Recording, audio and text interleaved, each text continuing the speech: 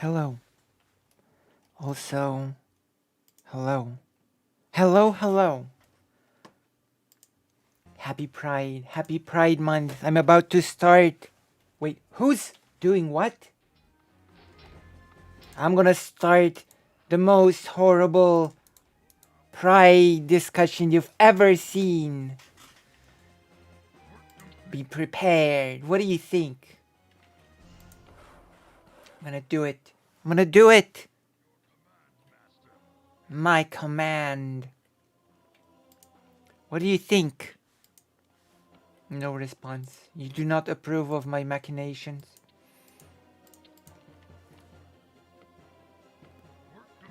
Hello, no side chat for me right now on my phone. Hello, HJW or Hammer. How are you today? How are you on this Pride Day?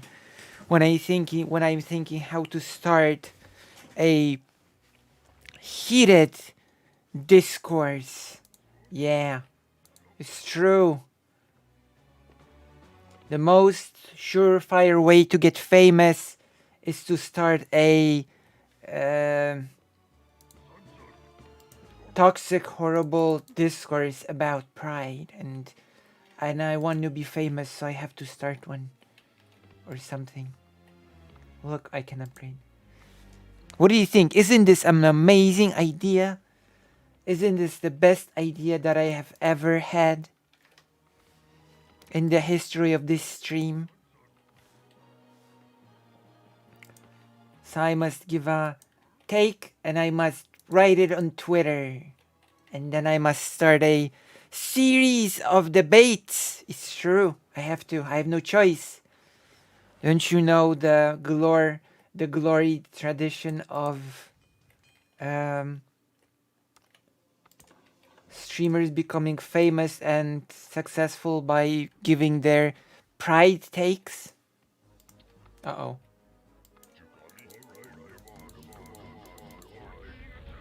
Don't be shown that. I was thinking more RGR, but I was actually thinking more RGR, but you know.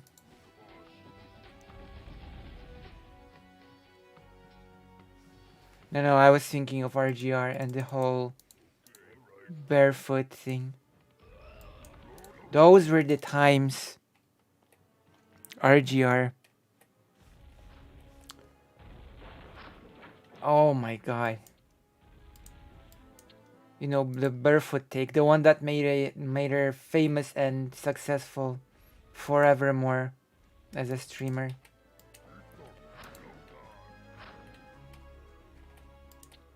And it did not end her streaming career in the slightest. My goodness.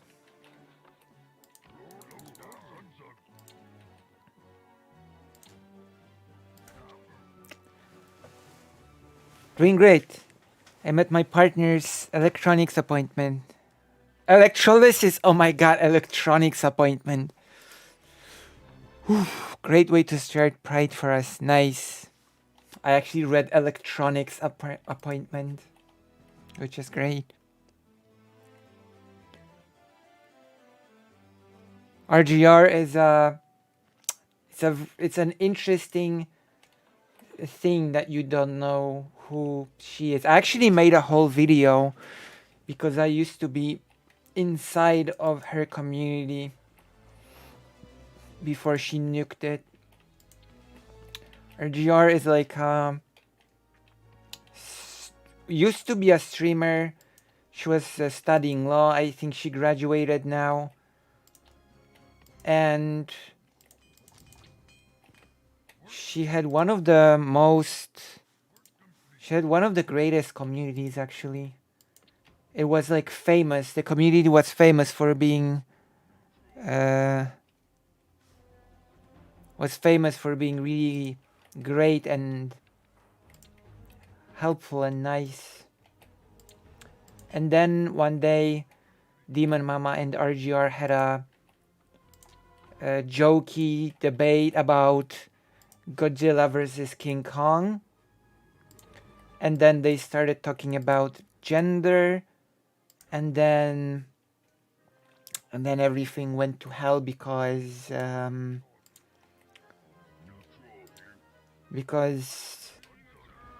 long story short, RGR went mad about the idea of self-ID.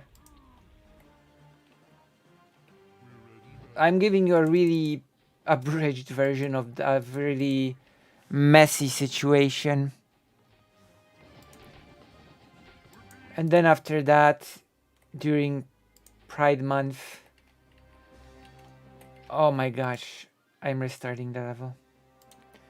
And then after that, she's made a claim that if people go barefoot outside and their partner have a barefoot fetish, then basically the barefoot person is exposing everybody around to a fetish, and therefore it's sexual abuse, especially when children are around. Oh, it was a whole thing. And then Doe and RGR had a whole messy debate about it, which was something else entirely. So yeah, I've given you an abridged version of the happenings. What do you think? What do you think of my retelling of events? I made a whole video about it, by the way.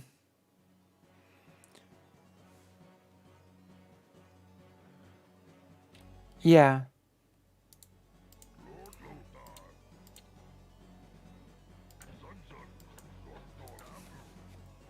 I've never actually had an opportunity to. Oh yeah, totally. That was really something else, is the only way I can describe it. There's not really another way to describe it other than that it was something else.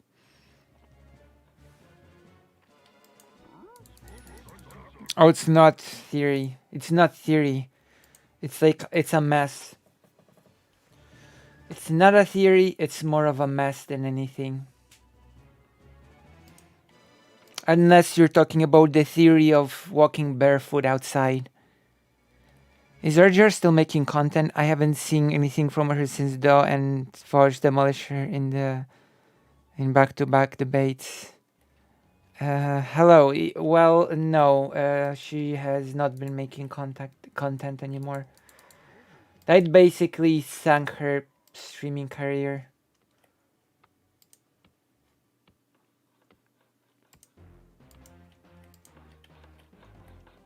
So yeah. Hello, let us be free. Oh, don't worry. You have me as a streamer. You have me as a streamer. Oh, I found so many. Oh my gosh, they are already destroying our city.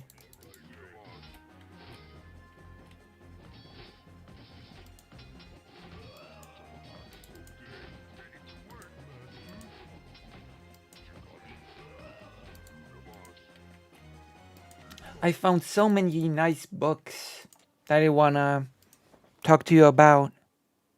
About my PC, it's a banger.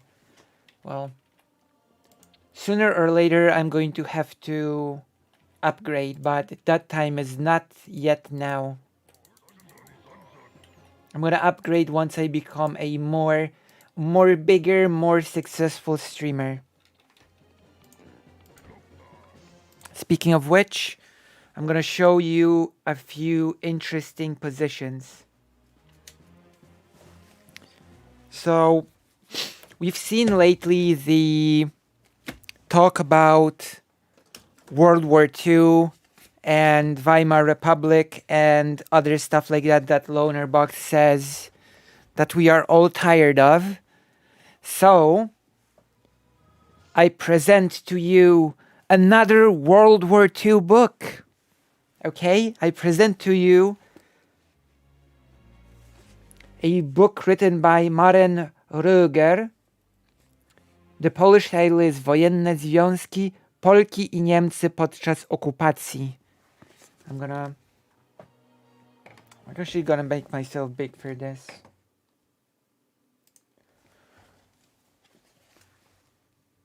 Oh my gosh, the plastic.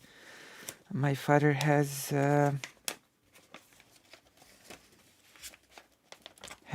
done the plastic cover around the book. There you go. I'm gonna take it off for now. This is how the book looks like. It's called Wartime Relationships, Polish Women and Germans During the Occupation. I'm gonna try to translate the back of the book. A long, not talked about side of the German occupation. In the occupied Poland by the Third Reich, the Germans were forbidden from entering into any sexual contact with Polish women,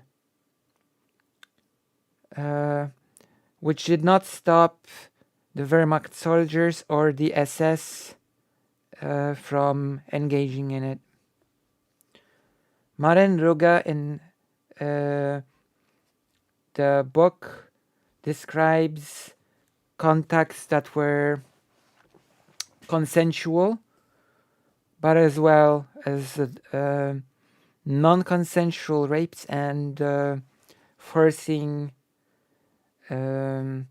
situations, and also forcing prostitution on Polish women.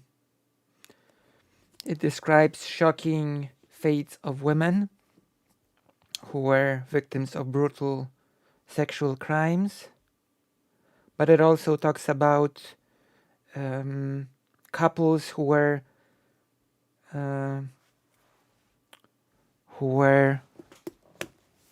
connected by love, and about their desperate struggle to receive approval for their relationship and to be able to get married.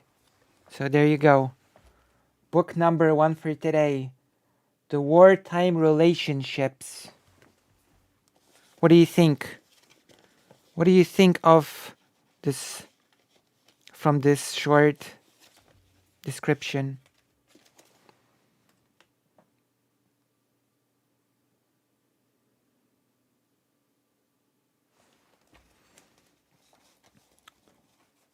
So there you go.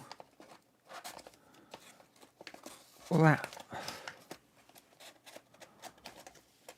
I think this is like a bit of a different type. It's okay. We're gonna be discussing these topics on stream. This is a bit of like a book about World War II from a perspective that has not really been much explored usually. It's not explored usually. That's interesting, but probably a hard-hitting read. Speaking of interesting topics, I'm gonna jump right next to the next book. It's written by Andrzej Falba. The Polish title is Przegrane zwycięstwo. Wojna polsko-bolszewicka 1918-1920. So in English, it's The Lost Victory, or A Lost in Victory. And it is a book that, well, I'm gonna translate the description again. I keep finding those good books, but you need really a lot of time to read them. This is it. So, what was the difference between a division of Dmowski and Piłsudski? So Dmowski and Piłsudski were people who had two very different visions for the newly formed Polish state. Dmowski, of course, I will have to refresh my knowledge on this, but Dmowski was more of a proponent of nation states, of individual independent nation states, and Piłsudski, which is actually really glorified in Poland, was a proponent of creating a federalized country that would consist of Poland, Lithuania, and Belarus, and Ukraine would be a separate country but a close ally to the new federalized country. So this book says, what were the actual differences between the visions of Dmowski and Piłsudski? Was Piłsudski a federalist?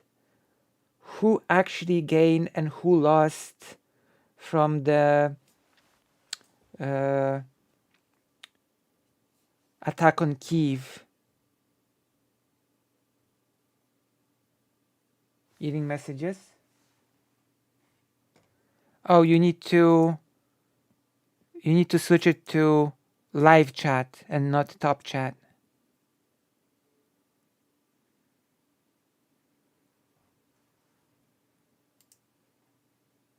Okay. And it says, who gained and who lost in the attack on Kiev? Polish people, Ukrainian people, or maybe the Bolsheviks? Can we consider the Polish Bolshevik War as a victory? Or maybe we could consider it as a victory that was actually a loss, and why? So yeah, it's very interesting. If I'm hoping this book is about what I'm thinking it is, sort of going into the conflicts after World War I and the cost of the conflicts, and if there wasn't a better way,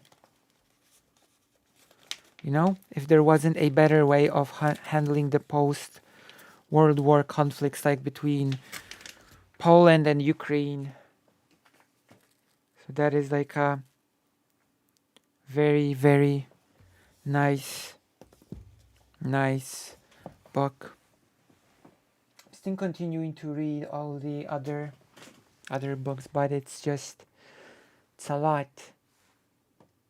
It's a lot. But don't worry, it's Pride, which means we're gonna get through it and we're gonna discuss it all in a stream setting. It's gonna be awesome. And then I'm gonna enter a panel. I'm gonna debate people about it. It's gonna be great. It's gonna be my rise to stardom or something. It's gonna be, am I still big or? Oh, I'm still big. All right. Being big is not that great. Warcraft disappeared. Time to gay, yeah. Also, for people that are even remotely interested in Polish affairs, I mean, I'm pretty sure Let Us Be Free is. I'm gonna be talking about a little thing called Lex Tusk. The negatives of bigness. True. It's better to be small like me. Or is it better to be small like me? I'm gonna... Oh crap.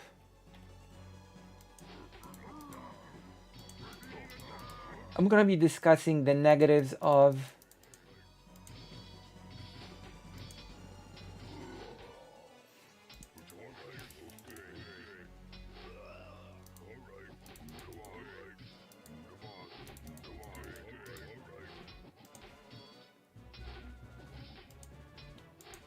how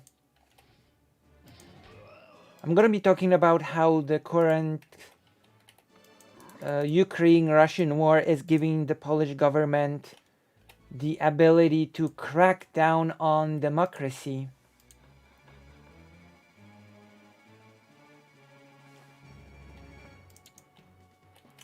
Pretty, well, I'm not gonna use the term cool, but I guess pretty horrible, huh? Yeah, I'm gonna explain what the whole Lex Tusk is soon. Of course, my mom still has the roommate who's basically a fascist.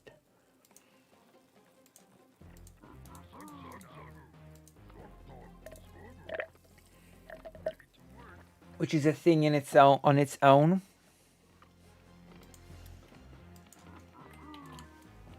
So tomorrow I'm gonna get more new news about what the lady has been saying lately.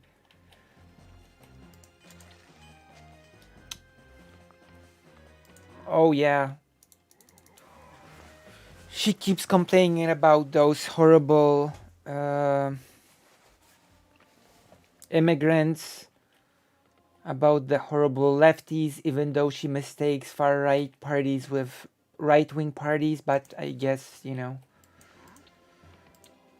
She keeps watching the state TV and loudly commenting on it.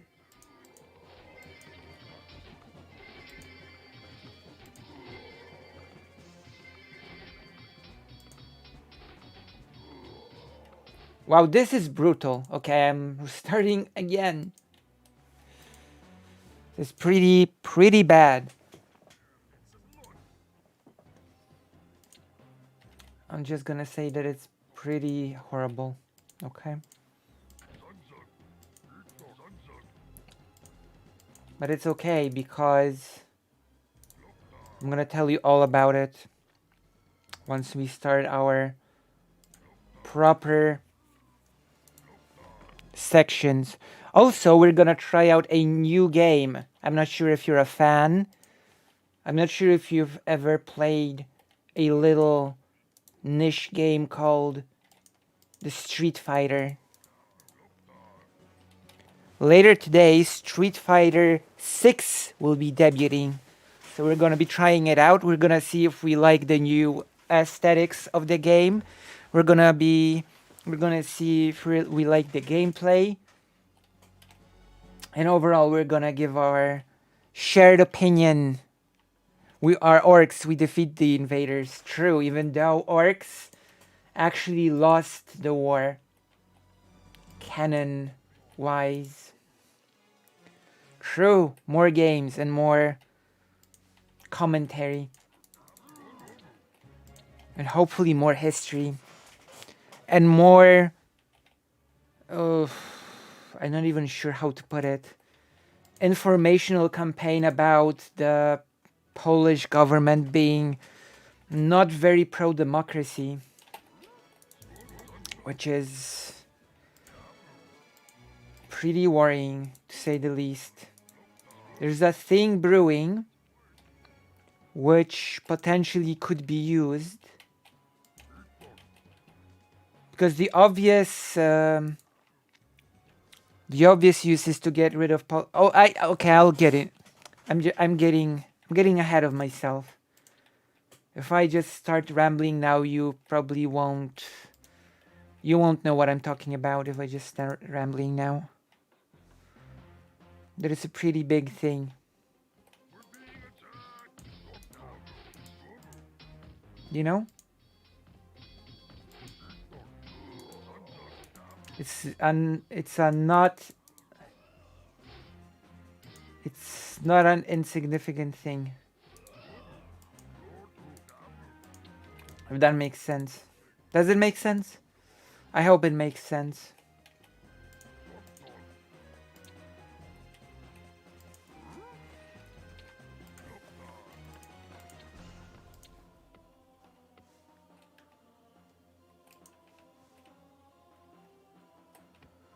I really need to start reading theory. True, we all need to read theory.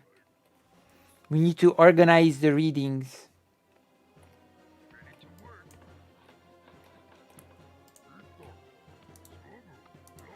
Although the thing that I want to talk about today is not super related to theory, if that makes sense. It's not super theoried.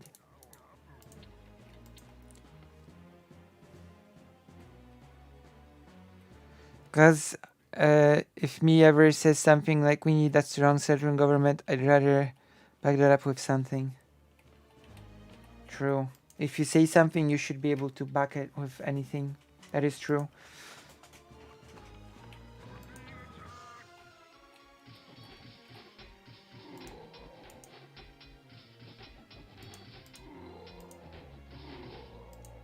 Oh my gosh, my army is just dying.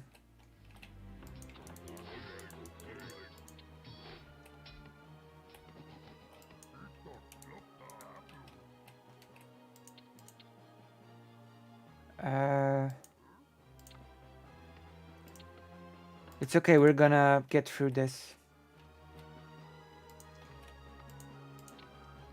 Have you seen any of the President Sunday's yesterday thing? Have you seen any of it? And if you have, what do you think? What is your opinion on it? Give me your opinions. You have a chance to discuss. We have a chance to do a little bit of a warm-up discussion about what happened yesterday. Let's go. Let's start. You're not subbed? But, okay, do you know or watch Demon Mama? Is that a person that you know? Wait, who are you subscribed to apart from me?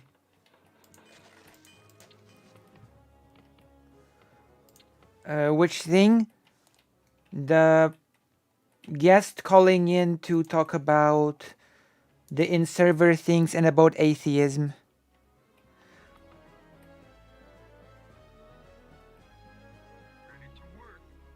Why should you tell me? Because I respect your opinion and I'm curious about it. What is this?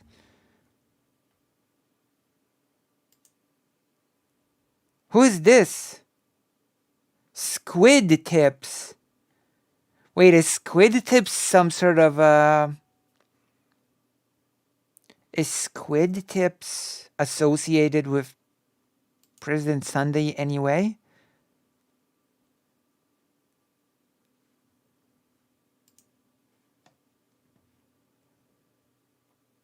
Did it make you cry from being touched, or?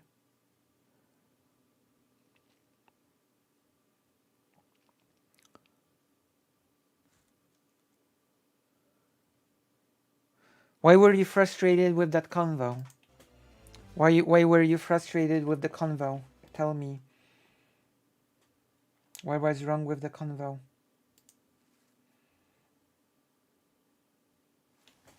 Tell me about the convo.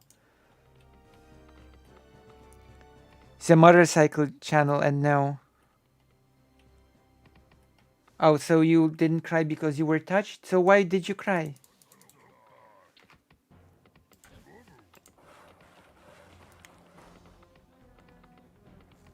And also, why did you think the conversation was frustrating? And why did you think the convo was interesting? In order.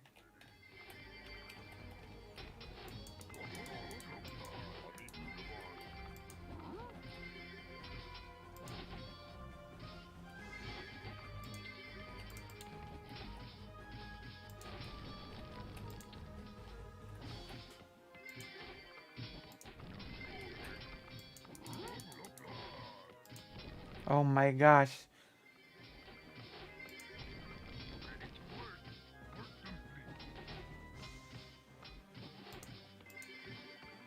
Wait, I have to fight this crisis.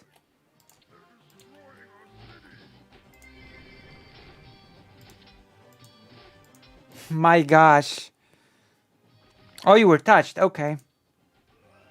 Okay, we might watch this video on stream then. And then we will all be touched by it. in a positive emotional way.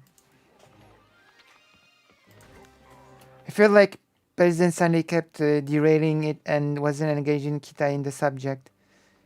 He kept asking questions that would pivot the topic, then say we're getting off topic.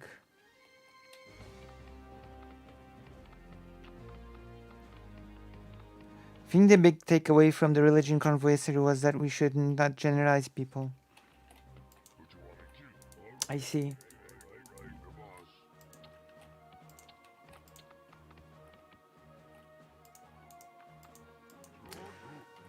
Are you familiar with the whole server Kita situation? If it's okay to ask, that is. Are you familiar with the situation? Or have you not heard of it before this conversation with President Sunday?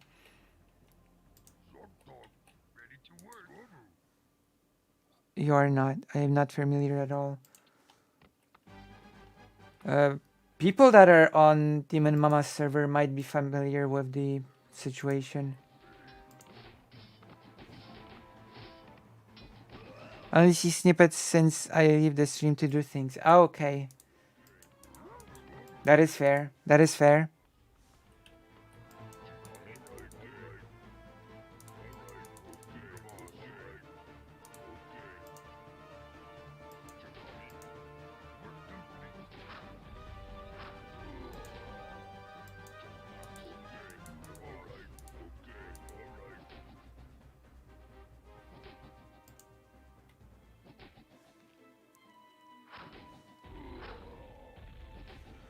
I never heard of it, but it didn't seem relevant to the conversation Kita was coming to have.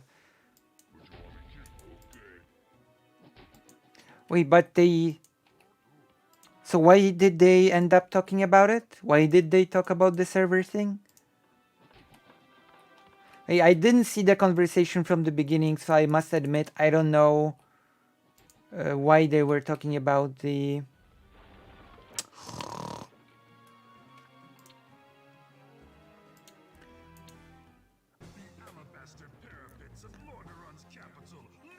Yeah. So tell me if you know anything.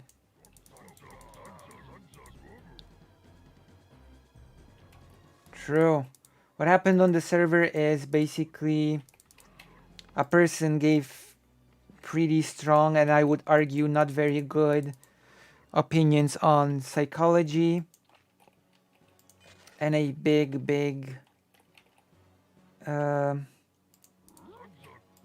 argument was spawned out of it.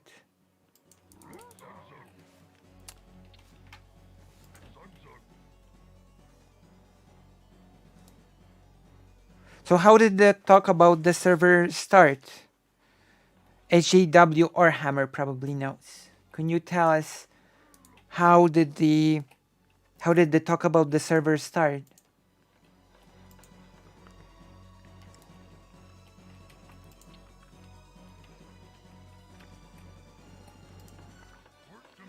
Tell me everything.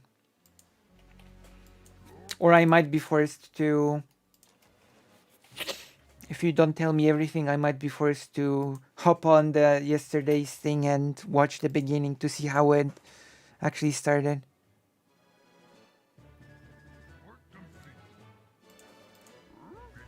Oh, okay. I see, I get it.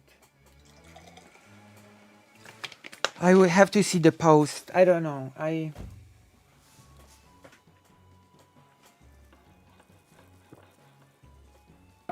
think as much as an argument could be made that the atheist, like the anti-theist community is getting flattened and turned into monolith, I would make the case that the same could be said about religious communities, which are also being flattened and turned into a monolith.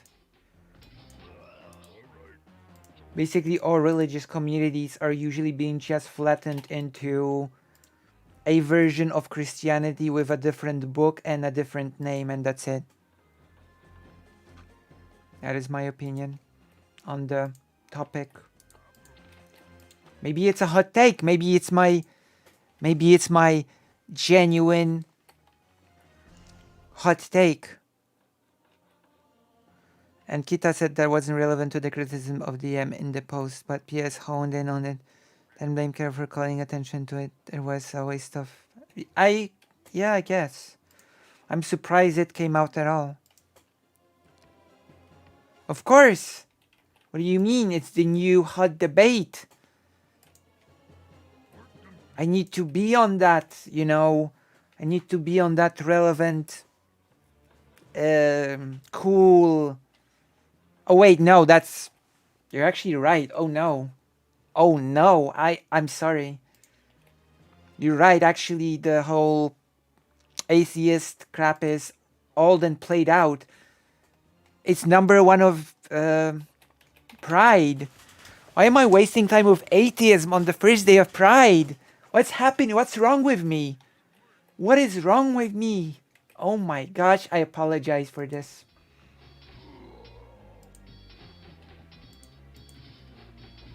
I'm not sorry enough to make an apology video, but I'm sorry enough to apologize.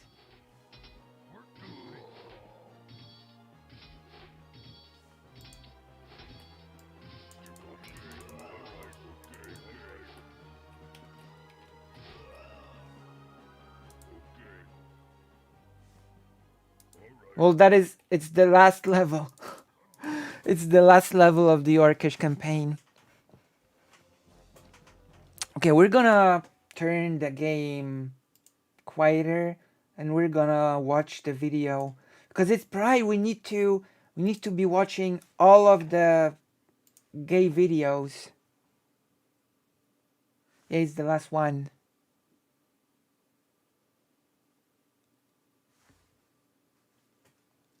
Where is the Ptasie Mleczko? So yeah, I'm very glad that Jess has brought me to my senses. No more atheism, only Pride. I think this is the wrong browser.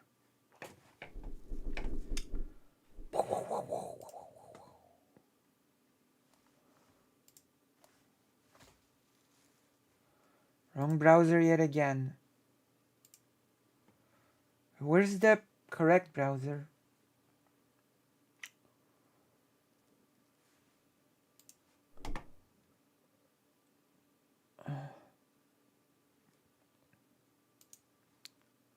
Isn't this the correct browser? Oh no, it's not.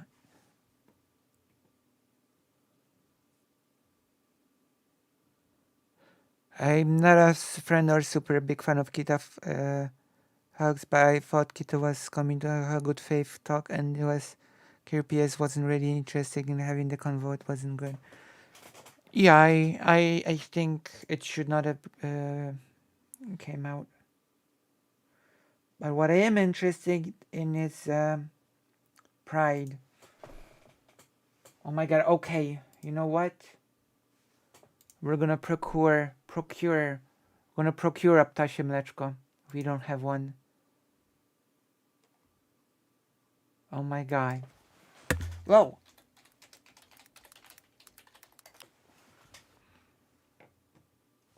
Skyrim didn't crash or anything. Is that bad? Is that wrong?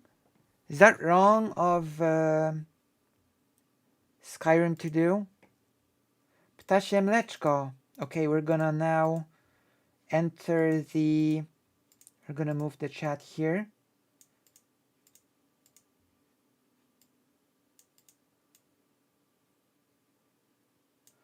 We're gonna move this here. Do not be too big.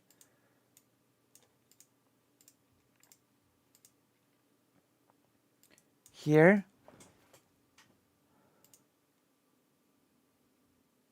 Yeah, why would you, Lawan? Why would you? I'm confused. Why do you want the game to crash? Explain to me what your thought process is. But before that, we're gonna watch...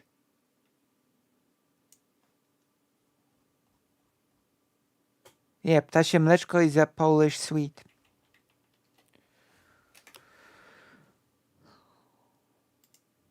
Oh my gosh. Let's go. I'm gonna make it bigger.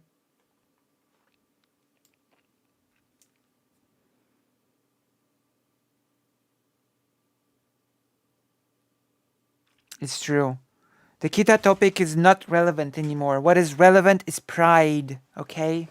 We only discuss pride now. And trans folk becoming trans allies. That is all that we care about. Hi.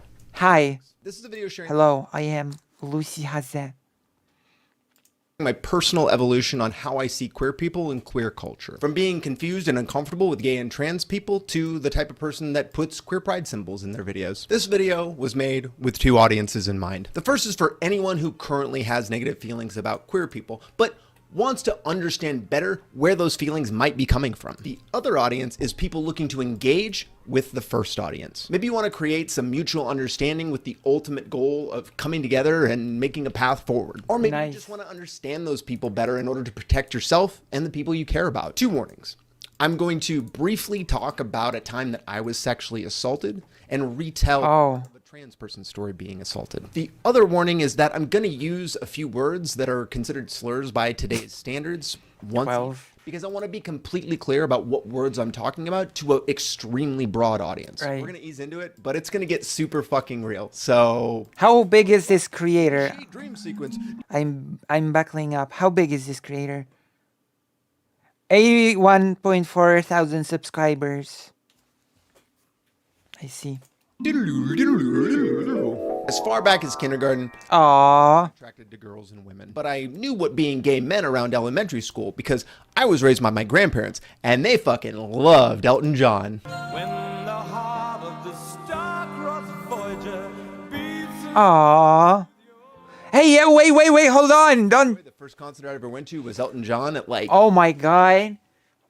A trans person's stream was almost cut short by copyright music. I cannot believe the bullet that we have just dodged. 8, and then 5 years later, the next one was Rob fucking Zombie. I was like, what the hell? Oh, come on. Are you trying to get my channel destroyed? Oh, come on. What are you doing? Okay, we're gonna move past this. I'm not even gonna risk it for the biscuit. Middle-class white kid who grew up in a super diverse community in the Vancouver, Washington, Portland, Oregon area. I had lots of black and brown friends, many of them first-generation or second-generation immigrants from a million different places. But I can't say I met a single openly queer person until I got to high school. Maybe that had something to do with gay being a really common insult at the time. I don't know. Good morning. Morning to you. Why are you gay? Being raised by my grandparents, a trucker and a post office worker, I never have the newest clothes. Often, I'd get secondhand stuff or extremely poorly fitted and out of fashion clothes. This is one of the reasons that when I started to experience real bullying, it came in the form of being called gay. The most memorable example of this was in 6th grade. I think it was like 11 or 12. I wore these white cotton athletic shorts with this extremely thin, literally like an inch or less, dark red trim at the bottom of the leg holes that had faded into this like violet color. I've gone by AJ throughout my life on and off because Alex was just a really common name in a lot of my schools. At some point, one of the kids bullying me decided that calling me AJ was funnier than calling me fat. That name really pissed me off because a lot of people thought it was really funny, including my friends.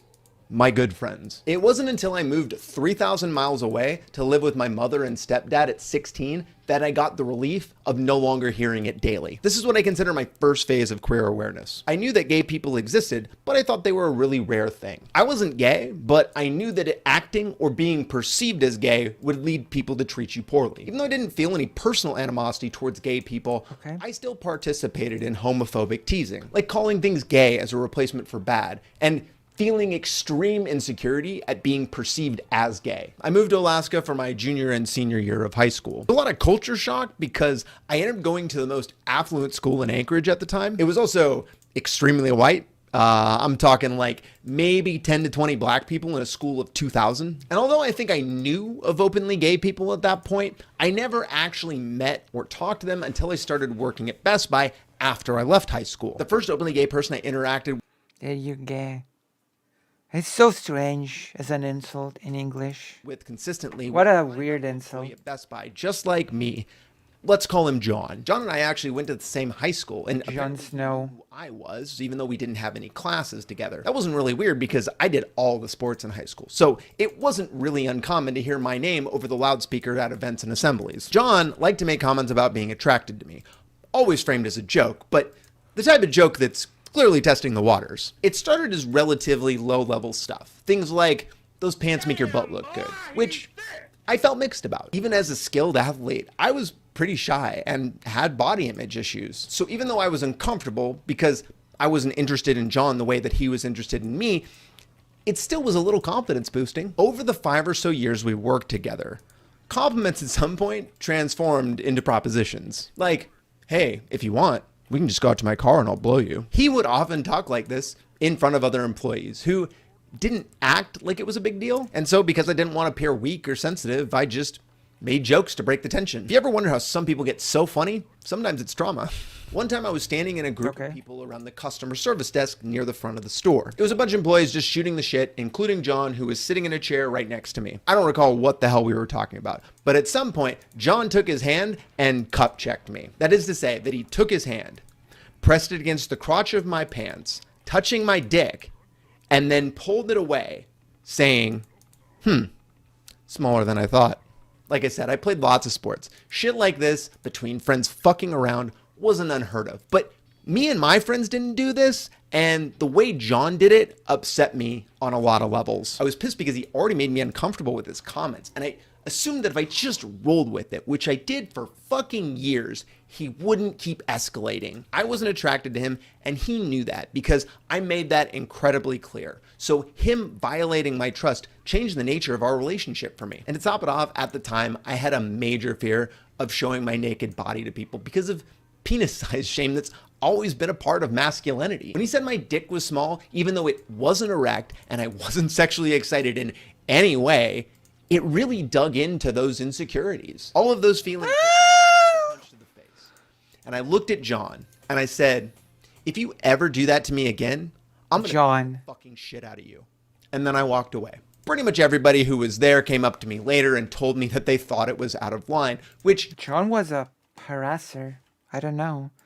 Made me feel better. And it eventually just became a thing between me and my friends that was like, remember when that weird thing happened? I never reported it to managers or anybody who could have done anything. I continued to work with him for years, and he never did that again. But he did continue to make sexual comments about me and to me until I moved back to the Vancouver area in 2009. That move is how I mark my second phase of understanding queer culture. I finally got some personal experience with queer people, but it fed into some of the stereotypes about gay men being predators. And I think because of personally living in a poorer, more diverse community, I didn't see John's actions as being intrinsic to being gay. I didn't connect this at the time, but this never stop spitting game until you fuck me attitude feels more connected to him being a man. Why are the jokes about lesbians moving in together too quickly and the jokes about gay men being promiscuous?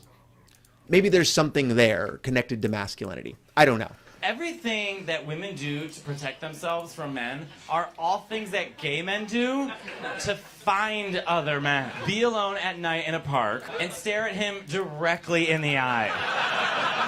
Hopefully it's easy to see how many different people could have been shaped in different ways from this experience. Even if they weren't the ones that were touched, I could see how stories like mine could lead witnesses to generalize the behavior onto other queer people. To be completely honest, I still feel uncomfortable around gay men sometimes, but it usually fades the moment I start talking to them. I have no idea where John is today, but last I heard, he was wearing a lot of red hats around 2016. Not to make my own generalities about personality, but it feels like there's a connection there as far as thinking about how your actions make other people feel in regards to their body. MAGA hatter. Sure, they let you do it.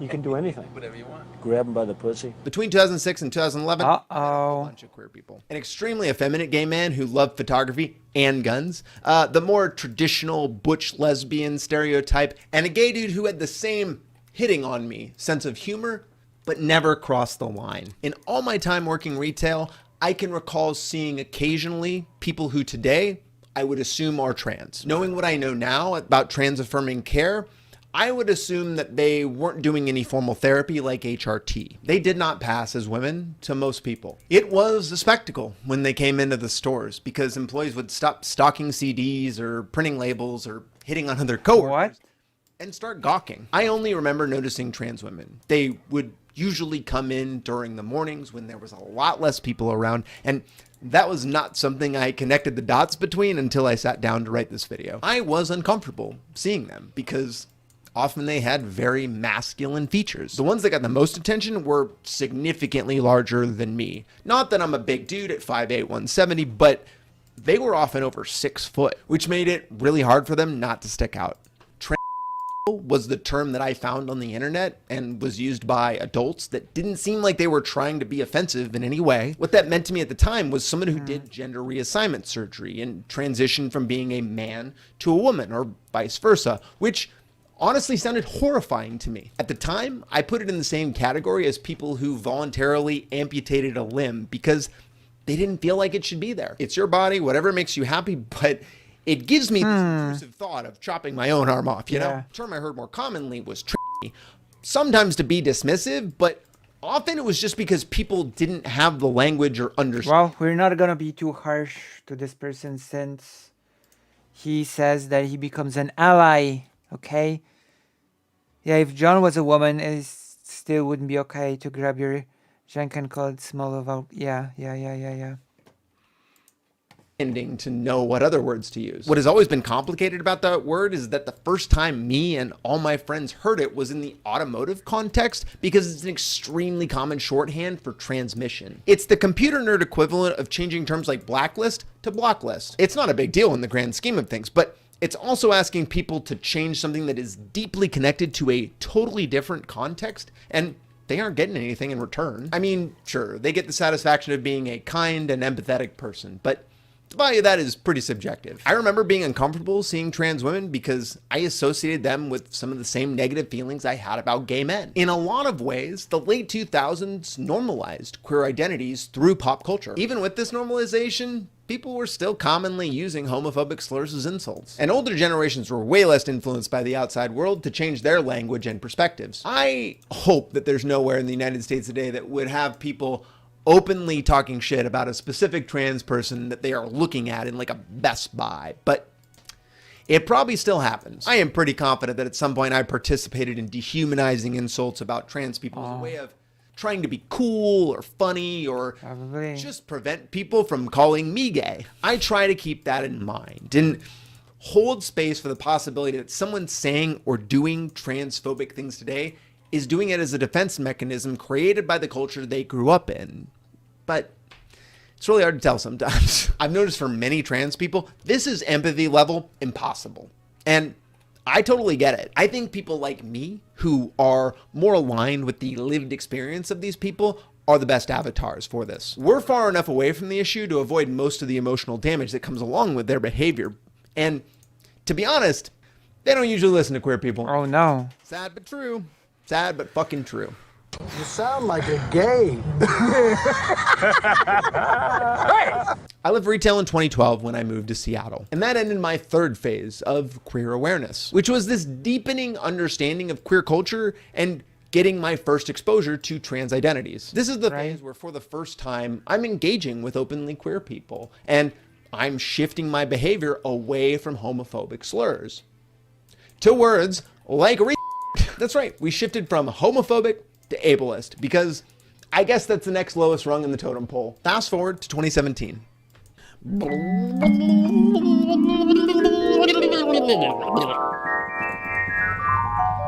All right, let's talk about what I call my ascension. I started my YouTube channel, and shortly after that, Okay. cop thing happened. In case you're new here, Cop? I was riding my motorcycle to work one day when an off-duty detective pulled a gun on me in the middle of the street. I was What? wearing a GoPro at the time, so I got the entire thing on film for But why? and that led me down this path of suing my local sheriff's department and winning over a 2-year period. So I'm making YouTube videos talking about this situation when a younger looking dude, they seem to be somewhere in the ballpark of like 17 to 20. Let's call him Billy. Reached out to me on Twitter because they were doing criminal law and was interested in my situation and how I was handling it. At the time, I was extremely standoffish because I already had a whole bunch of heat on me from this incident going viral. Random people were messaging me on Twitter saying that they were going to call my job and make shit up about me or complain about shit I had said publicly. And there was people posting my address in like comment sections and shit. It was fucking scary. Damn. Just hit over 1,000 subscribers on my YouTube channel, and I was not ready or aware of what. Oh my god, I don't even have 1,000.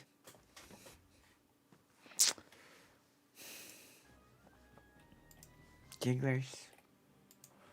That hits so hard on the first day of Pride.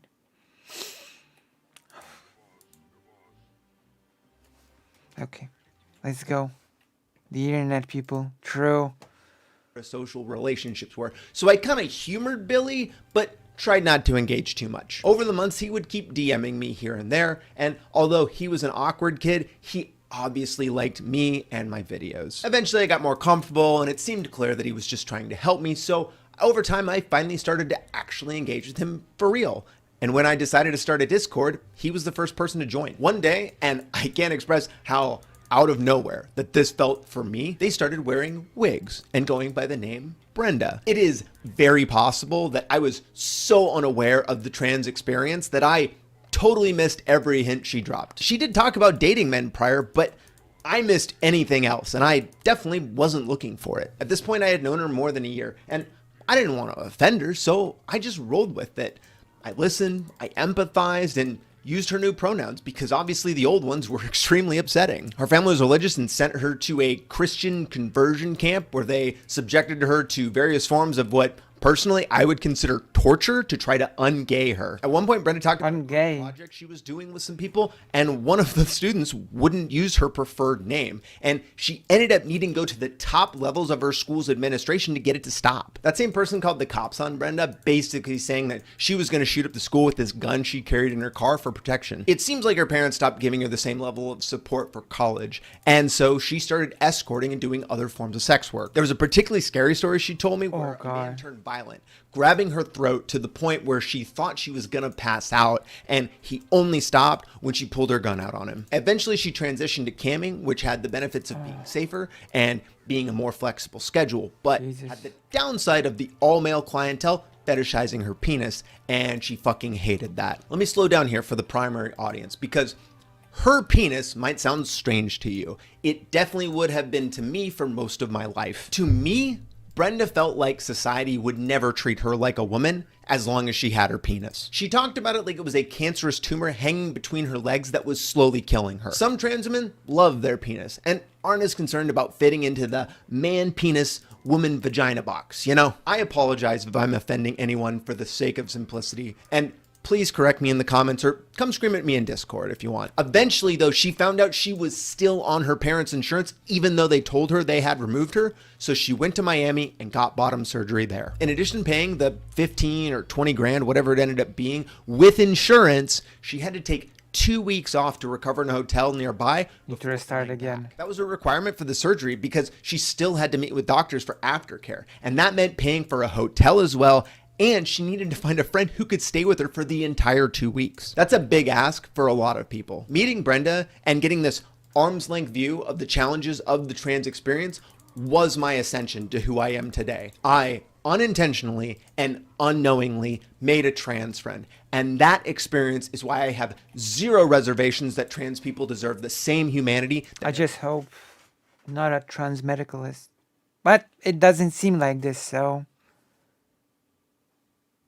everyone else does. This doesn't scale though. We don't have enough trans people to partner them up with everyone in the fucking world and get on the same page. So that led me to ask the question, What can I do about this? We're now finally at the part where I answer the question that initiated this video in the first place. True. Why is there a trans flag up in my videos? So I explained how I went from basically knowing nothing about queer culture to accepting and supporting queer people, but lots of YouTube people are allies and don't have flags up. With motorcycle content, the core viewer base is 95% men. That's the demographic that is far more likely to have a negative association with queer symbols, and so is far less likely to thumbs up a video, subscribe, support someone with them, and far more likely to potentially try to harm me or my content. There's like a lot of negative pressures not to put them up. So why do I do it? I'm going to explain and wrap this all up with one final story. In June 2020, there were protests all around the country sparked by the killing of George Floyd. I was stoked for this because it finally felt like people were mad about the same shit I was mad about, and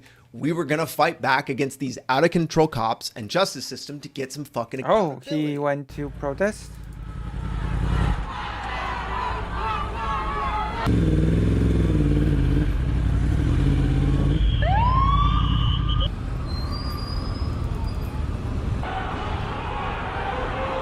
Huh.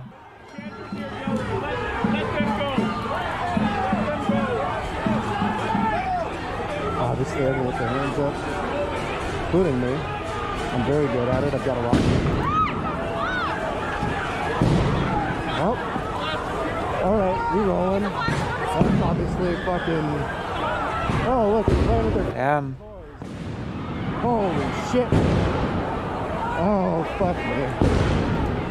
Well, we rolling.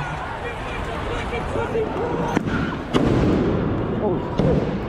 Holy shit. Every one of you heroes! Oh my god!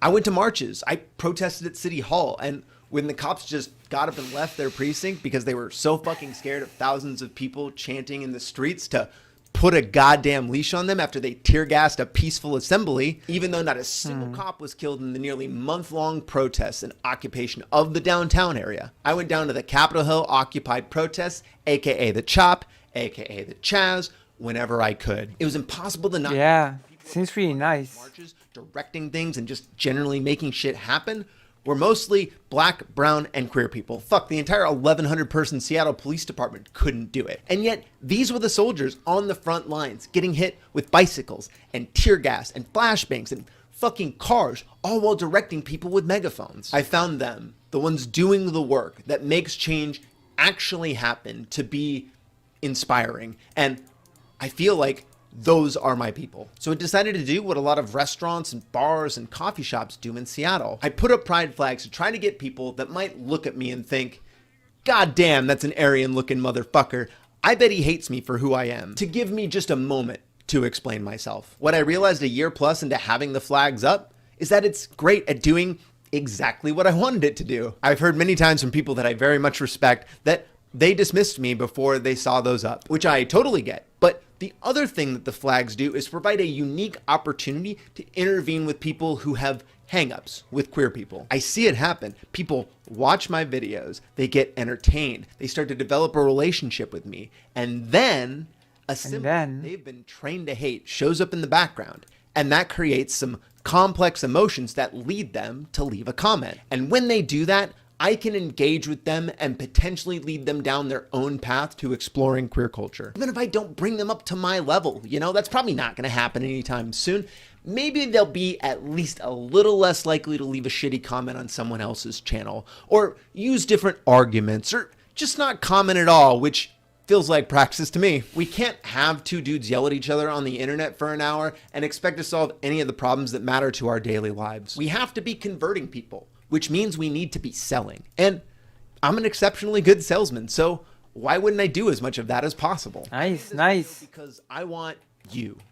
Yeah, literally you watching right now. Me? I want you to be able to convert people. But Oh, you gotta be able to take care of yourself first, because none of us, True. including me, can do this without you. I have recently been having a harder time keeping things together in my life. So I've had to do more checking in with myself, noticing when I'm feeling burnout. That could lead me to make mistakes. I ride fast. I take chances. right. Unintentional unaliving yourself does happen. I think the best use of time for most of us is to focus on supporting the people, Oh my God. friends, family, coworkers, and the people living in your city. The challenging part about this is that sometimes they won't even ask for it and might not even seem to need it, because humans can be very good at hiding problems. I'm gonna die someday no matter what I do. And I've watched people die in hospital beds.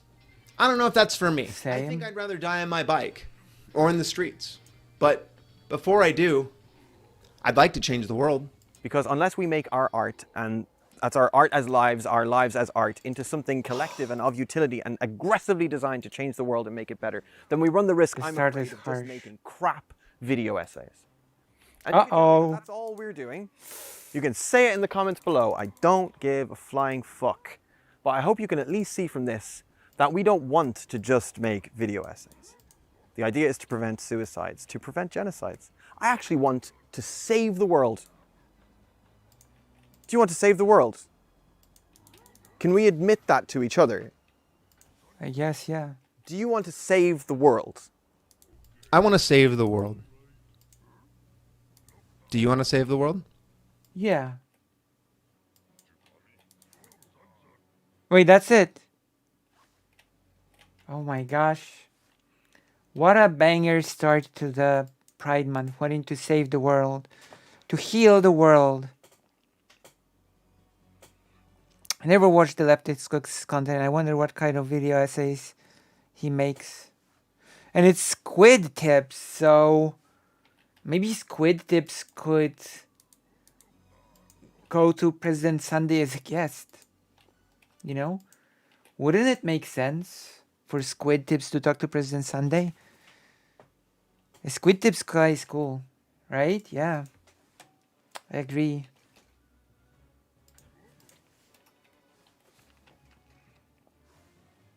But now it's time for more contentious stuff. Squid versus squid.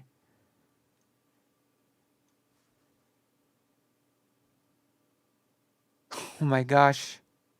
Love an orphan again. Oh my, yeah, apparently. Does anybody know about the whole Lav thing? Can anyone direct me to anything about this? Lav has split up with Mr. Girl.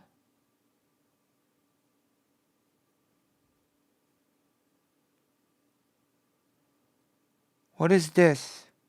No comment, chick.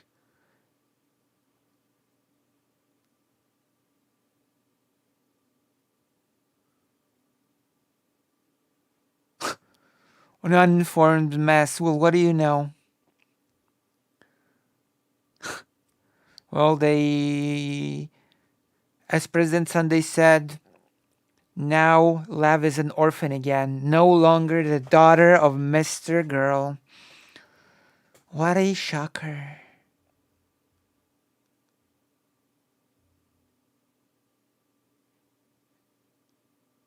Pride!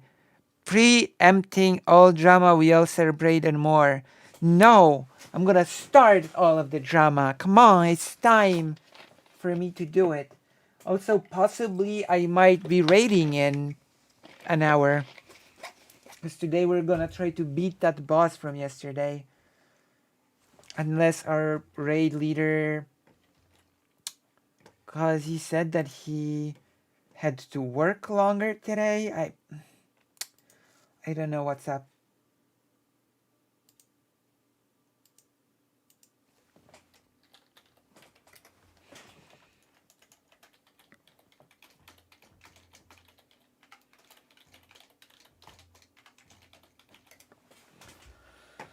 So let me see. Let me check something out.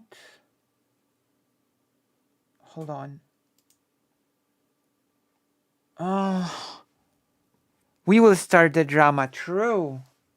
Why preempt drama when you can start it?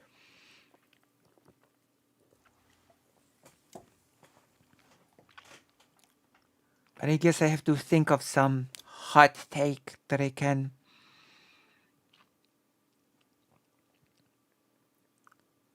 What is this? Dylan Burns. I'm interested in this. Dylan is gay, so this is perfect for Pride. We're gonna watch it on Slate. Ready for the debate between Vosh I am ready. Yeah. and Communist Tanky. Okay. True, yeah, I'm ready. Do not know. The guy up there is called the Midwestern Marxist. I think I don't actually know his personal name. One second. I think I have it on my Twitter Personal name? about him, and he was like, haha, Dylan disagrees with me there if I'm right. One second. Let's see if I can find it. Eddie Liger Smith. So that's Eddie Liger Smith who debated Vosh. And I'm gonna warn you, I watched like at least half of this debate off. What? So a lot of these things are not gonna be my first reaction to it. But I'm gonna be even more honest with you and say about a third in, I basically tuned out and was playing Red Dead and tuned back in every once in a while to see where they had moved the topic into. Because about a third of the way in is when Eddie just started to show that he didn't know a lot of the basic. I mean, we've covered this, so we all know that the TikToker didn't know anything about anything. Is Red Dead Redemption a good Pride game? Is this a game that you should play on Pride? Red Dead Redemption? Tell me in the chat. Vosh is also the queer community, so perfect for Pride Month. True, that is true. Wait, they're destroying my city again? Oh God.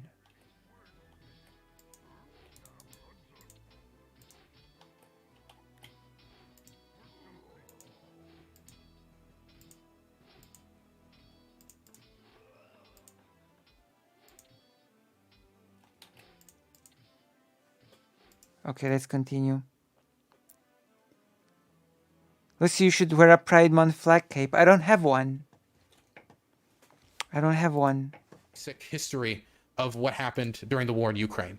That he would, basically have a dialogue tree that he would. That day, Vosh said no drama this month. That's not true. I'm gonna start one. We're gonna have a debate, me and Vosh. There was more information asked for him of surrounding Ukrainian dates. Like, oh, so Russia, has this agreement with Ukraine over Yanukovych. Yanukovych flees, and then his next thing is then the Ukrainians bomb the Donbass, leaving out the Russian invasion of Crimea, and also leaving the Russian FSB soldiers in the Donbass, the Russian shipments of weapons, and leaving out, of course, the Russian-sponsored rebellion. Leaving out? He just doesn't know about it. That's charitable to say that he leaves it out.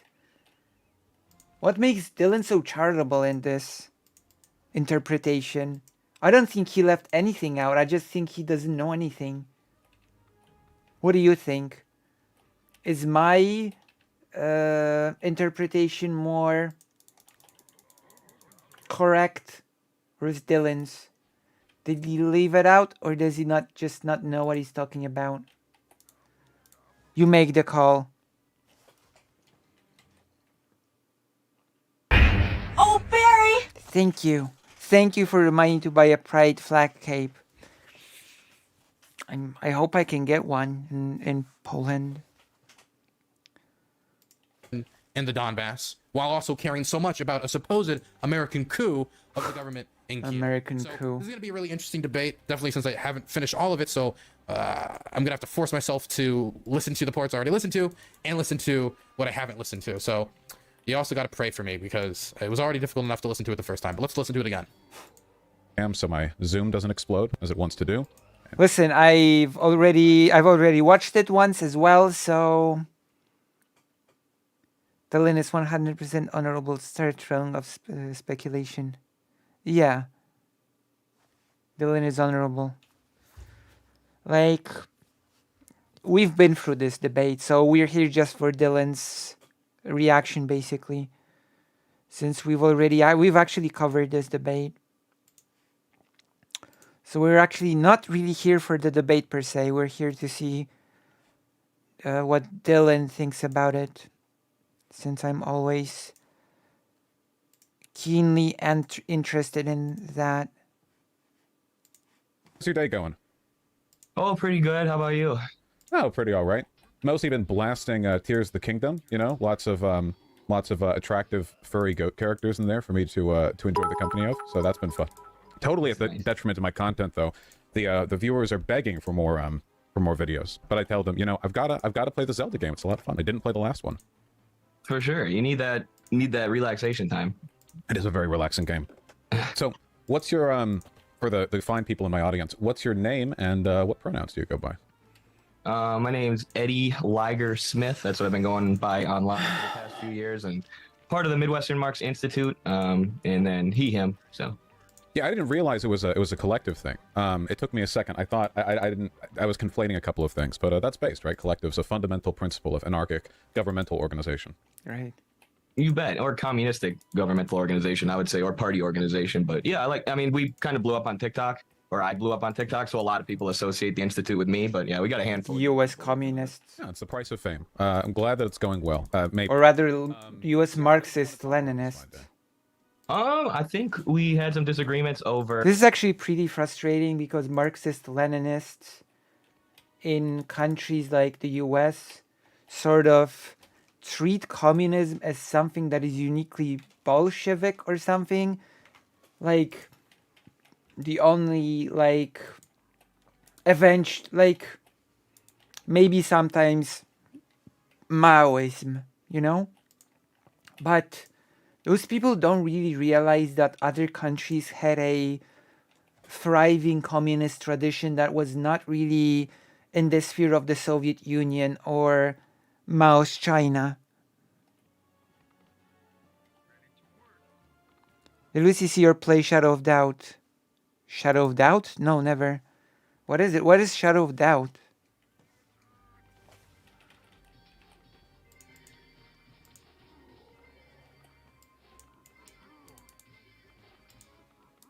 What is Shadow of Doubt?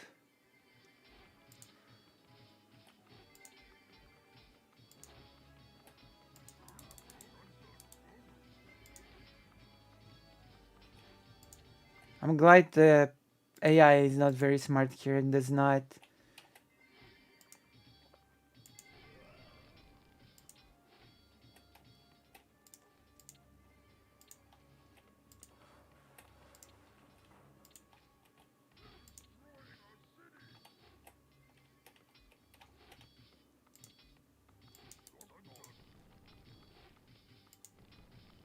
Uh-oh.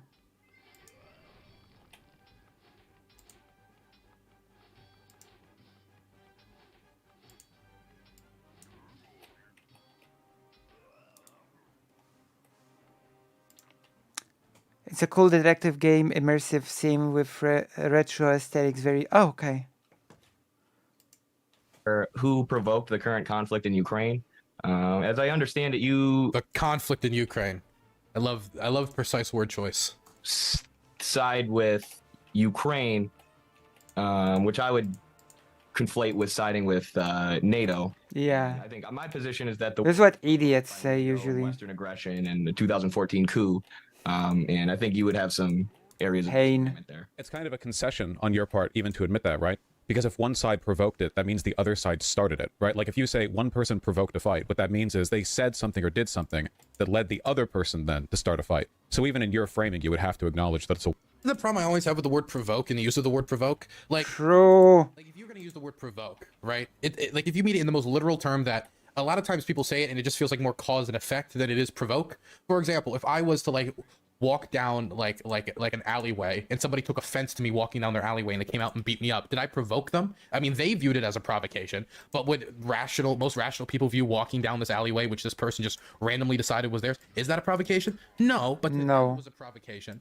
And they could frame it as the cause and effect here. And so that's how a lot of times when we talk about Ukraine, I really disconnect with the hardcore Russia supporters, and I disconnect, of course, with the Marxist-Leninists who talk about the Russian invasion of Ukraine was provoked. There's a few reasons as to why I don't vibe with it. The first thing is a nation state vibing, going out for its own economic opportunity, try to enter the association. Is not provoking. That's perfectly fine for a nation state to do if they decide to do that. Mm-hmm. And Russia trying to economically coerce them by stopping shipments into Russia after Yanukovych tried to enter the association agreement, forcing him to back out of it. That was a violation of the Budapest Memorandum, which the Russians had signed, and pushed protesters onto the street. Now, who provoked there? Was it Yanukovych for trying to enter the economic association with the European Union and from promising to do it on the Exactly. to deliver on that promise before going back on it? Once the Russians, aggressed on him in that way and tried to aggress on Ukraine, or is it the Russians who engaged in the economic coercion? What a hard. A lot of it will depend upon where you draw the historical cutoff line, right? And so Okay. when we talk about provocation, the question should also be brought up. If they view it as a provocation, okay, but should the rest of the world view it as a provocation? I think No. we're gonna get into NATO and exactly what the provocation is, but I don't accept that what is necessarily considered provocative to the Russians should be considered provocative to the rest of the world. The war True. started by Russia. I mean, the intervention itself, I consider more of an escalation than a start to the war. I think the war started in 2014 with the U.S. coup, which then provoked the later escalation by Russia as they. I really hate to do this. I feel like I'm going to be doing this a lot, but it was not a coup, a U.S. coup in Ukraine. It removes a lot of the autonomy of the Ukrainian people and removes the fact that we had basically very, very little, if any, control of what was happening on the ground in Ukraine. It was done in large part by on-the-ground Ukrainian actors, who in many instances would not even work with I'm screwing up. Ukrainian politicians to towards their own goals. When, for example, Klitschko was trying to get them to accept the Yanukovych deal, let alone the demands of American politicians, because we also wanted them to accept the Yanukovych deal and they wouldn't do it. So it wasn't an American organized coup. It wasn't America like we sent in guns and like did a coup. It's just like a Russian propaganda narrative. I'm sure he's going to give his proof for it later. We can talk about that then. Sansol, thank you so much for the raid of 30. So shocked. And Sansol raid for a Vosh debate. Man, it feels like old Twitch. They got fully involved and launched this special military operation. Vosh raided Dylan. I hope one day these Wow. these two people can live in peace. Definitely. So, Definitely. yeah, seems like a kind of an uphill start for you, given the whole Russia started the war thing. But if you say that it's a continuation of a previously existing conflict, I think I agree with that. I think that's a fair framing to say the war started in 2014. So then I would just go to say, well, Russia started the conflict back in 2014 by annexing Crimea and providing soldiers and martial arms to separatist groups in the Donbass. True. A pretty literal example of a proxy war. Which, by the way, is exactly what Russia did in between 1919 and 1920. They also armed separatists that said that they wish to create something separate from the People's Ukraine's Republic. And then the USSR stepped in and had a war against Ukraine, which Putin claims did not exist at the time. And then Poland and Ukraine had a military alliance against the USSR. Sadly, Ukraine lost and it was incorporated into the USSR. But yeah, Russia has been doing the same tactic for years. Start an insurgency, a separatist insurgency, support the insurgents, establish an independent region. That region announces that it wants to join Russia. Russia invades and takes over the rest of the country. That is like the playbook. So why would it shock anybody that the same thing happened in 2013? Why would it? Russia tried the same thing now in the current war. Considering the fact that Ukraine hadn't, invaded Russia prior or prompted any instigatory secessionist action in Russia.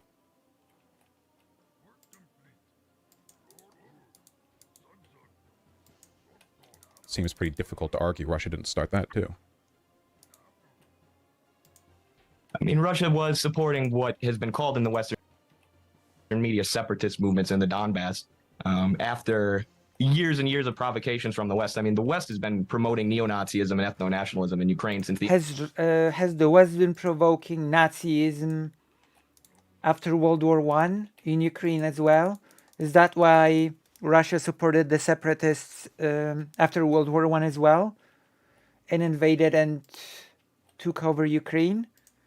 Is that basically what we're going with? Is that our theory for the day? Okay, fake Alec Kyle Parker. I don't think so. War II.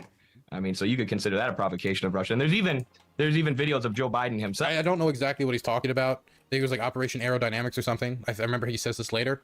I read the like CIA documents on it. Basically what it said is that we were going to work with groups in the Ukrainian diaspora in order to like spread anti-communist ideals in Ukraine. I didn't really say anything about Nazism. What a shocker. I did talk about Ukrainian nationalism, but I didn't say anything about Nazism. So I would like to see more evidence for that. There is none. Expand NATO eastward. Because it would provoke Russia and it would lead to a conflict between Russia and the U.S. Or Russia and Ukraine. Yet the U.S. continued to do that. They were training up NATO troops on Russia's border. Although they weren't actually adding Ukraine to NATO, they continually floated the idea and were training troops to make them NATO interoperable, among all sorts of other regime change efforts or infiltration efforts in Ukraine, which everybody knows is just a swarm of U.S. NGOs, and it's been that way. Okay, so I mean, he's just saying a lot of shit. So first off, when it comes to the NATO stuff, and this is something I've never seen anybody who's, you know, on the Russian side for this war be able to answer. If NATO expansion is what provoked the war, why is it that they launched this war when Ukraine had no operable way to join NATO? The Russians already had control of Crimea. The Russians already had de facto control of 1/3 of Donetsk and Luhansk. Everybody knows that nation states cannot join NATO as long as they have a territorial dispute, which Ukraine already had with Russia. On top of the fact that the majority of Ukrainians, I think it was like 43% supported it, but the majority of Ukrainians didn't even support joining NATO. The French government didn't support Ukrainian NATO membership. The Germans didn't support Ukrainian NATO membership. The Hungarians under Viktor Orban certainly didn't support Ukrainian NATO membership. There was no operable path. In fact, Orban is low-key pro-Russia. Or even not even low-key, he's just pro-Russia. Embarrassing. Orban is embarrassing. Before the Russian invasion of Ukraine in 2022, for Ukraine joining NATO. It is true that they were getting more and more generally in line with NATO standards. They wanted generally this idea of being able to at least use NATO as leverage, if not join it one day, when talking to the Russians, being able to say, well, we don't have to serve you. We can always go to them. They wanted that leverage. That's part of the why the NATO path was open to them, and they wanted to keep it open. Because if the Ukrainians just said, we're never joining NATO, we're never going to align with the West, then the Russians would be like, fantastic. We've moved you further from the West. We've isolated you more. Now we can dig our claws deeper and deeper into you. That would have been the objective if they were able to get the Ukrainians to commit to no NATO membership, the inevitable objective. Because ideologically, although technically speaking, there is an existing alternative to directly entering NATO and to directly entering the European Union, and that is to get into a direct. I'm not sure if it would extend the guarantees from NATO, but I guess that would be to get into direct relationship with the countries like Poland, Lithuania, and others in the area, like the Lublin Triangle. Are you familiar with the Lublin Triangle? Logically, the people in the Kremlin believe Ukraine, as it is today, has no right to exist. In fact, when the Ukrainians offered on multiple... Wait, 1 second. Sorry, I got a DM. Let me just... Oh, okay. No, I misread that. Oh my god. Lost my train of thought. Anyway, let's get back to the debate. I don't want to rant too much. This is so bizarre. I forget the other thing he said. Oh, the swarm of NGOs. A lot of countries have NGOs. Oh my god. The timing of that is so weird. I actually just sent a DM to Dylan on Discord, and a few seconds later, he says in this video that's in the past, oh my god, I just got a DM, and I was like, what? How is this possible? My goodness. My goodness. The Lublin Triangle is a pact between Ukraine, Lithuania, and Poland. It sort of is a callback to the Congress of Lublin, which established the Polish-Lithuanian Commonwealth. Sending DMs through time, I know. But yeah, that is what it is. Oh, don't take my word for it. Don't take my word for it. I hope it has a wiki.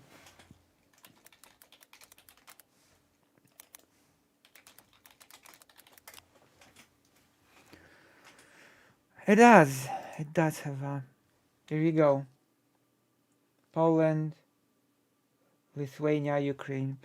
The Lublin Triangle, Lithuanian, Lublino, Trikampis, Polish, Trójkąt Lubelski, Ukrainian, Lubliński, Trikutnik is a regional alliance of 3 European countries, Lithuania, Poland, and Ukraine, for the purposes of strengthening mutual military, cultural, and economical and political cooperation and supporting Ukraine's integration into the European Union and NATO. The Lublin Triangle Initiative invokes the integrative heritage of the 1569 Union of Lublin. So, the Union of Lublin created the Polish-Lithuanian Commonwealth. The Lublin Triangle countries declare their support for restoring Ukraine's territorial integrity within internationally recognized borders and call for an end to Russian aggression against Ukraine. The Lublin Triangle supports granting Ukraine the status of NATO enhanced partner and considers a NATO membership action plan for Ukraine to be next necessary step in that direction. The tripartite format draws on the traditions and historic ties of the 3 countries. The pertinent joint declaration was adopted by the several ministers on 20th July 2020 in Lublin, Poland. Lublin was chosen in deliberate reference to the 1569 Union of Lublin that created the Polish-Lithuanian Commonwealth, then one of the largest countries in Europe. So that is what it is. The Lublin Triangle, created in 2020.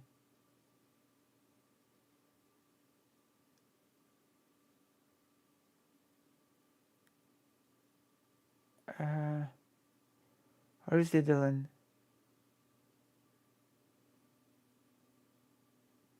Oh, there you go.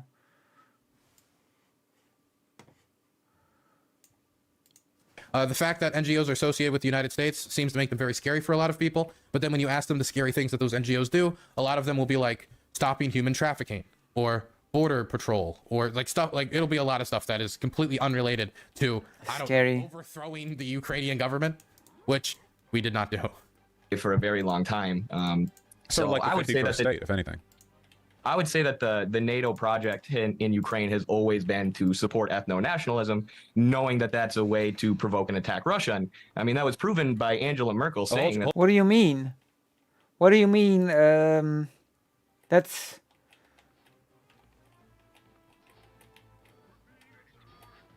I don't even know what to say to that. It's just incorrect. I don't even know if there's any more to say about this, apart from the fact that it's horribly incorrect. Hold your horses. You brought up hold your horses. Well, let me finish my point. You brought up like 4 points so far, so we got to go one at a time. No, I'm bringing up the point of Western interventionism in Ukraine that Are you starting to bring up a new You point? said that Russia was backing separatists in the Donbass region. That was in response to all of this aggression from the U.S. True. Angela Merkel admitted in 2014 the U.S. never had any intentions to sign a peace agreement. Their whole goal was to build up military presence in Ukraine so that they could eventually launch an attack against Russia. So if I'm okay, I'll this is delusional to the max. Maybe he'll say it again, but this is delusional. Just remember this, what he just said. Just remember that the purpose that Angela Merkel exposed was that NATO wanted to build up Ukraine's military to launch an attack against Russia. Just remember that. Stay Puff, thank you so much for the tier 1. Russia. All right, well, hold it. Okay, listen, and got involved before the U.S. I'm excited to talk about this too, but my God, you know, I'm getting old. I'm nearly 30. I can't remember these points if you insecurely list 7 at a time. If you trust your points. Oh, come on. So otherwise, it makes me think you want to run away. So I'm super old then. I'm super old. Thank you, Vosh. Went on this whole jibber jabber rant. Thank you, Vosh, for age shaming me on the first day of Pride. Thank you. It's time to cancel Vosh. Vosh is shaming my age on the first day of Pride. Can you believe this? Ethno-national. Now I'm sad. Right. So, and the evidence of all of this framing established, we must acknowledge then what you're describing, if you get down to it, is kind of like a copy collection of excuses for Russia to start the war. Now, if you want, we can talk about the nature of these so-called provocations. I'm totally fine with that. But even in the framing you're presenting, I came here neutral, but you're moving me over to the position that it must have been Russia who started the conflict. Otherwise, you wouldn't be framing all of these as provocations to justify them doing so. You would be talking about times. No, see, you don't understand. How are they not provocations when Angela Merkel literally admitted that the whole goal of what the U.S. and NATO were doing in Ukraine was to attack Russia? So you don't. So I'm just gonna freeze this here for now. He's just lying. This is a lie. No kidding. No kidding. And he just bought it at face value, or he saw like a single sentence out of what she said. You don't say. At face value and didn't read the whole thing. But what he's talking about here is there's an audio recording of Angela Merkel basically discussing the Minsk negotiations with the Russians, and she seems to be of the general vibe that, look, the Minsk Accords, the Minsk agreements, if anything, is most likely just going to buy time. It bought time for the Ukrainians. It achieved in buying time for the Ukrainians, if nothing else, which they then used to build up their own defenses and get stronger. That is what the call is actually about, right? It's not this devious plot of like, really what we're going to do is secretly build up the NATO super army, which shall march on Moscow and reclaim Belgorod for its rightful Ukrainian owners. It was talking about the fact that at the very least, a ceasefire will give Ukraine time to reorganize itself, reorganize its military, and get stronger in the event of a further Russian invasion, a further Russian attack. And what do you know? It happened. Because they support the Ukrainians. That does not mean that they wanted to sponsor an invasion into Russia. It was Ukraine that was being invaded when the Minsk Accords was being negotiated. You're still not understanding. It's okay. I can repeat that part. You keep talking about provocations. Every time you say they provoke this, they provoke that, what you're saying is they provoked Russia into starting the war, right? That's what Can I say something quick? And I say this in the nicest way toward Vosh. This conversation, even though I think Vosh did generally pretty well here, this conversation, I could tell that while the person he's talking to doesn't have a terribly good grasp of the issues here, he would throw out so many different things that Vosh didn't have familiarity with. So he just had to sit down and like find one part, break it down, look up information about it live, and be like, oh, there's something wrong here. I just think this comes from the fact that Vosh spends a lot of time researching other issues. He probably hasn't researched all the nitty-gritty details of all of the things that and all of the like narratives that he's built for this conversation. Honestly, I am not like super like upset about it because he still did a good enough job. Because you don't even need an extremely deep history of Ukraine to see how shallow Eddie's commentary on this is. But I do think Vosh could probably do with a few hours watching Russian state television to understand where these narratives are or where these narratives come from. Because a lot of the things that Eddie was throwing out was stuff that is said a lot in the Russian information space or comes directly out of the mouth of Russian propagandists. Provocation means we're not talking about times Ukraine started the war. Because you're ignoring what I said. They provoked Russia to escalate the war in 2022. The war itself began in 2014 when the US allowed a very anti-Russian government to come to power. So what? Hear that framing, by the way? It doesn't matter. The government could be ultra against Russia. It would be fine. Okay? It could be the most anti-Russia government in the world, and it would be fine. Okay, we're starting a new thing. Oh, fine. Hello. We only sadly have, I think we have 20 minutes because the raid starts in 20 minutes. Yeah, that's fine. We can talk for 20 minutes. Okay, let me see. Let me just save here. Let me just get you on screen. We're doing a prelude to part 2. Wait, let me find you.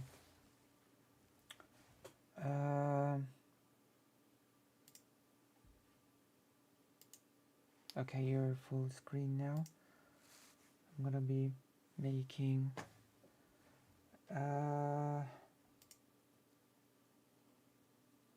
one moment, okay?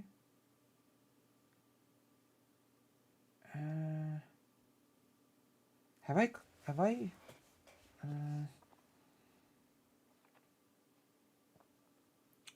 I think I've. I think this should be you. Yeah, this should be you. There you go. You're here. Okay, good. Are we gonna do it on video or just through chat? What do you mean? I Oh, who is this? You have to introduce yourself again. Oh, yes. Hello. Hello, everyone. My name is Shakespeare. I am a cultural historian. I focus primarily on Jewish history, and Mexican history and Mexican American history. I stream on Twitch at Shakespeare, but I do have a YouTube channel at Shakespeare, spelled Shakespeare. I love talking about Jewishness and also, just different historical topics. But I don't see your video though. I don't know if you wanted to be on screen or not. Oh yeah. I'm going to have to wait. I don't know. Oh my gosh. Okay. I'm going to do my best to. Is it working? Is it working? Yeah, I think it's starting to work. Okay. Oh, didn't recognize the voice. Shakespeare, true. It's trying to load. Is it working? Yeah, it's loading, but It's loading, but not quite. yeah, it hasn't shown up yet. It's bizarre. And yes, Shakad, the belief that sorry, I'm talking to one of my chatters. Yeah, the belief that it in and of itself is corrupt is, part of that racist kind of trying to way to try to make like legitimize like the violence that that the United States has committed against Mexico. Like, like if you listen to a lot of the rhetoric right now of Dan Crenshaw and Lindsey Graham, they say like, oh, Mexico is completely taken over by cartels, right? And it's like, what? It's a trope for sure. You know what it used to be, right? You know what it used to be before the cartels? Tell me.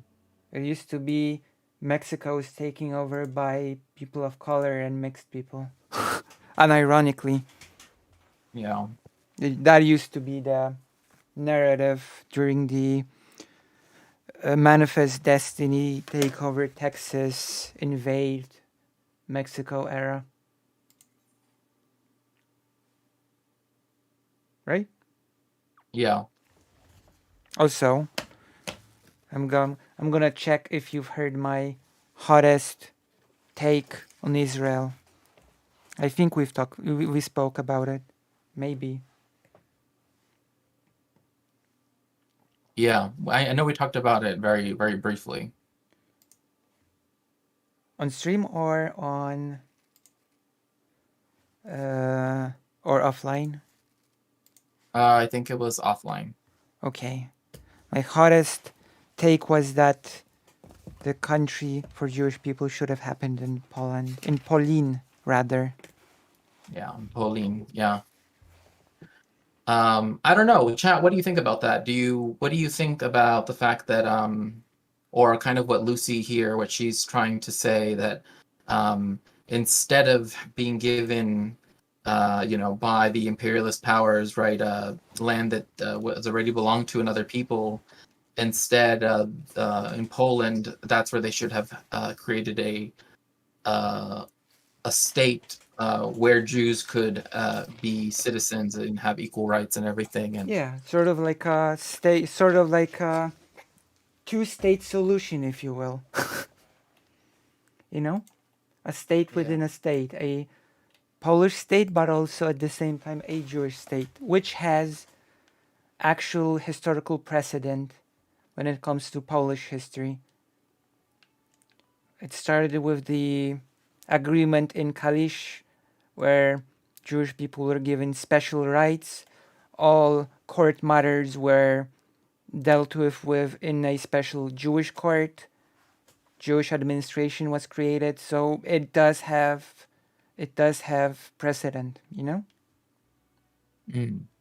so to speak. Like, we've even went over it through on our last stream when I've read some of the laws which might be shocking to people when they hear about them now. Like, if a Jewish people is accused of a crime by a Christian, then the accusation shall be dismissed unless the Christian has a Jewish and a Christian witness, right? Yeah, and that was a common thing too, even in the Islamic world, where it's like they would say, oh, you have to, if it's against a Jewish person, you have to have at least 2 Jewish witnesses, right, to make sure that it wasn't anti-Semitic or right, and things like blood label was made illegal. Accusing Jewish people of blood label was made illegal. That Jewish people could own stuff, could settle where they wanted and have businesses, etc., etc. They weren't pushed into just certain specific roles like in Western countries. You know? Right. I was not exactly... In the Polish-Lithuanian Commonwealth later, Jewish people constituted their own estate, which was basically social class, you know? Which created a little bit of tension because peasants who did, like, during the Cossack uprising, which included the peasants, they hated the nobles, and because Jewish people were their own estate, they were seen as a class close to the nobles, so the antagonism went that way as well, sadly. So I actually have a chatter here that says, I feel that it is hard for me to have any say because I am personally fairly anti-theist, although I think others should be able to do what they want without hurting others. So how would, in your view then, if you don't mind me asking, Lucy, also, would you please introduce yourself to my chat? Yeah, I'm Lucy, the biggest Polish trans creator. Even though the title is a bit, I don't know if it's like a big sense of pride considering that I'm probably the only Polish trans streamer. And I do history, I do languages, I do video games. And yeah, but I'm not sure what any of my pronouns are she, her. Trans girl. I even usually during the stream I take the blue pill. See? The blue pill. Yeah, it's Estrofem. Yeah. Oh, I see what you mean. I thought you meant the other, the way how people. No, the blue pill of Estrofem because it's literally colored blue. I see. But yeah, like how would you go about mitigating the fact that you want to have self-determination, but how is it that we like if us thinking together, what would it be for us to say, okay, well, this land here is going to be for Poles broadly defined and the Jewish people broadly defined, like how would we do that so that you aren't infringing upon others people's self-determination? In my mind, which is admittedly idealistic, it would be just treated as a shared good. The totality of Poland would be considered Polish land as well as Jewish land. That is how I would see it. There's 1,000 years of shared history, heritage, culture, of coexistence, of shared existence, and I think we should lean in more on that, to be honest. No, I agree with you on that. That we have. I don't really think it will be like a separate. This is for this group. This is no. It's like it'll be like a shared space for both groups because we have a shared heritage, shared history, and culture. So then I guess, well, here, I'll read another chatter's question here. What do you think a realistic solution to the problem of Israel is? I've heard ridiculous takes that all Jewish people should be deported from the land and be sent to Austria sometimes. Well, I've never heard about Austria, but I have heard like, oh, Germany should have given up land, like East Prussia, like what is now Kaliningrad, to the Jewish people as their, state. Well, they couldn't. They couldn't give it up because USSR was in charge of it. Right, yeah, of course. And also the USSR did found that, what's it called, the Jewish Autonomous Oblast, way out in the east, far east of Russia. And it seems people just want a virtue signal rather than come up with real solutions. It ain't about that separate but equal nonsense around these parts. That's true, yeah. Like that for me is the biggest thing. Like the belief that there needs the belief that there needs to be an ethno state. No, like, and the fact that any Jewish people were ever involved in the creation of that, is I think a stain on our tradition, and that's actually why I've always bemoaned the fact that Israel has so completely taken over Hebrew language and even Yiddish stuff. Like, well, Israel was a bit anti-Yiddish for the longest time. Yes, yeah. It's why continue, and I'll tell. I will add my anecdote on top of yours. No, I was just gonna say, I know that the right, as soon as like even before technically Israel became a state, quote unquote, it had banned Yiddish as a language. Right, because there was this famous, or my favorites, Isaac Bashevis singer. You know of him? Yes. I one of my favorite stories by him is Yentl. Okay. Nice. Which is a really interesting story, because now reading it in a modern context, the way how I've read it is that it could be read as like a trans story. Oh. Because the whole thing that happens in what is called in Yentl, like they say it's cross-dressing, quote unquote, right? Like that's the term they use, but it's really like Yentl really identifies with all this stuff, and it's this like masculinity, femininity, like it's questioning the binary of ultra Orthodox Judaism. So I think to me it's a very So this specific author, who lived first in Poland, then moved briefly to Israel, and then moved to the US and died in the US, as far as I know, wrote in Yiddish, actually refused to write in Hebrew, and I guess he got in a lot of trouble with Israel for it. Yes. Yeah. Like he was one of those people that were like, I don't want to say were persona non grata, but that definitely wouldn't have been welcome in the state of Israel, which is why I think that you see a lot of Isaac's Singer's work, once he's in America, kind of focuses on Jewishness as pertains to America, since it's the other large, Jewish community. Like now in the world, the two largest Jewish communities, just in terms of like people that are considered Jewish, is Israel and the state of Israel, quote unquote, and then the United States. So yeah. Which is a big change, because just in the beginning of the last century, in the 20th century, I mean, Poland would have been the largest. And also there were quite a few rabbis that argued that Russia oppressed its Jewish people, even though they kept their traditions. And in the US, that the Jewish people in the US have lost a lot of their tradition due to assimilation. And the rabbis predicted that Poland would become the leading force of the Jewish world, because Jewish people in Poland had both the tradition and the freedom that Jewish people enjoyed in the US. So the community in Poland was considered a combination of the best of the two worlds. you know? Yeah. And there's also the fact that a lot of the Jewish people that are like in the US, for example, and in other places, are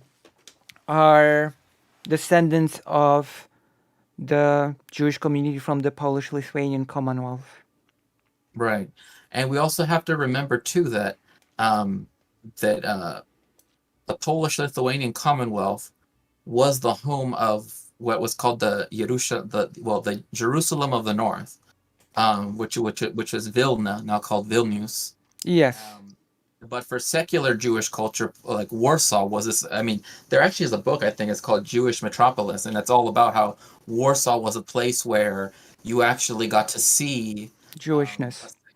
A secular Jewish culture that wasn't tied to religion, etc. Right, where instead it's like there is Jewish identity and Jewish tradition, but there Yes. isn't the need for a religion. Super religiousness, but yes, because It's just because I have a chatter. I don't mean to interrupt. So if you keep going. because it ties into. I'm sorry that we'll have to probably finish this soon, like in 4 minutes, but it ties into the speech that the president of Warsaw has given. I have actually uploaded it on the channel for anyone to watch. The speech says how Warsaw is basically a Jewish city, you know? Like, the estimates say that before the war, from 1/3 up to a half of citizens of Warsaw were Jewish, you know? And how the traditions of Jewishness entered broader Warsawian society, dishes, language, etc. It sort of penetrated Warsaw culture, you know, broader Warsaw culture. And that when the Holocaust happened, especially in the ghetto, it was as if part of the Warsaw heart was ripped from it. Right. And the interesting trivia that when a Polish person, that the cultures are so intertwined that when a Polish person goes abroad and looks for a Polish restaurant and cannot find one, then the Polish person will go to a Jewish restaurant because the tastes are just very similar. You know? Yeah, and then it's like even the form of dress, right? Like it's something that came from trying to mirror or be like the Polish nobility of the time, which is why now it seems antiquated, like with the Stremelach, right, and the other accoutrements, so to speak, of like the long kaftans and everything, but because of the freedom that Jews had in the Polish-Lithuanian Commonwealth, that's what allowed them to be able to wear that clothes, and why that clothes is still seen as very special. Yeah. And remember, like the Jewish people and their clothing have always been subject to sumptuary laws. That is to say, laws of how you can dress. So when they finally had an entire country, so to speak, right, the Polish-Lithuanian Commonwealth, where they could wear anything, the rabbis and a lot of the different people, like they were finally able to wear things that had fur, that had silk, etc., that they weren't allowed to in other countries. And of course, the most important body in the Jewish community of the Polish-Lithuanian Commonwealth, the so-called Council of the Four Lands, which was the administrative body of the community and which had great respect even outside of the country. It's like very important to the history. So that, like, those are the reasons why I basically think that this should have happened, you know? Like, Poland should have been the place more than Israel. Because after all, even in Judaism sort of thought, okay, I'm gonna finish this thought and I'm gonna have to go, okay? I'm sorry. In Pauline means rest here, you know? Rest here, stay here until the Messiah comes back, because of course, according to Judaism, Israel should not even be a thing right now. Yes. So. And yeah. Well, thank you again so much for coming. Thank you as well. I hope we can talk again. I'm not sure if you're gonna be streaming still in 2 hours, but If not, I probably will. okay, then we might continue if you're okay with. Okay. Then. Okay, Okay. we'll see you soon. Have a nice rest of your evening. Bye bye. Thank you. Bye bye. Okay. I have to.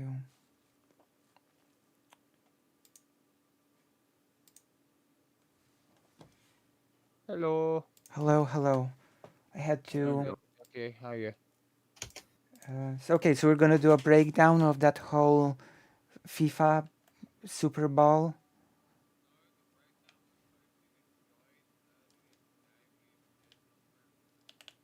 Oh my gosh. Okay, I'm gonna do my best. I did watch the guide.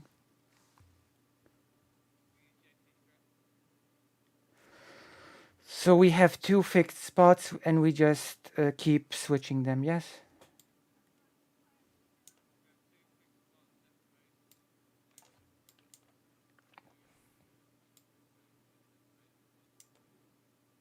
And the soakers take the tower.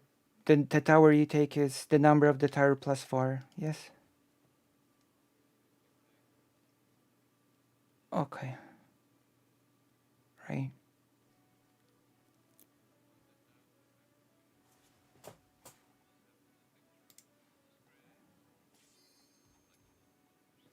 Yeah, where is the... Wait, really? Why, how does it work? How will it appear on...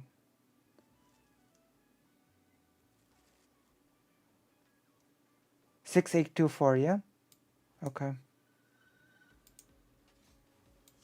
What is the 2468?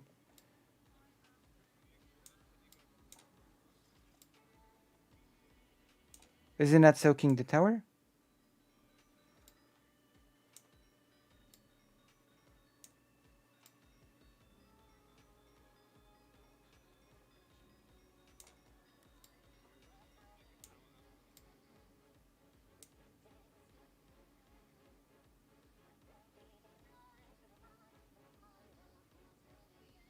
Am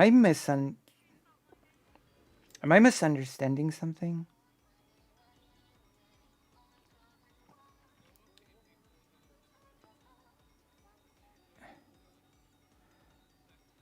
As in, the boss will kick the ball into the person, yes?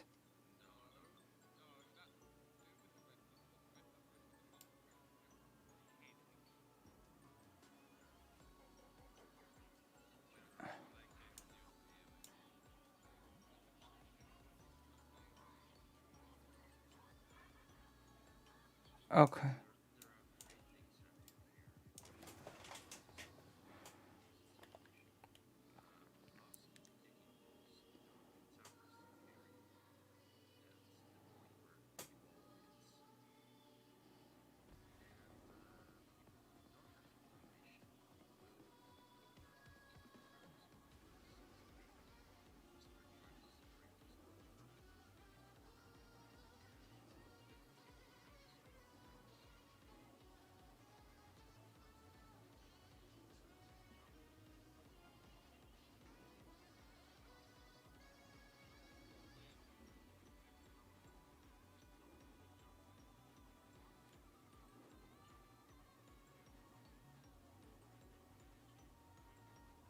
Okay.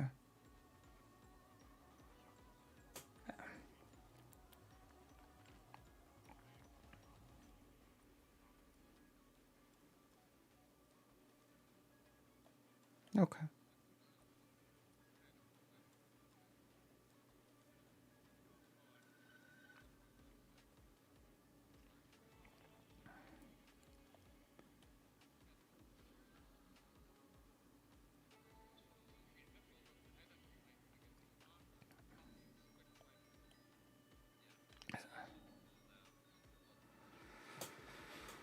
So when...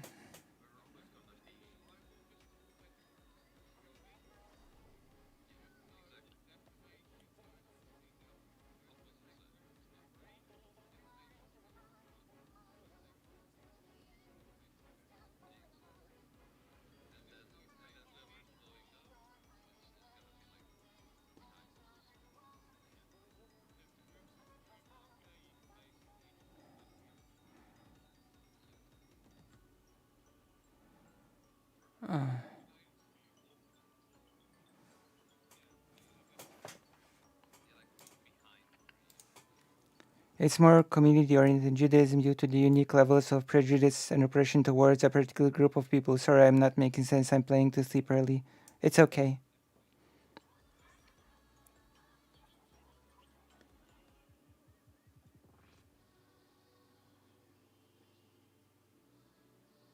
Yeah.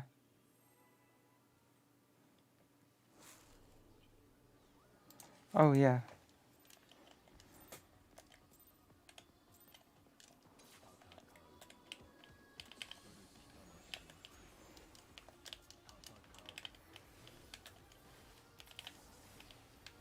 This is not gonna be a...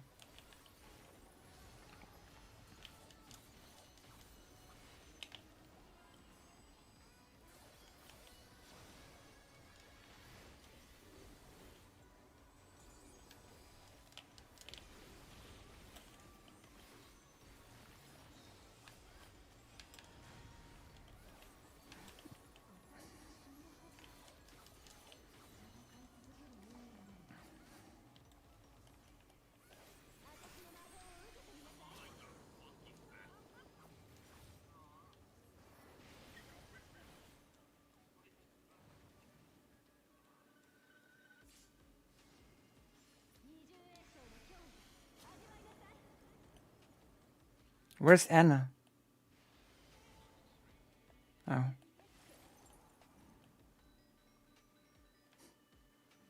What is this weapon? Or rather, that skin. Yeah. Oh.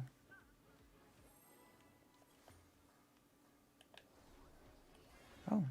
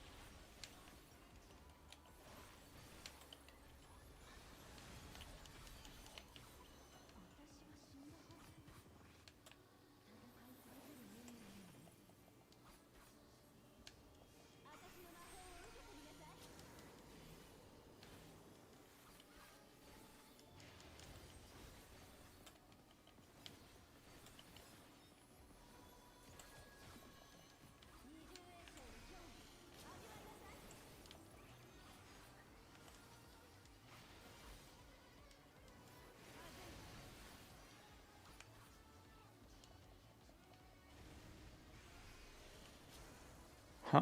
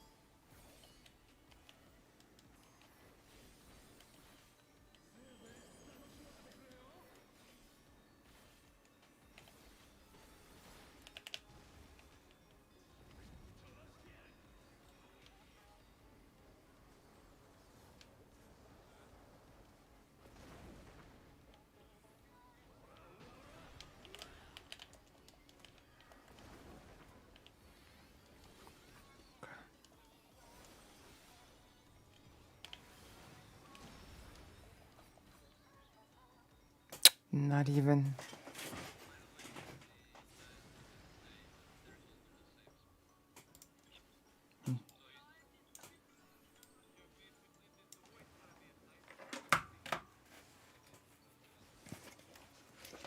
Not even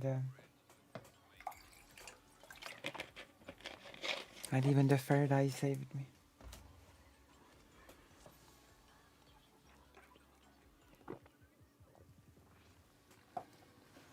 Not even the third eye saved me.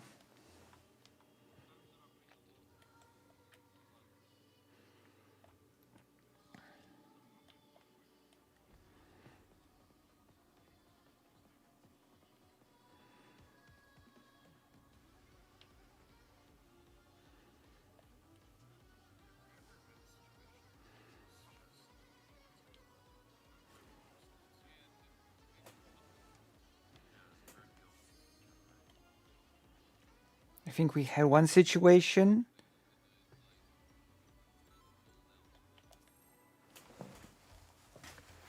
I think there was one situation yesterday when on one side there was none safe spaces.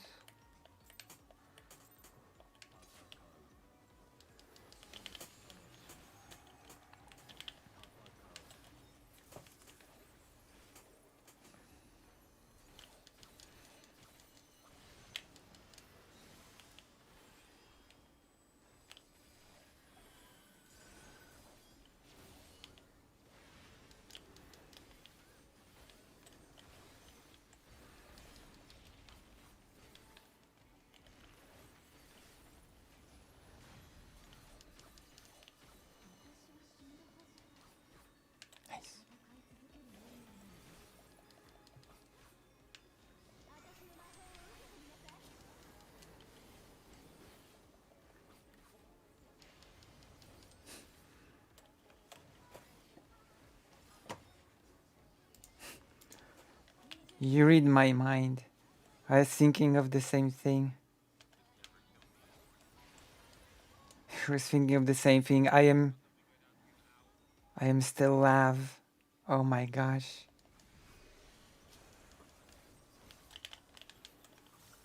I wouldn't know what to think if you were secretly Lav.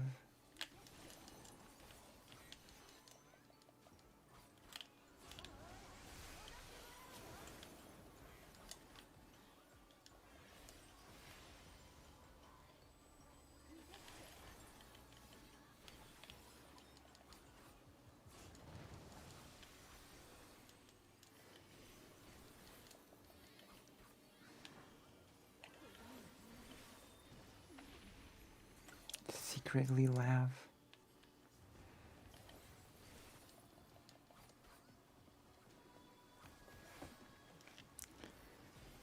Please don't be secretly Lav. We're going to be trying a new game, by the way.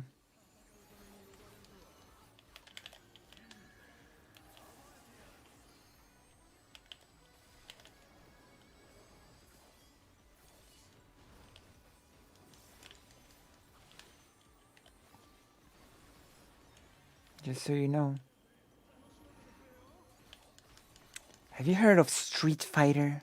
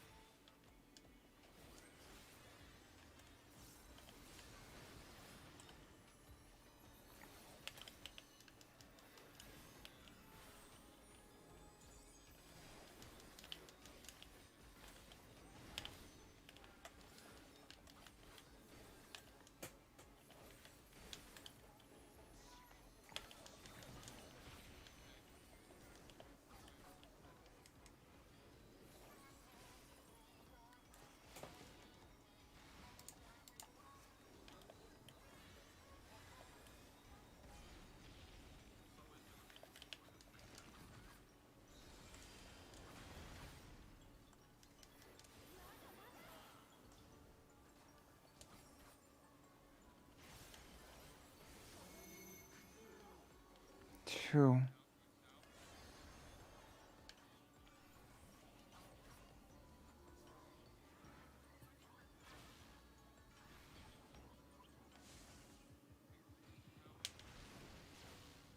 Uh...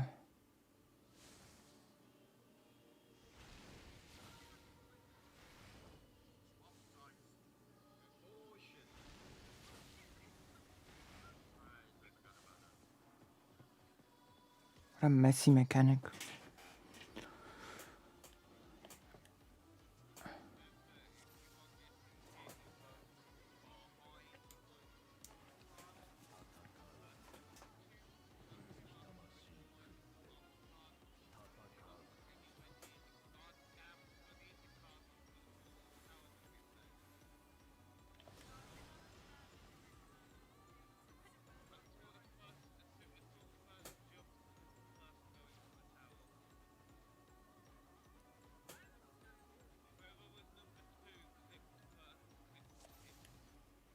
Okay.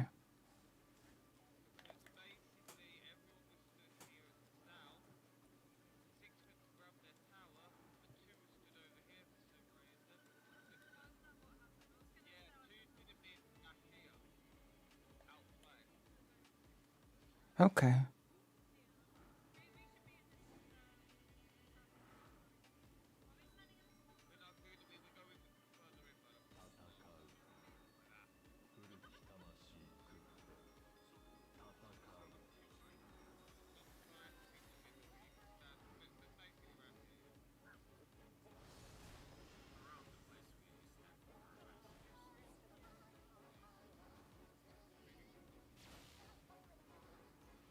Okay, so...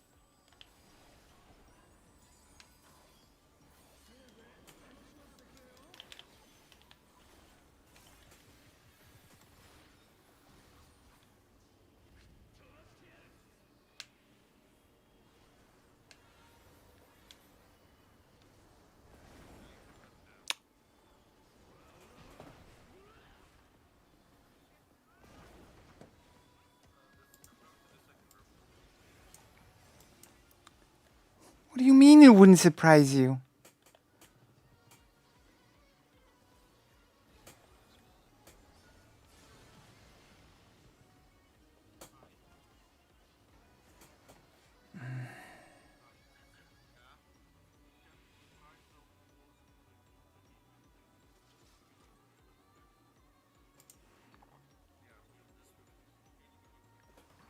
True. That is way too mean.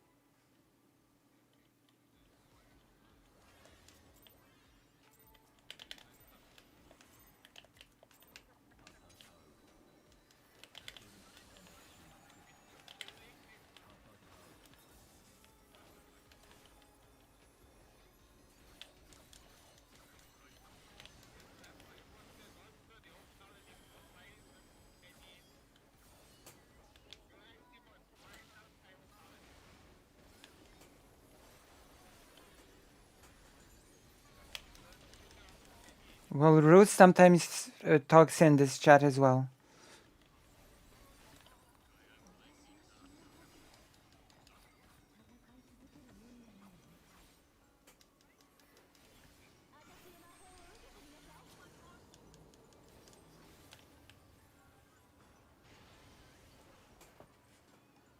Well, the samurais were the tanks of Final Fantasy XI.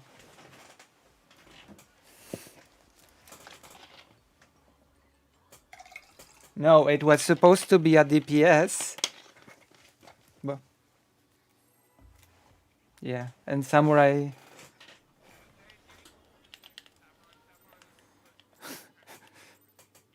Yeah.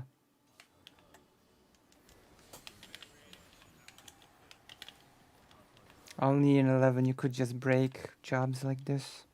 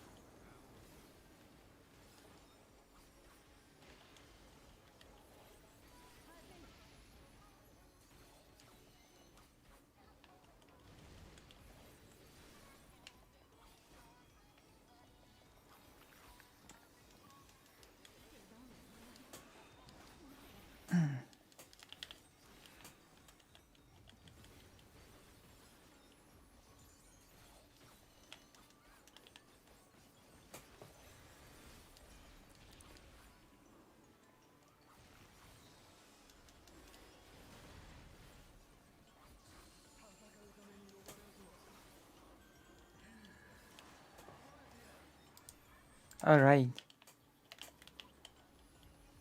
Technically speaking, already exists. But if you're willing to support your favorite streamer for the cause.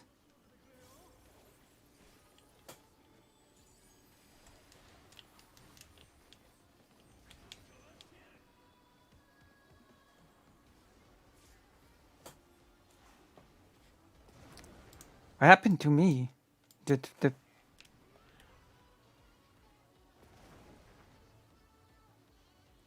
What happened to me? The knockback just killed me.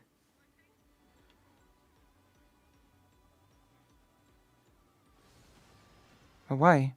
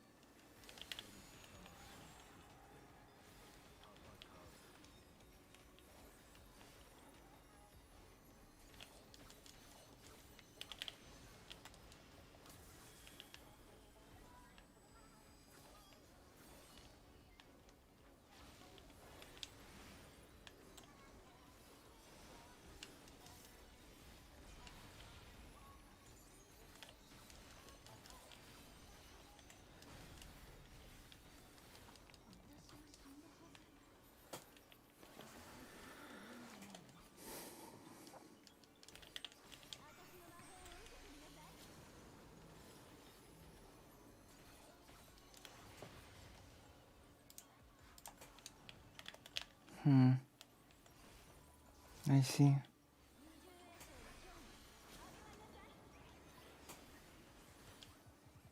What happened to Zen?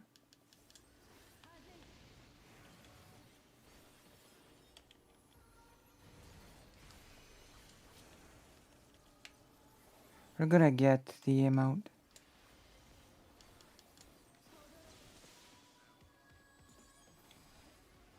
Misgendered on day 1 of Pride.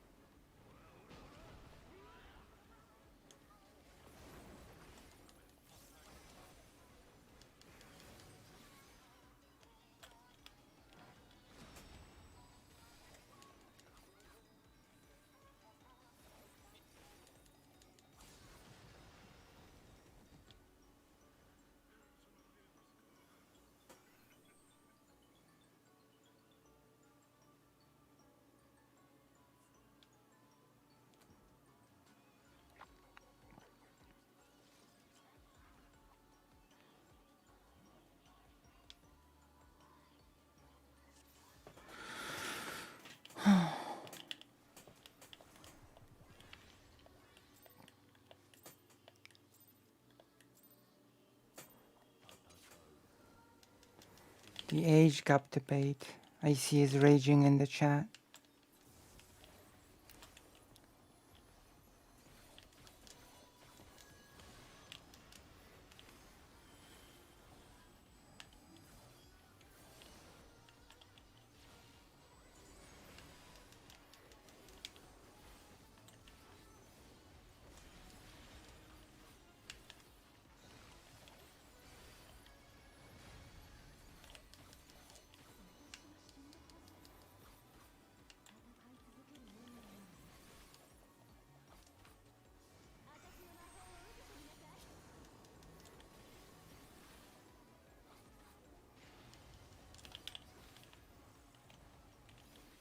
Hmm.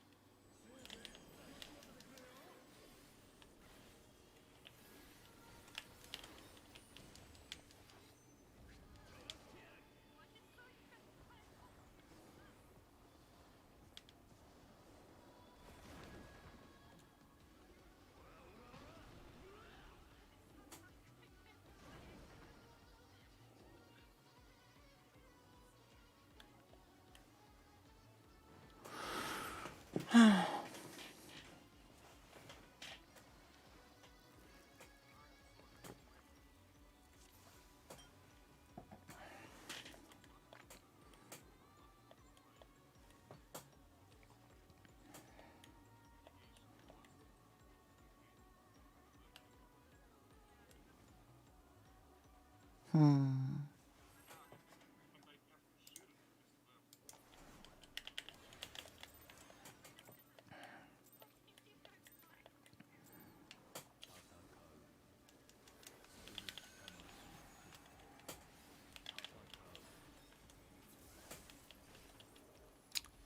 True.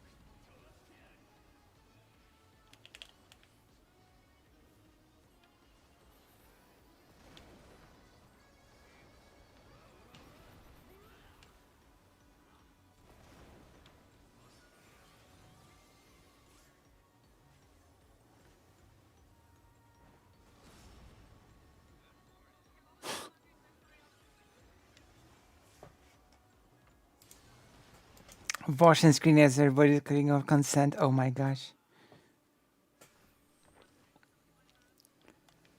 My day was great until I got misgendered on the first day of Pride.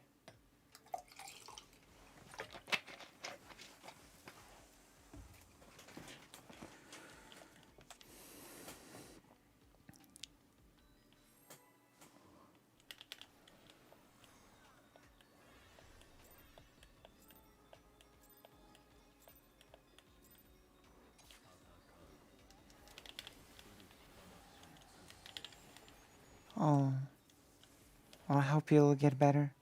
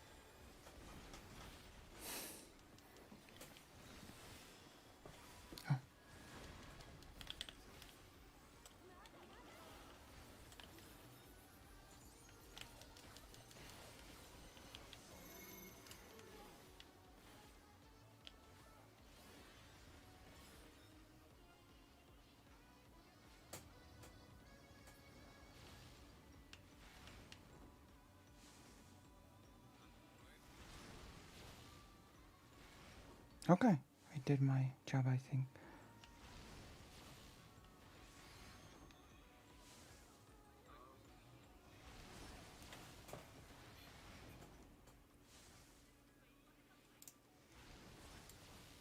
Okay. So I soaked the first tower. That was correct, yeah? Wait, but I'm with 6.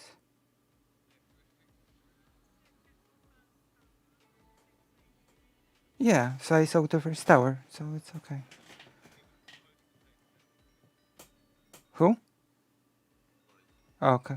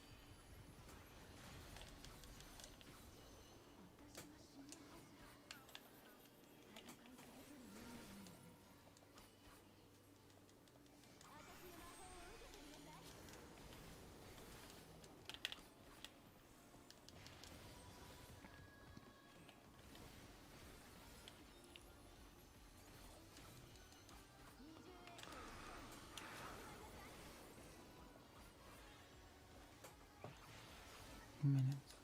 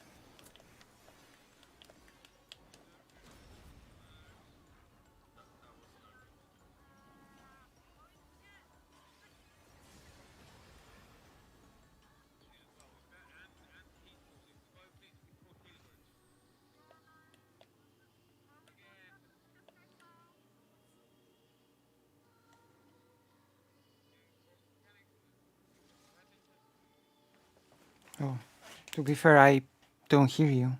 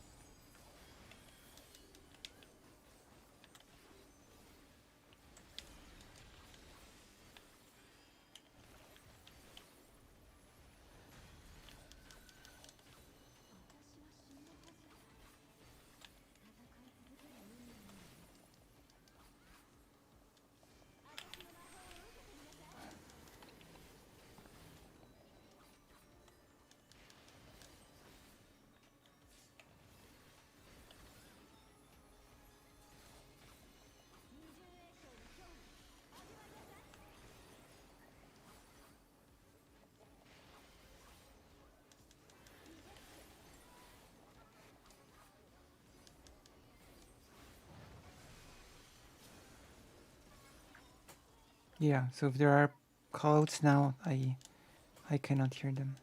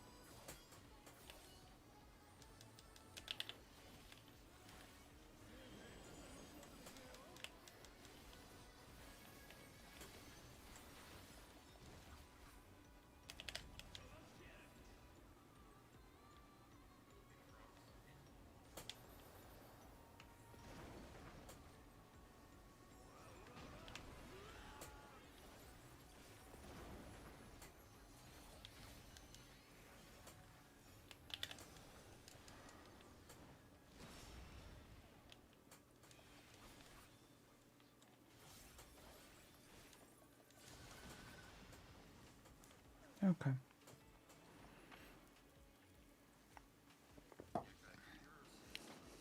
We cannot hear you.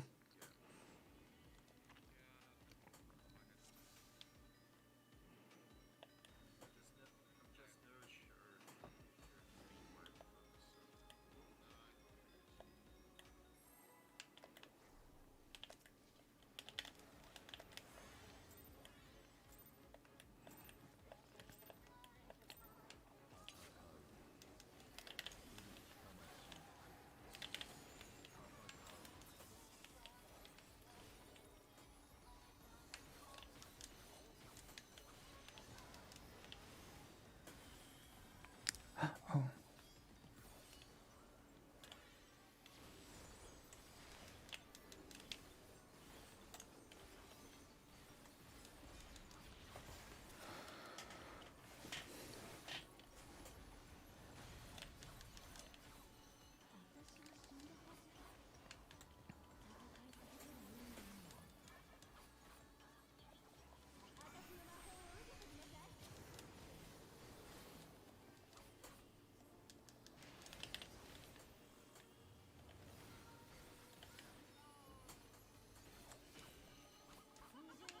What happened? Okay. So if you'll give me a minute, well, under a minute, I'll just do my daily HRT thing. Okay.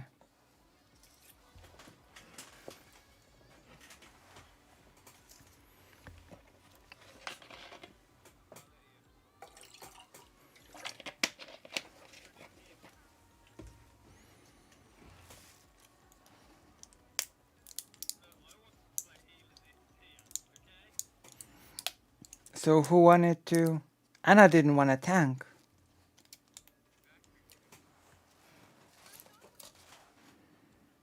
Exactly. There's always the first time.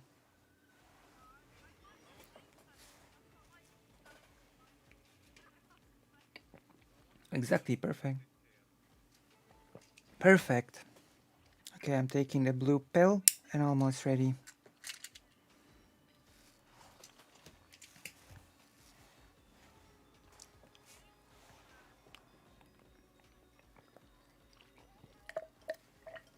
Okay.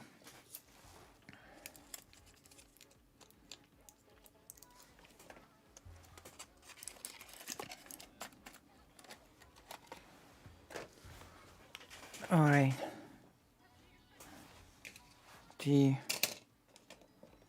HRT is done. I am ready.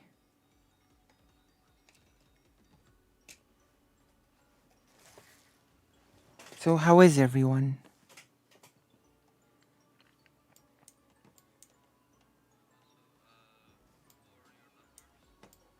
Yes.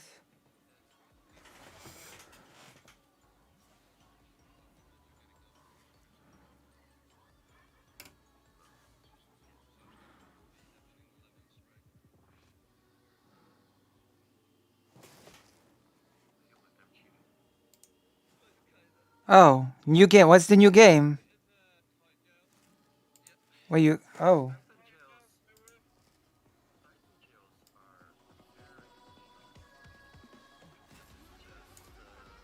What about now? Can you hear it now? Oh, I meant my chat. He said they cannot hear the game. Yeah. They have to restart if they want the game soon. I love how initially I thought that Titan Jails were kind of just okay and we were overcomplicating them with Automark. Now I'm just like, No, they're just evil. No. They're just straight up evil.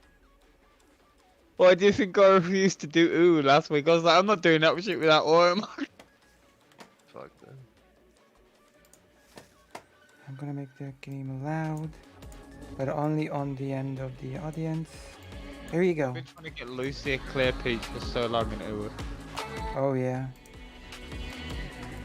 We need to take care of food because It's a curse. I'm not doing this much rating music. Yeah, that's fine. That's why I need to get some storage on it. I have my weapon. A nice shiny sword. Shiny sword. Oh wait, new outfit. Ooh sword and use top shield. Shiny ball. And then I got a big target on my back so everyone can see me. So if you get hit by my tank blast, it's your own fault. I've got a big circle on me. You should see me coming. Tapko, What? how are you? I'm tired. Oh. How has? There's a lot of features in my work. I'm sorry, in what? I had to deal with a lot of idiots on my work today. Okay. But it's okay. Who do you work at? Hey, we're in the same time zone, right? Yeah, I'm in +3, if I remember. +3? Wait, really? Or +2. Wait a second. No. Let me tell you. You're +2 to me. I'm +3 to local server time. To server time. It's +3, yeah? Yeah, it's +2 to me. If you're +2 to Kai, then you must be +1. I'm +1 to me, since I'm in Poland. Tapco's ready, I know that because he's jumping about. Emma, what are you doing? I was just on top. Yeah, you would be there we go. +1. I'm +3, but we have summertime at the moment. Yeah. So that's why it's +3.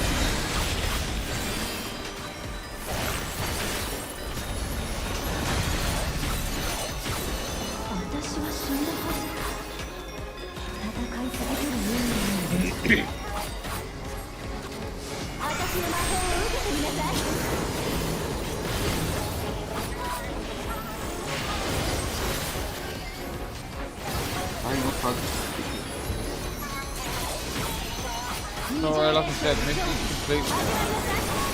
Partners. And I died. In. Basically like a clear.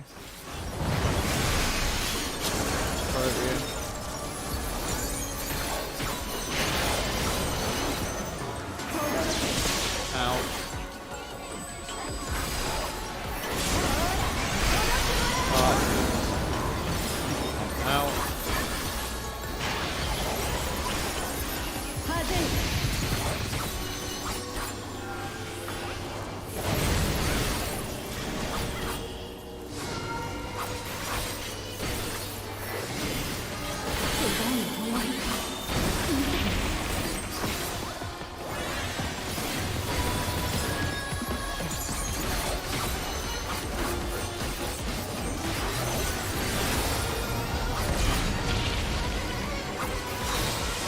DPS, yeah.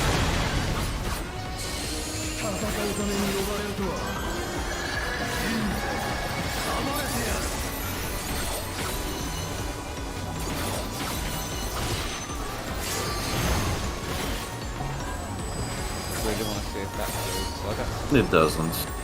I stood there the first time it was.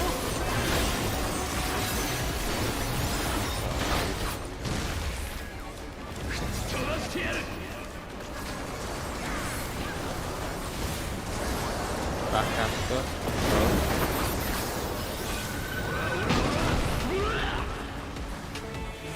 Healer groups.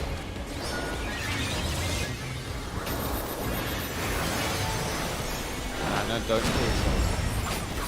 I even sprinted to get there because I was the other side. Yeah. I didn't want to risk it.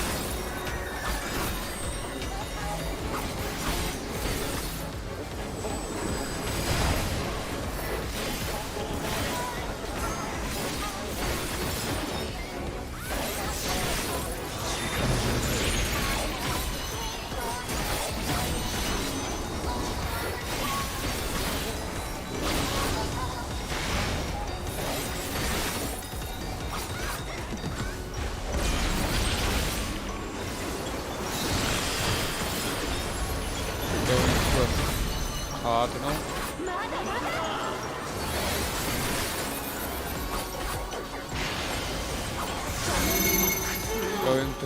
Going east. Defamation west. First one out.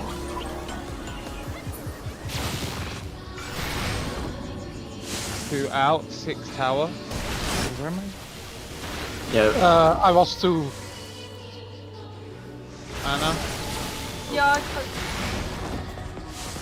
I had an 8 on me and then I got a blue thing above me. I think it's because someone died. When you, Dying. no, you had blue because it was your order to go, but you wait for explosion. No, but I and then had, it was I had the 8 number. Yeah, I but was someone number missed. 8. Ah. Yeah, 'cause people died because someone missed the first tower. I think additionally what happened is that someone got close to Lloyd when Lloyd was blowing up. Yeah, because that's the person that should have been in the first tower. The towers are always into cardinal from us. The person with the tower went behind us. Okay, so we're doing the Jap strat, right? The J strat, We're so stood here. yeah. 2 towers will be over this side and over this side. The person who has the low number will go behind the tap group here, so you don't clip each other. You should just run straight from the group to your position. You shouldn't run to the wall and to your position. I think we should be closer to the middle because staying the trench is close to the wall. I'm not saying be exactly that far. I'm only using a basic example because I don't want to go too close to the boss and pull it. Yeah. And just set a mark and then return back. So people just know exactly. Are we not just standing We in the middle? can't do that because people use the markers as a reference to where we No, stand. no, I mean now you can set the position with markers, so this is exact position that we like start. Yeah, but if I move the markers from where the orbs and stuff are spawning, then people aren't going to understand where we're normally starting. He just means to like just show us what No, you mean. I mean that. I know what he means, but I can't move. I haven't got any more markers. There's 8 markers on the field. What other markers No, am I I mean- confused? Don't start. He's moved. Someone's moved markers. I said use fucking marker as example right now, so you can see that. I know what you mean, but I don't want to move any of the markers because we use them as reference anyway. Yeah, but you can move them just briefly because then we've got them. Okay, guys. So when I say okay, then the person takes the tower at C, but the C marker isn't where the C marker normally is. No, you still don't understand. I said. I right understand now. perfectly No. what you mean, but I can't move any markers for this reason because we need them. If the orbs spawn on 1, 2, 3, and 4, then the towers are going to spawn on A, B, C, and D. I need the markers for them reasons. What markers am I supposed to use? Please, Are you saying before pulling the boss? I said before. No, pulling the boss. no one understands what the fuck I'm on about. I'm just pulling the fucking boss. I know. Wait. I'm sorry, Kai, but I apologize. I apologize for this little drama outburst. I know what Tapco means. I mean, Yeah, and I know what Tapco means, but No, no you one seems to don't. understand what the fuck I mean, so I'm just you fucking don't. fucking up. You No, but don't. he meant just I to, know, like, I understand perfectly what you No. mean. Move For the fuck's before we pull the box. help, so folks shut up.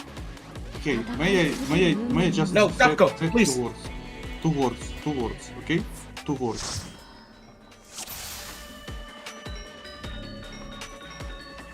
Okay. I'm muting the party.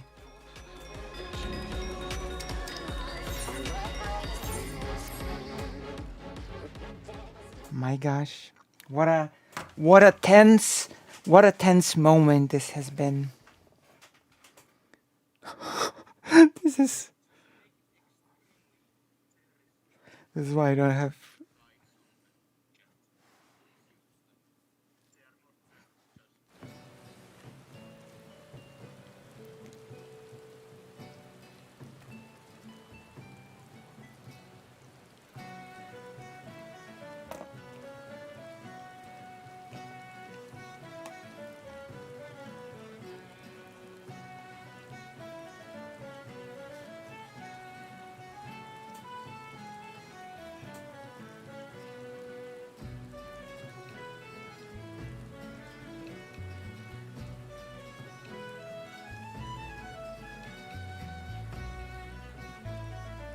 my goodness.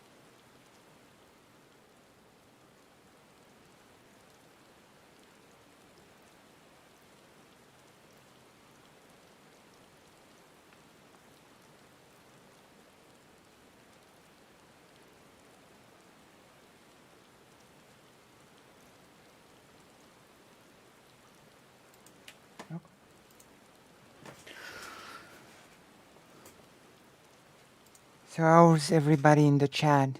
This is why you don't have friends except Connor and my best friend, I see.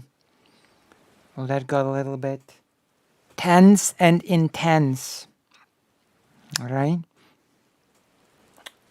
It got a little bit out of hand. But at least I was able to do the daily thing. Didn't fake Alec Kyle Parker said that? Didn't you say that you wanted to fund the samurai emote? Wait, I'm gonna find it actually. 1 moment. I have 5 minutes to actually find the Dark Samurai.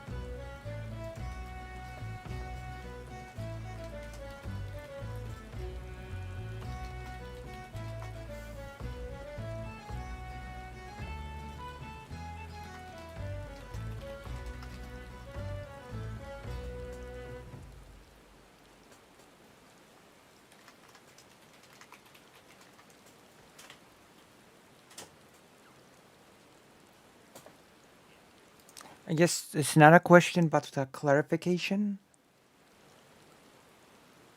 Right. So since we're doing the J strat, technically speaking, the person who has jumped, we're doing the 2 fixed spots rather than people going behind the party, right? Okay, that's basically.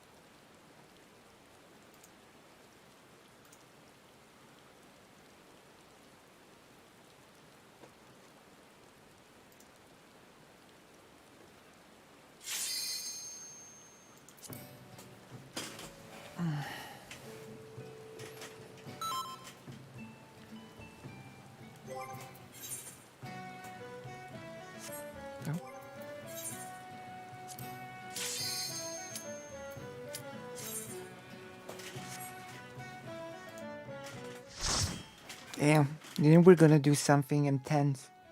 We have a few things that we really want to do.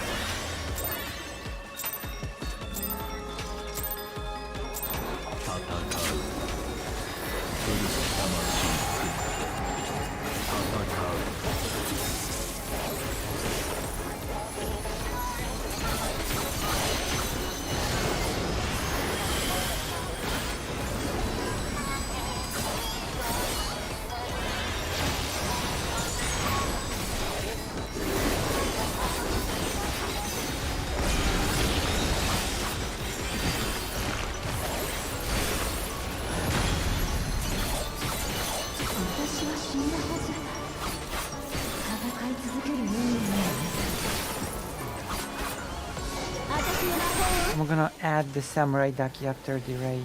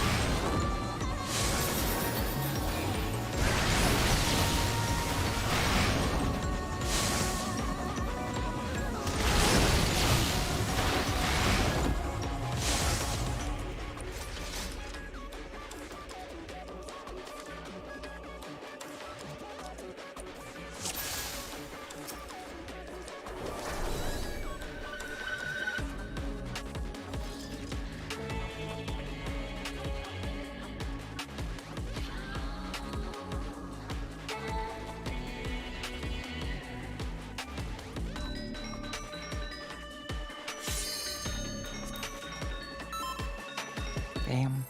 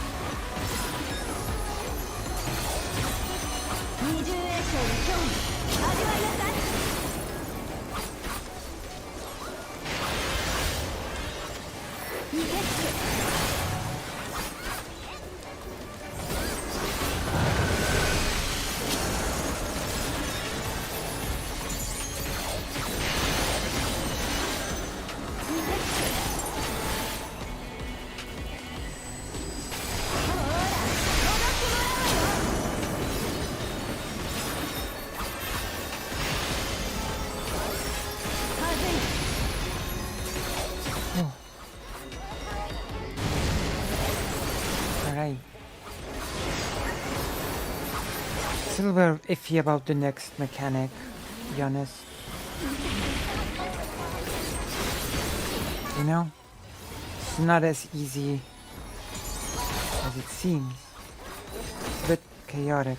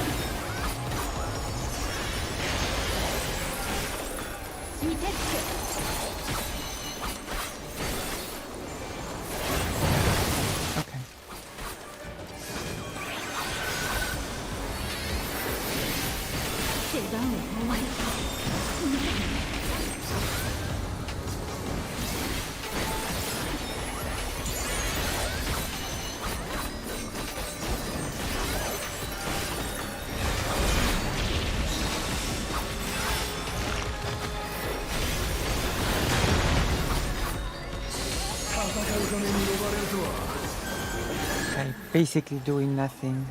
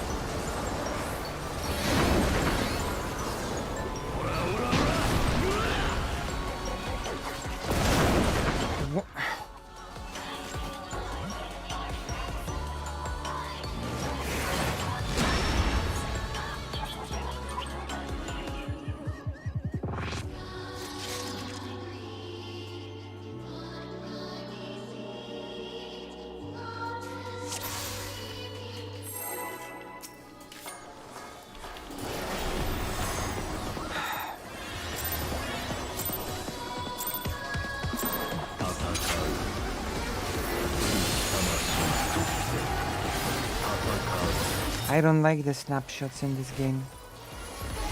They smell and I don't like them. They're not very nice.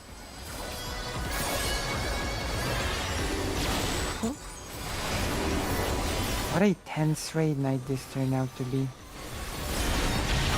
I'm hoping we can cleanse our palates after this. You know?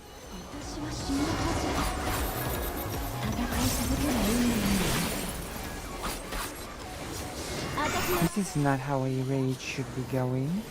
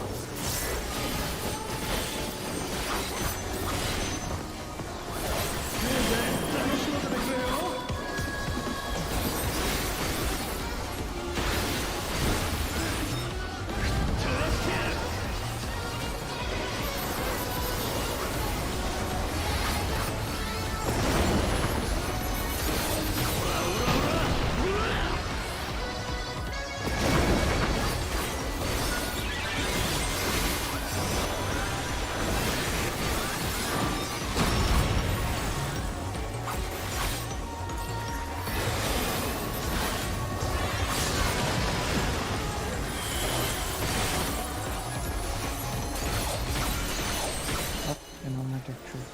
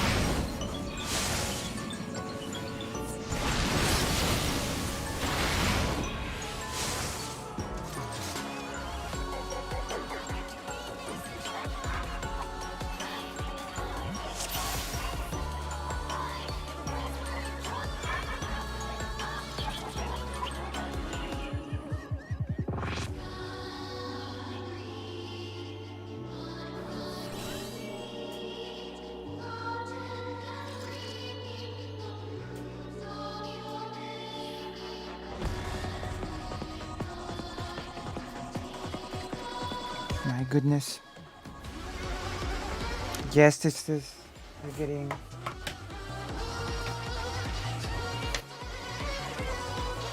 getting like last pulls, I guess. 15 minutes.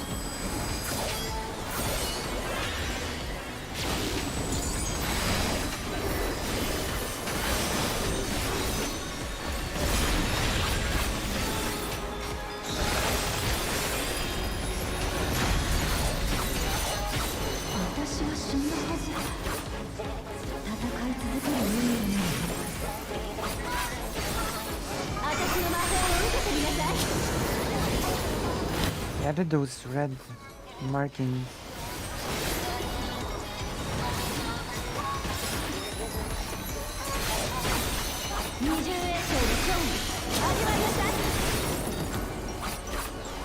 What magic?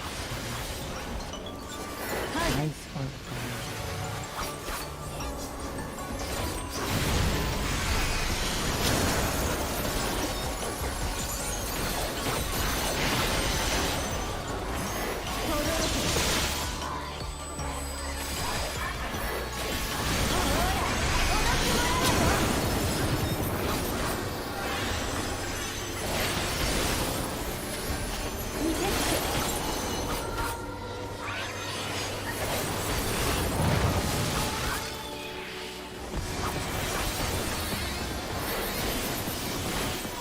There you go.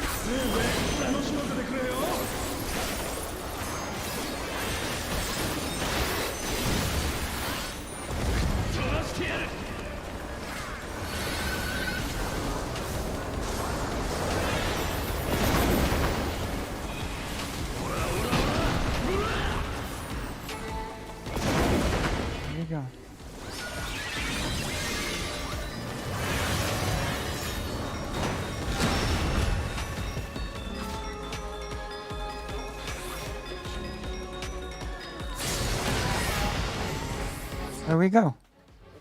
Done it.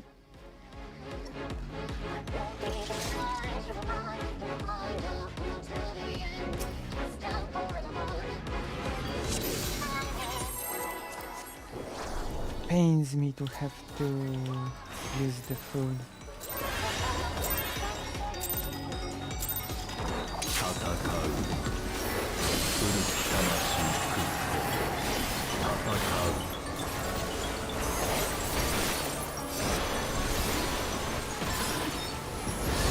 Oh my god.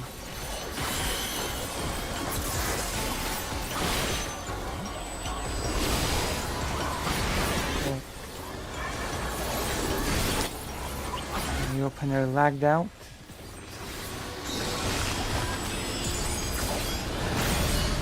Enough for my opener.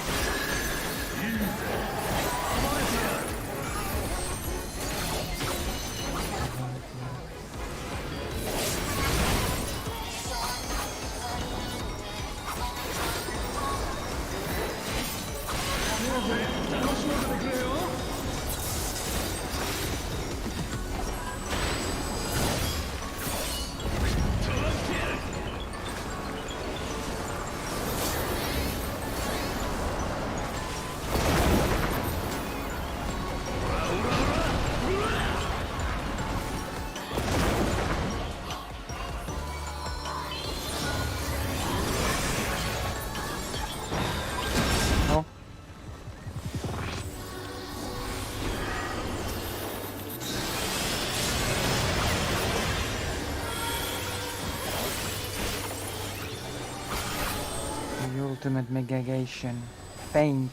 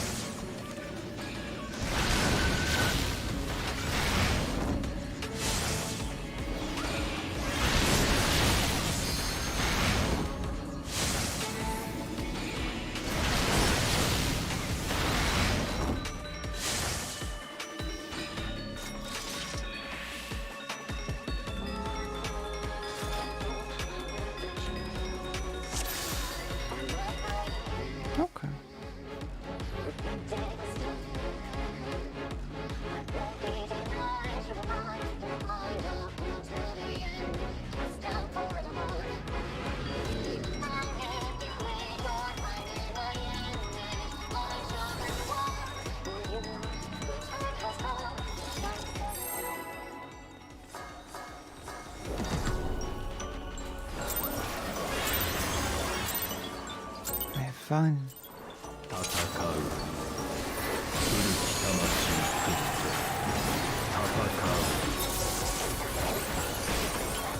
Okay. I've done my part of that mechanic. I think I'm getting the hang of it.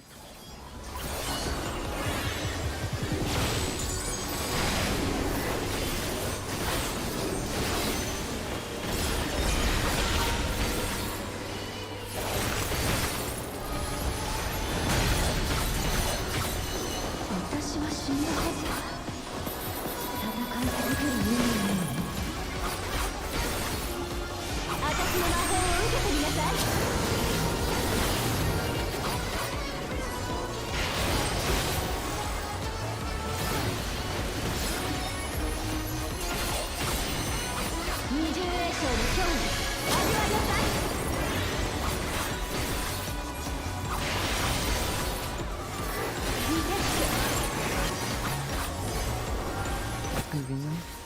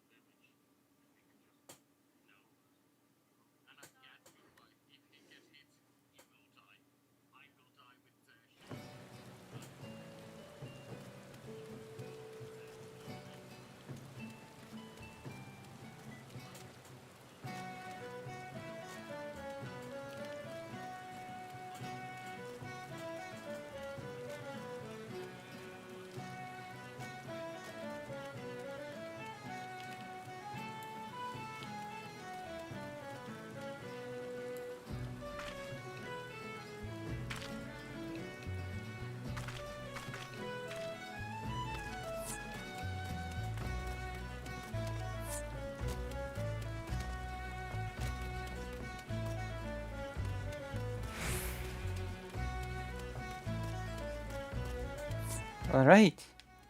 So, I see you, and yeah, farewell everyone in the party. Ewerbun, Tapko, etc. All right. Bye bye. My goodness, why was everybody so angry?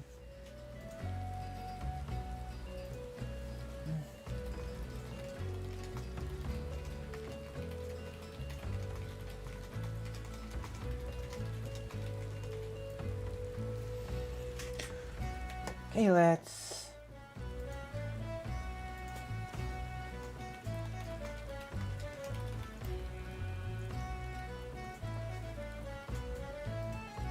go with the program.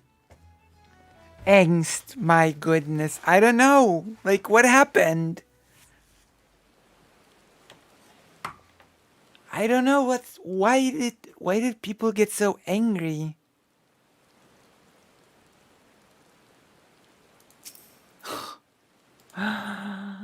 Oh my goodness. I don't know.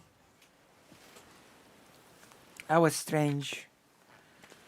Teen angst. Go? Like the game? Go angst? Oh. Sorry. Wait, what?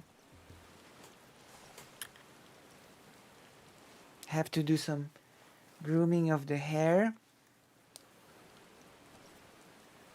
See if Shakespeare is still streaming. Can anybody check if Shakespeare is still? They're too old to be teens. So what do you mean by the number 5? What do you mean? What do you mean? I think Shakespeare is not streaming anymore.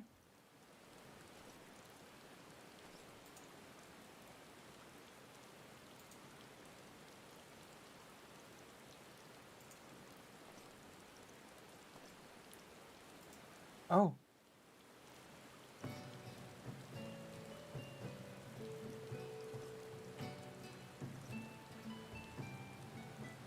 Final Fantasy VII ideology.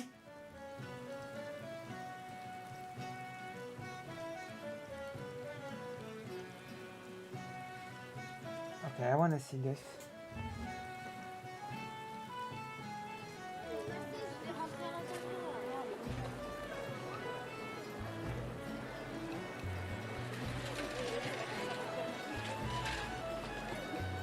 Do I know? You can. Do I know this person? Roman numeral for 5. V? Wait, V? Do you mean V? V angst? I still don't get it. I'm feeling a bit slow today, okay? Towards the... I'm feeling a bit slow. Oh my god, where is it? There you go. The debate. The debate we were supposed to do.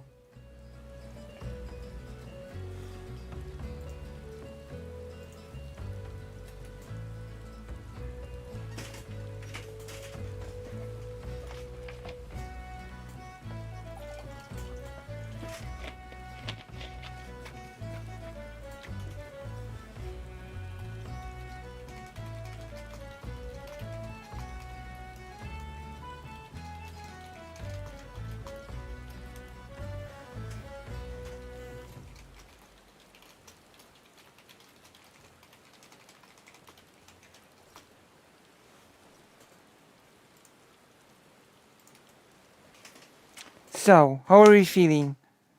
What is V angst? Fake Alec Kyle Parker. What is V angst? Someone should give me a dono to, I don't know, to quell the sadness about the fact that I got misgendered during the raid. Oh my gosh, virgin angst. Okay, okay. Oh, I didn't get it. I'm sorry. I didn't get it. I was distressed because I got misgendered during the raid. If you didn't catch it. Okay? I know you didn't catch it probably, but I got misgendered during the raid. Which is not nice. My goodness. V, I was like, V angst? What does that mean? V angst. And then I was like, oh, okay. Now I get it. Now I get it. Now I get it once you've explained it. Now that you've explained it, I get it perfectly. So Shakespeare does not seem to be here. Can somebody check? Most transforms are virgins. My gosh. True. True. Oh, you only get $5. Only $5 for being misgendered. Can anybody? Oh, but thank you very much.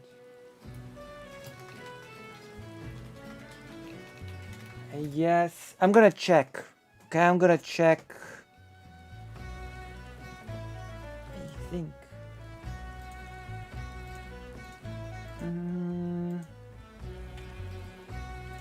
I don't know how to check. Oh, how to check Gigglers. Wait, hold on. Just one moment. Twitch. I'm gonna go to Twitch. And I'm gonna check out Shakespeare.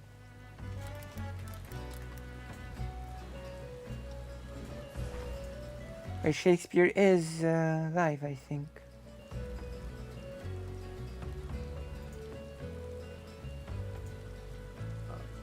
The winters. Because the tragedies are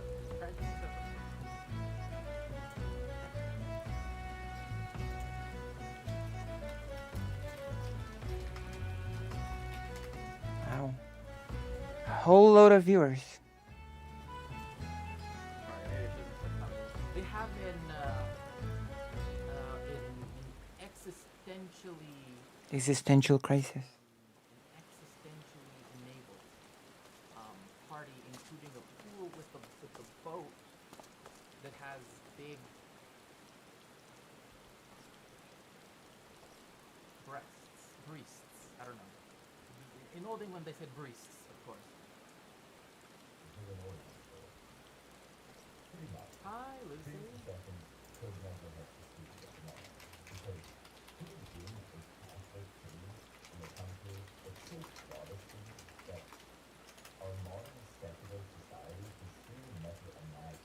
There's no such thing as a sexual life. I mean, like,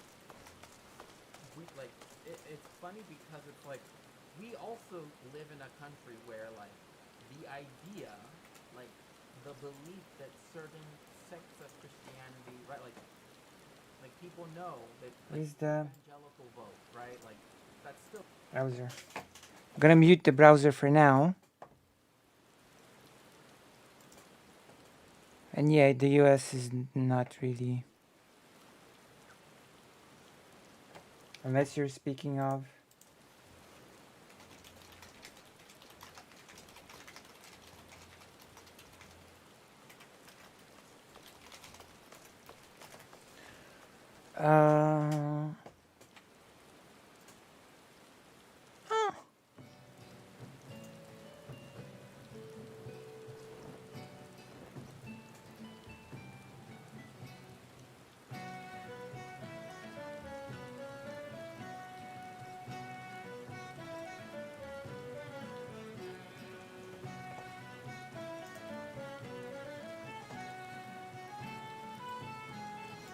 That's correct. Oh my gosh. Okay, I'm gonna...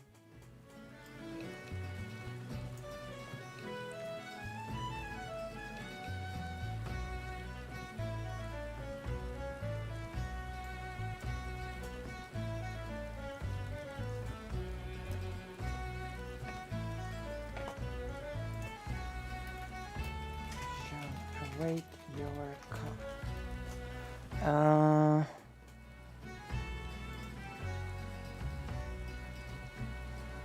I give Murphy, you didn't make me explain my joke. The gameplay was such a cool name for a show. Looks like a damn fire doom door. Listen! Listen! I just didn't get it. I'm distressed. I'm distressed by what happened in the raid. Don't you see how stressful that was? I'm actually the type of person that gets really In case you haven't noticed, I'm a person that gets sort of stressed out when people get stressed out, you know? Wait, hold on. Hello?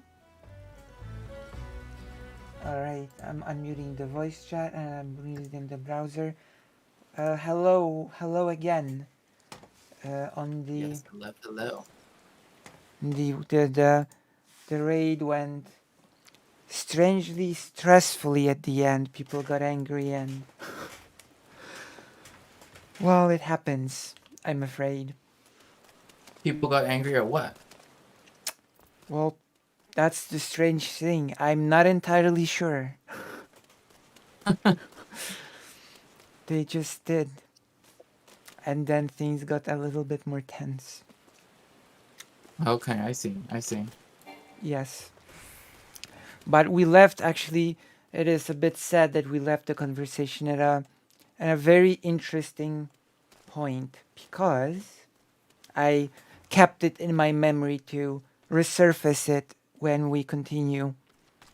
That even when I read about things unrelated to Jewish history and Jewish topics, right? Mm-hmm. Like, I'm finishing a book called To Walk and Smile is the Right of Everybody. And it is a book about sex work in the 19th century Russian-Polish partition. So the part of the Polish-Lithuanian Commonwealth that was partitioned by the Russian Empire. They later, after the Napoleonic Wars, created a semi-kingdom called the Congress Kingdom of Poland, which was basically just a part of the Russian Empire, right? Right. And I'm reading about sex work of the time. The author is surprisingly relatively young, like 30-something, so I'm going to try to get an interview with the author of this book. Oh, that's awesome. I'll do my best. It's interesting too about Congress Poland because the Tsar Alexander, when like I don't know if you've read about the Decembrist revolt in Russia, that where they were inspired by the the ending of serfdom, the introduction of liberal governments, right? Right. One of the things that kind of made them upset was the fact that the Tsar did give one place a constitution and stuff like that, but it was Congress Poland. It wasn't Russia. Yeah. Right? Like instead, he kept Russia under autocratic rule, which is why the Decembrist revolt, kept going. And which of course was all fake. It was all just smoke and mirrors. In reality, nobody cared about upkeeping any constitution. The Tsar was the ultimate ruler, and nobody cared. That was like the real reality of the situation of the kingdom. But the interesting part that I wanted to note is that the book is about the sex work in the 19th century, but when it describes the institution of like hospitals and any other there were those strange places called the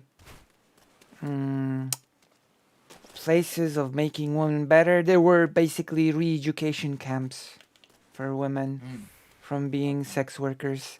It was a whole messed up system. But the interesting stuff is that anytime hospitals are mentioned, Jewish hospitals are also mentioned, right? When there were those places for women, Jewish equivalents are also mentioned. So even in a book completely unrelated to, well, not unrelated, more like not focusing on Jewish culture and history, you still have this presence of Jewish culture, and that there existed certain institutions that were Jewish, like hospitals and other ones. Yes, and in fact, one of the most important ones that had to be moved to the United States, that was actually, I think it was in Lithuania, if I remember correctly. was YIVO, right? The institute, the Yiddish Institute of Learning. And now it's headquartered in Massachusetts, if I remember.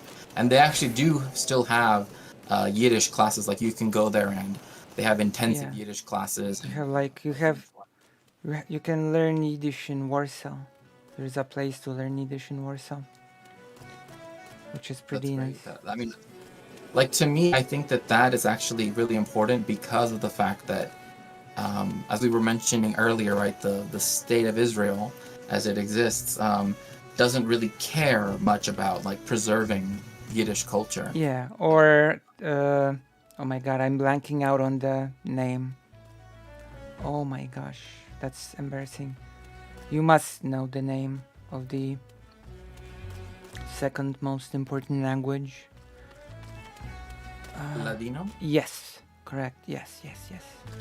Ladino. You know, preserving that is important as well. Yes, and in fact, interesting you bring that up because I have here. I plan a book. I'm planning to make an actual textbook out of. You're making it. Yeah, I want to make it because I know I learned Ladino, and I don't want it to disappear, and I want to make an academic textbook that it would be like an introductory to Ladino, and then it would probably be the way how I imagine it would be like a intro, like a section 1, and then section 2 to learn the second half of the book because I know that if I were to read something to chat in Ladino, I know that people that speak Spanish in particular, and Portuguese, but particularly people that speak Spanish could understand what I say, because that's one of the things I also want to preserve. And again, this is just my own personal effort. Like I know there are institutions like the Instituto Nacional del Ladino in Turkey, right, where it is recognized as a minority language, and they do a lot of this work already. But in the United States, there is really no, like when it comes to Jewish studies, it tends to be heavily, Ashkenazi centric. So a lot of that, so they tend not to have, classes for Ladino or anything like that. Plus, there aren't really any books to teach. So I think it's important to sort of preserve all branches of the culture, right? Exactly. Yeah. It's like so yes. Oh my gosh, I had a thought and then it sort of blanked out of my mind completely. Went for a lot of stuff. We were talking mainly about how, well, it all started from us talking about my hot take about Israel and how the country should have been in Holland because of like I think I might. That's a good question. Do I have the booklet here? I might not have the booklet here, but I actually might have the booklet here. So if I find the booklet, then I will show it to you. People said that it didn't have a nice cover, but I personally think it is a nice cover. There are so many books, but so little time, you know? Oh, I know. That's why Jorge Luis Borges' idea that heaven is a kind of library that just goes on forever. I'm just like, oh, that sounds beautiful. Yeah. Oh, look, John Bowker, The Meaning of Death. Speaking of which. Okay. But that is not what I wanted to show you. Right. But you can continue saying. Yeah. No, I was gonna ask you, like, I know you had some topics and some questions that you wanted to There you go. Yeah, of course. But first I'm gonna show you the small version of a huge booklet that we've gotten from the Pauline Museum. Okay. I can now showcase books, which is great. Here,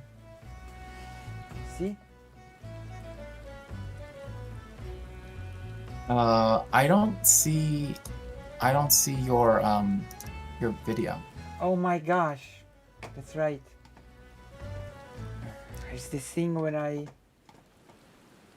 don't know how to make the magic happen of my, because my camera is struggling with turning on both sources at once for some reason.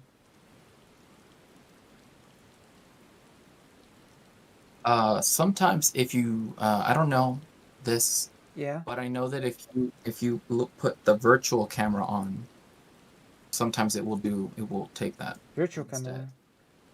Yeah, like if you go OBS to virtual camera. yeah, virtual camera. Okay. Sometimes I don't know. I'm trying. I'm trying my best. Best position. You can put on the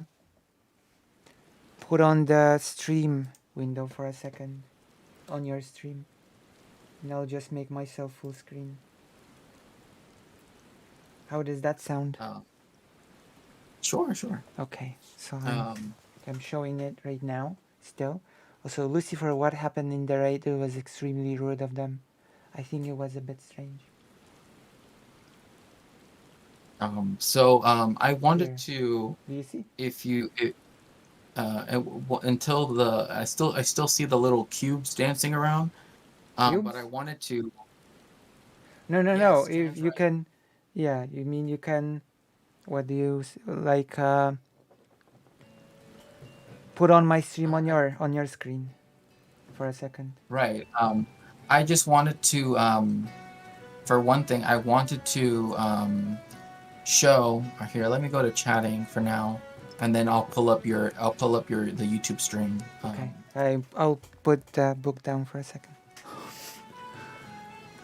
Okay. My goodness. Sorry for the technical stuff. This always happens, but you know. This always happens because technology works that way. Yeah. Let's see.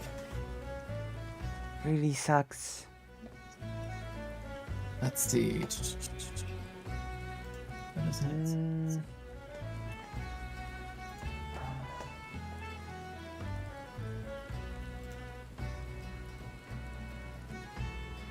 There we go. Okay. Yeah? Am I on your thing? Yes, I can see. Okay. So, boom. Right? Wait a second. Wait, no, it's not yet. Sorry. Sorry. goodness. Oh my goodness. I need to change the from Discord to the stream itself. Okay, there we go. Yeah. Now we can see it. Okay. See? You see the title? Can I you can't guess the see title? Yeah, I can't see the title. Can you pull it up just a little bit?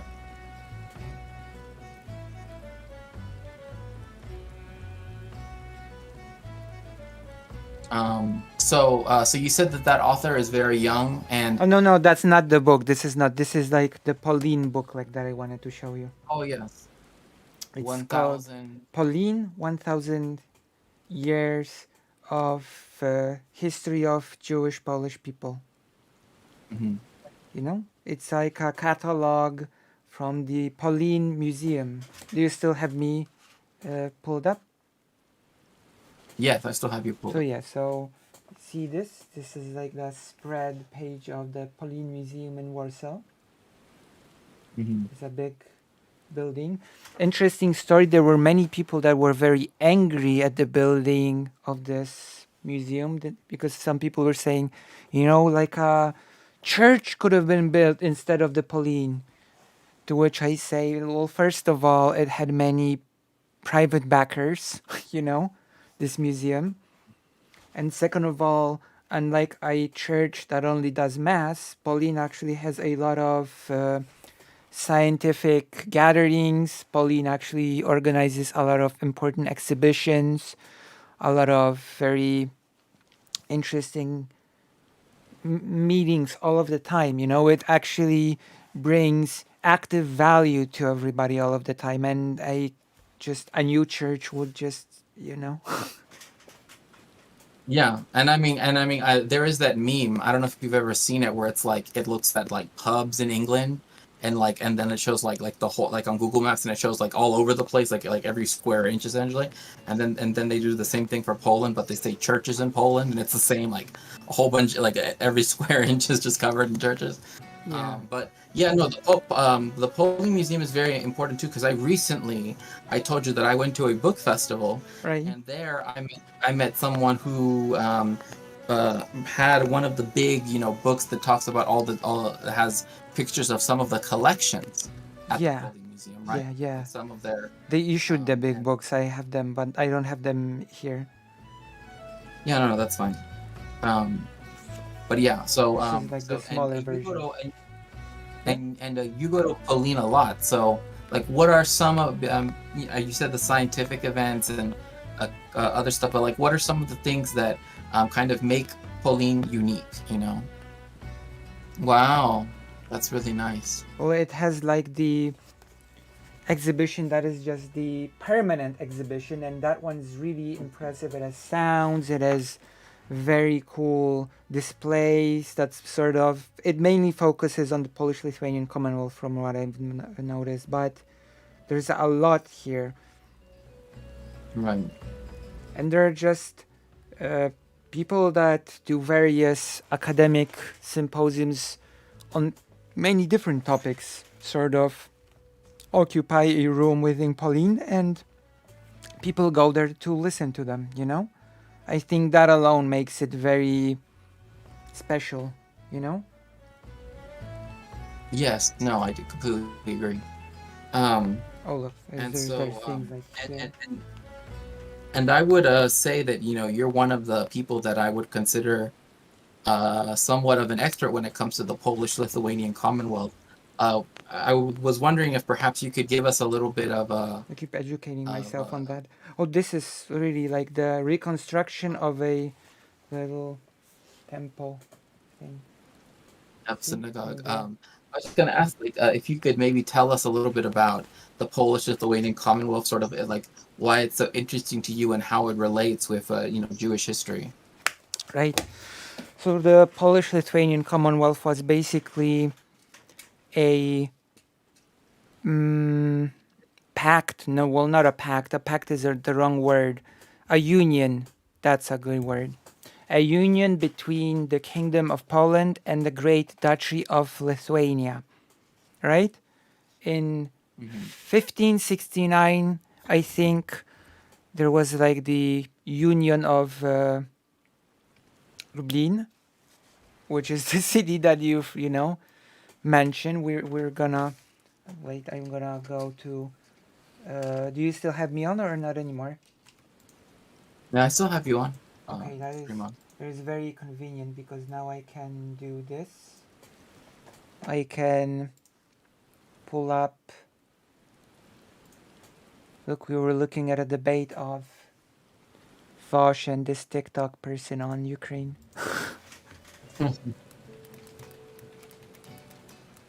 Rip the king subordinate to the same.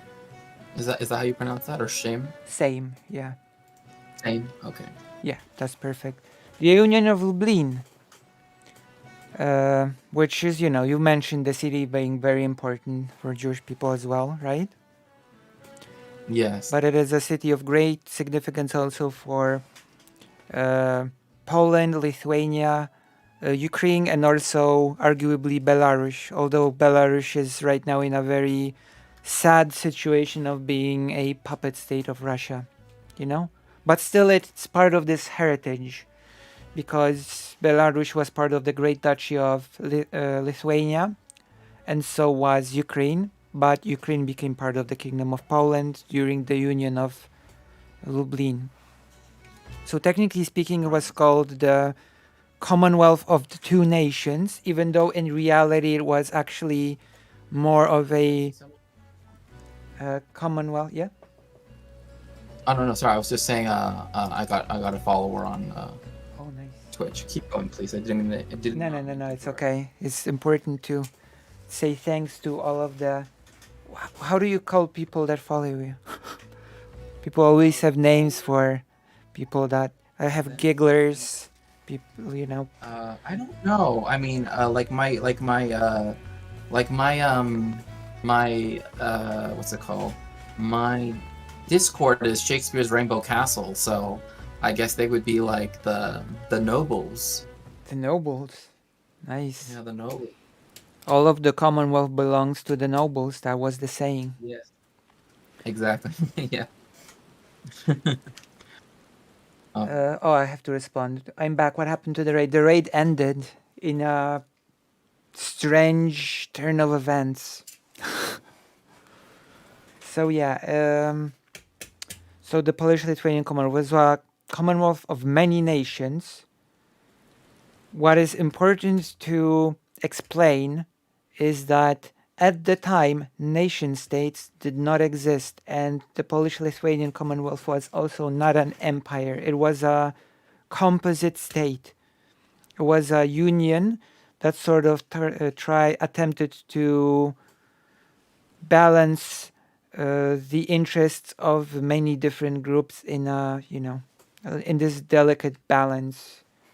Basically, the main people in charge of the country were the nobles, who were like a citizen class, and they had their form of democracy, and they voted the king in, which is why the king was actually not the highest person in charge in the Commonwealth. The king actually had relatively no power when it comes to ruling. The big saying when it came to the king was, the king reigns but does not rule, And every time the king was elected, he had to sign this contract with the nobles, and they swore loyalty to him, and he swore loyalty to them, right? And the contract said that should the king step out of line, he would just be replaced with a different king in a new election, And so the Commonwealth was home to, and I'm not even doing a full list here, Polish people, Lithuanian people, the Ruthenian people. Ruthenia translates roughly to Kiev Rus. And Ruthenian people were modern day Belarusians and Ukrainians. You had, of course, Jewish people, the biggest Jewish community in the world, or so many sources say. There are disputes about this, but I choose to buy into the propaganda. There was the biggest, okay?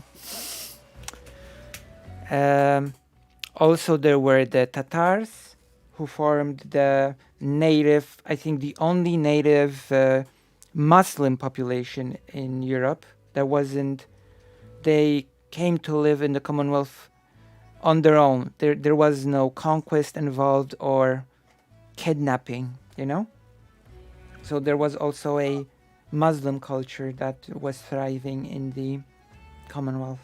Yes? Yeah, I have a chatter here asking, I read once that there were a lot of pogroms in Eastern Europe in the early 20th century, if I remember correctly. Could you explain this? Like, could you go, I don't know if you can go in depth. In the early 20th century, like, what time frame are we talking about? I'm presuming like prior to the 30s. So after the first World War. Like essentially from like the late 19th century to the interwar period. I would need to. That really depends on when you're talking, where you are talking about, right? I know you usually had those in Russia. I know that people fled to Poland a lot. That's why. Out of because that 6 million Polish people were killed in the World War II, right? Mm-hmm. And 3 of those 6 million were Jewish people.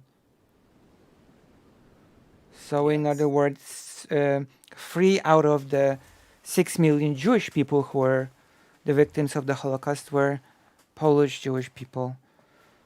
But I know about the pogroms from the earlier eras, but about pogroms in the 20th century I would have to read more about.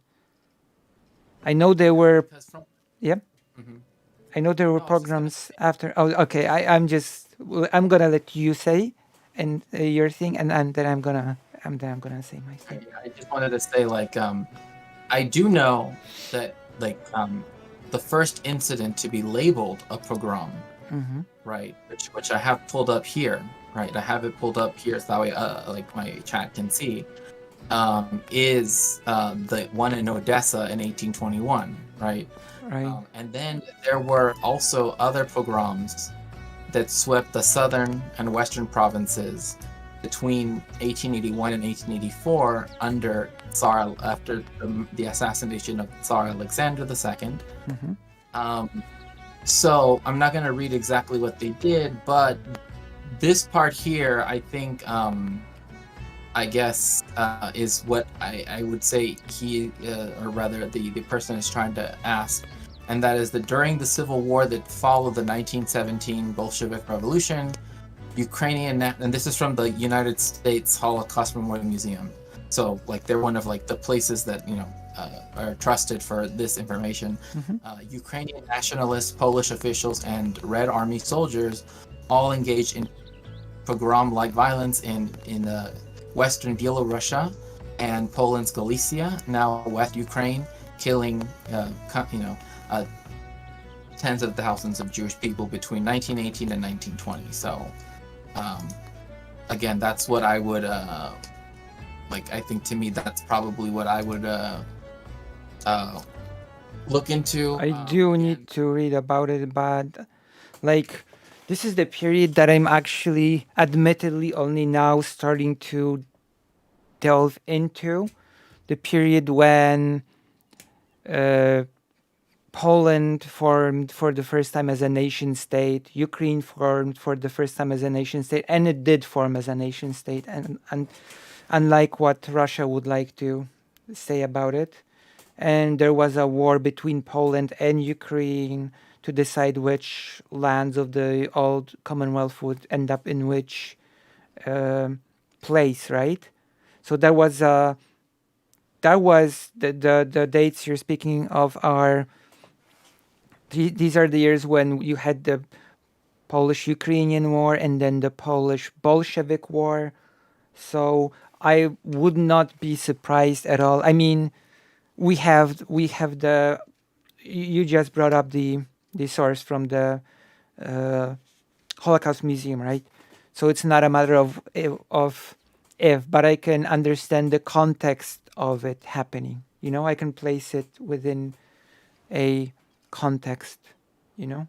Right. And I think that that's kind of one of the things too, is like sometimes things are like, for example, in the Jewish world, like with Jewish history, sometimes if you're looking at it from the Jewish perspective, that's to say in Jewish studies, they will say that something is a pogrom that maybe necessarily like a historian of just European history in general wouldn't consider one. And that's another thing that I would add in response to the Kievit, is that, you know, that is one reason why I always tell people, look at the sources that, you know, like, for example, if you want to look into particularly the Shoah, also known as the Holocaust, you know, like a good place to start is Deborah Lipstadt, right? Like, or if you want to read about, you know, Judaism in a more general sense, then I would say, have the book right here, History of Judaism, and it goes all the way until the modern period. You know, it goes until the beginning of the 21st century. But again, like there are so many writers that have focused on like Jewish life in the interwar period. In particularly, there's a lot written about Germany, but there is this one book that I would highly recommend. That's more accessible, and it's called Yiddish Civilization. Yeah. And it's talking about how there was this immense culture in the Polish-Lithuanian Commonwealth, leading and also in the states that developed once it, you know, was dissolved, right? So that showed actually there was a huge amount of interconnectivity between these places that was able to transcend the border, the nation state boundaries. Yeah. And I think this that's is something that is, yeah. This is fascinating because since the Polish-Lithuanian Commonwealth was not a nation state, it never was a nation state. It was like this multicultural hotspot of people who were bilingual at least, and different cultures clashed with one another. And it's interesting to note that there was an article in which it was said that Jewish people sort of saw the formation of nations and nation states as almost antithetical to their way of life, that they were used to something very different, that these terms did not sound good to their ear, like nations, nation state, and stuff like that. And there's this book by a well-known Polish writer. It's called the Books of Jacob. I think that's the English title. The book is in English. You can get it. It's by Ola Tokarczuk. I think you can even. Oh. Yeah. Sorry. No. I was just saying, yeah. Because I was trying to see if I had, just like you, I'm surrounded by books everywhere. So I'm trying to see, do I have a book that I can recommend that talks about. I'll tell you the Books of Jacob. You wanna hear what it's about? Yes, please. Okay. The Books of Jacob is an epic historical novel by Olga Tokarczuk, published by blah blah blah. The Books of Jacob is a 912-page novel divided into 7 books. It is very interesting because this book goes in a reverse order of pages, so it starts on the page 912 and then goes down in the pages.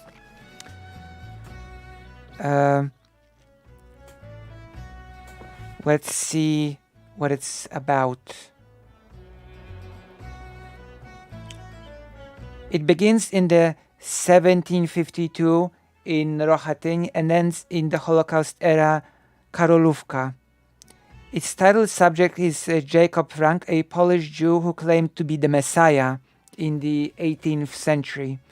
The novel combines dozens of third-person perspectives of those connected to Jacob Frank. Mm-hmm.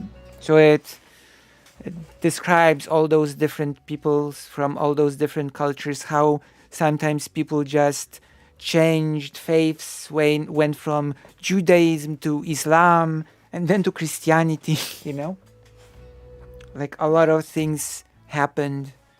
There were factions of Jewish people that sort of accepted the Talmud, but there were factions that did not accept the Talmud. And there was a priest that called for the burning of the Talmud, and there was a big burning of the Talmud, and some Jewish people participated in the burning of the Talmud because they did not accept it. It was like a tumultuous time, the 18th century. Yes, and in fact, even earlier on, one of the most difficult things it was only because Venice existed outside of the papal Inquisition that it was able to run its own Inquisition, and so it didn't have enough priests to have like how Spain had it, where they had so many different like the Dominicans, the Franciscans to run it for them. But in Venice, because it was mostly a merchant empire, right, so to speak, had small colonies, but it was just based mainly on trade, that their Inquisition ended up being very different. So they had civil judges as opposed to the ecclesiastical ones. Okay. And that's why the Bomberg edition of the Gemara, as it's called, because I have one of the tractates that I study of the Talmud, as people would say, the Talmud Bavli, right? Because when I went to rabbinical college, I specialized in Shabbos law, but like literally this is how like the setup, right, with the Mishnah text in the middle, Yeah, and the and commentary, with the right? Gemara text all around it, right, with the different commentaries. Yeah, Right. that's like a very, I really like this. I'm blanking on the word. I really like this. Can you help me with the word? The word is format. Yes, I really like this format. It speaks a lot of the tradition and the philosophy behind it. You know? Yeah, exactly. And that's one of the things that often people don't understand, especially like when it's used for anti-Semitic purposes, right? And they say, "Oh, it says in the Talmud." It's like the Jewish people that study the Talmud, because in America they do have a queer yeshiva that's about to publish its own rulings, and they have like trans rabbis, etc., etc. So Yeah. I'll send you a link to that later if I haven't sent it to you already. Okay. Yeah.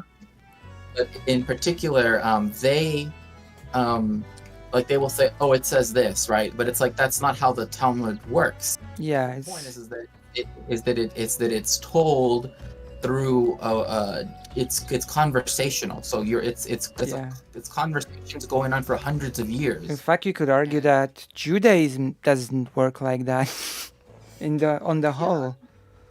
Yes, I would agree with that. That's why I think that the Christian appropriation of Jewish things and Jewish aspects is kind of strange, because then it doesn't, it's like Jews believe in reincarnation, but then that makes no sense. The Christian theology with the resurrection, blah blah blah. So it's like well, there's the thing is that I've been talking about it briefly recently, that a lot of different faiths are flattened basically to be perceived like Christianity, but with a different name, there's certain dogma that you follow, certain church that you go to, and you have the book that you read and you absolutely blindly believe in, And yes, because yeah. Mhm. Oh, okay. All I was going to Yeah, say, was one quick thing. Yeah. Is that the word for Judaism in Hebrew is Yahudut, which literally just means like being a Jew. Like it's not. Like the idea of religio, which means something that you take an oath for. Yeah. That whole mindset that appeared in Western Europe during the Middle Ages, in particular. Again, I agree with you that it flattens out different religions, and the British specifically did this when they were colonizing India, where they flattened Hinduism and created like a quote-unquote orthodox Hinduism. And in the same way too, one could also say that like Orthodox Judaism was kind of born out of this like need to fit into a paradigm that it just doesn't. Right. Like when I try to explain that in Judaism is like, for example, you have the example of rabbis that are atheists, because it's for some people it can just be a form of discovering the heritage, the culture, and to delving into the philosophy and discussing how things, how they believe things should be, Mm-hmm. Like during the Shabbat, I gave this example a few times when the rabbi said that from one person, that when we have the commandment, love thy neighbor as you love yourself, and he said that some rabbis call it total nonsense and a very weak commandment, right? It has very little power, because no matter how much you try, you cannot really love your neighbor as you love yourself. It's basically a commandment that is impossible to upkeep, so it's nonsensical, right? And then other rabbis will respond with, maybe so, but if you look at the community of people as parts of a bigger whole, then suddenly it becomes, the commandment has a new meaning. When you say love your neighbor as you love yourself, suddenly it becomes treating everybody as part of this bigger whole, and then the commandment becomes much less nonsensical, you know? Right. And the way how I actually heard it back in yeshiva, the way how I articulated once was that mitzvah, as we would say, makes sense, especially if you consider the idea of marriage, right? Like the whole point is that, and this is something that's remarked about with Rachel ve Yaakov, or Rachel and Jacob, right? That the way in which they say he fell in love with her is not how you would say it. In the Hebrew, it's he came to love himself through her. And so that then in that context, like, again, this was me back when I was a Hasidic Jew. Like I was saying, in that context, that's how you do end up loving your neighbor as yourself, because your spouse, Right. Right. Yeah, but the point is that it's not a dogma that you get, but more like a thing that it's conversational once again. Exactly. And of course there's the whole distinction of the things that come from above and the things that go from below to the above. Right? And I was going to say too, like another thing is that also the idea of minchag or minchagim, traditions, is something that supersedes separate different commandments. Like, for example, it said that in like if you live in Russia, you're under the aegis of the Rebbe, this rabbinical dynasty, whatever. But let's say, and again, I don't mean to get too that these are just examples from back when I was in rabbinical college, for example.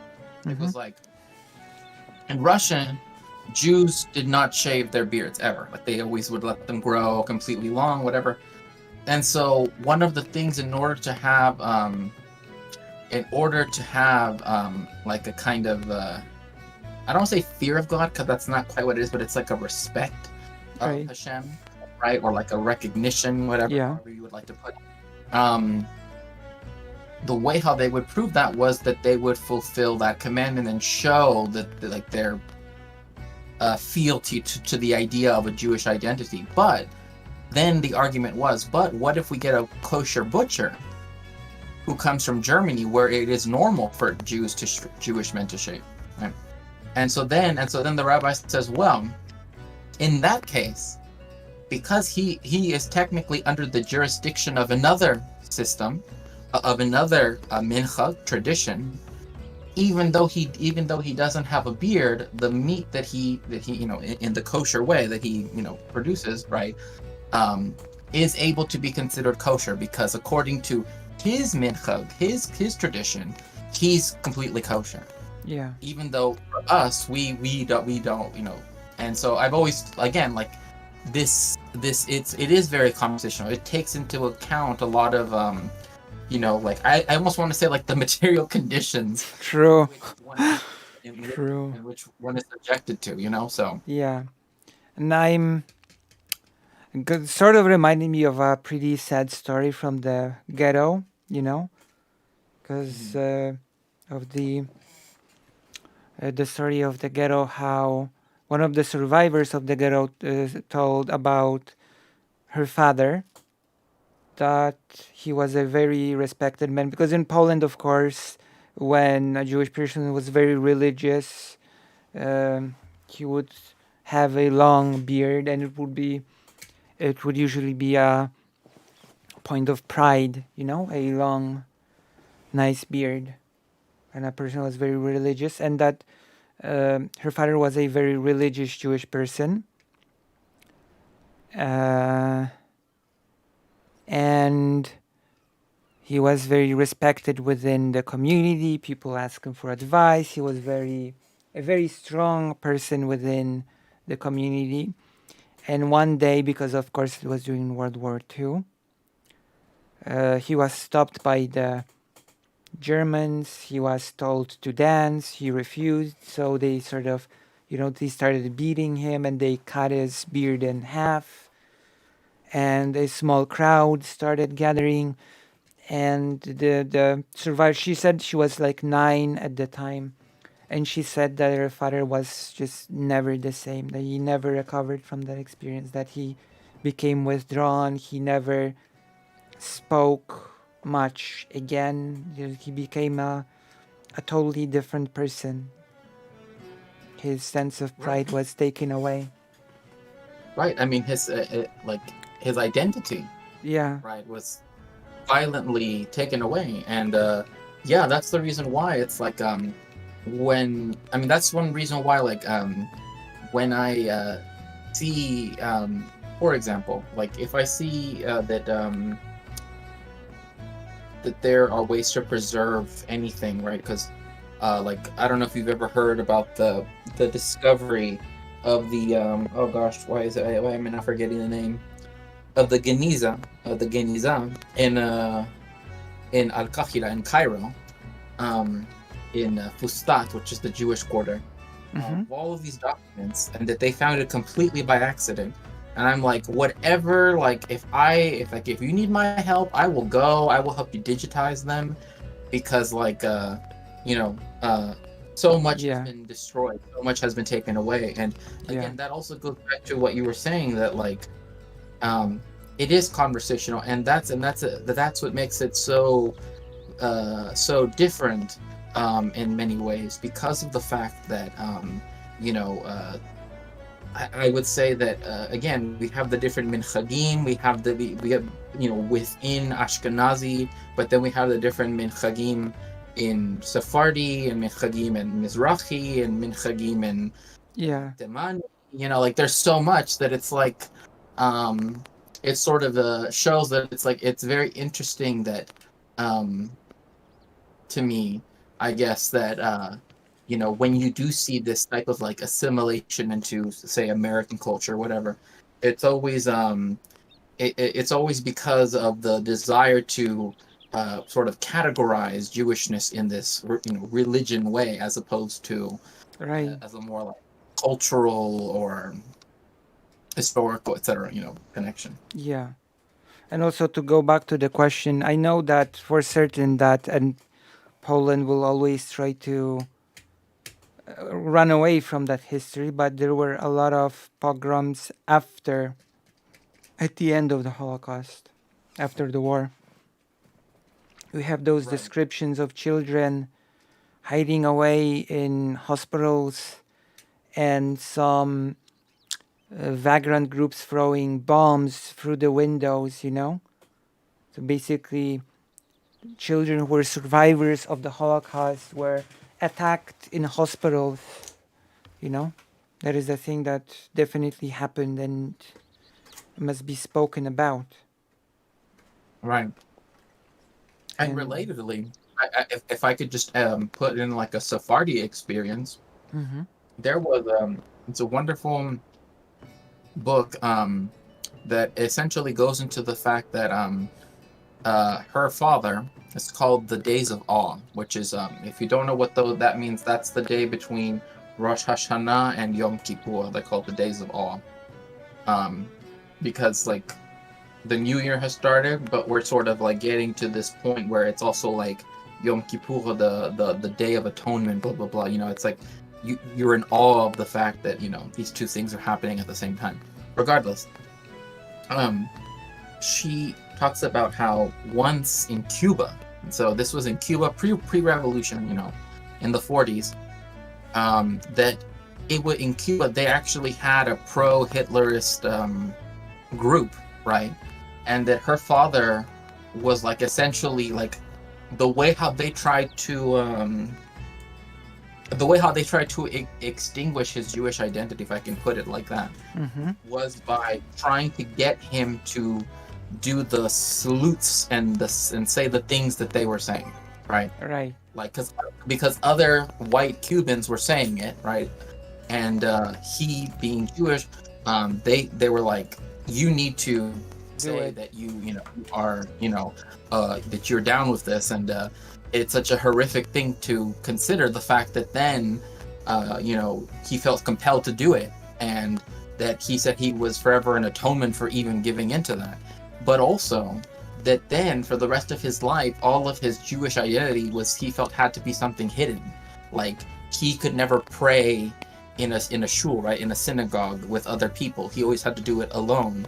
And so in the book, it describes how one day the daughter, who was the person writing, who was the narrator of the book, actually catches, like, accidentally sees him, right? Like, because when we daven, which is a way to say prayer, like, we often rock back and forth, and that's for many historical reasons. But and so she sees him davening with his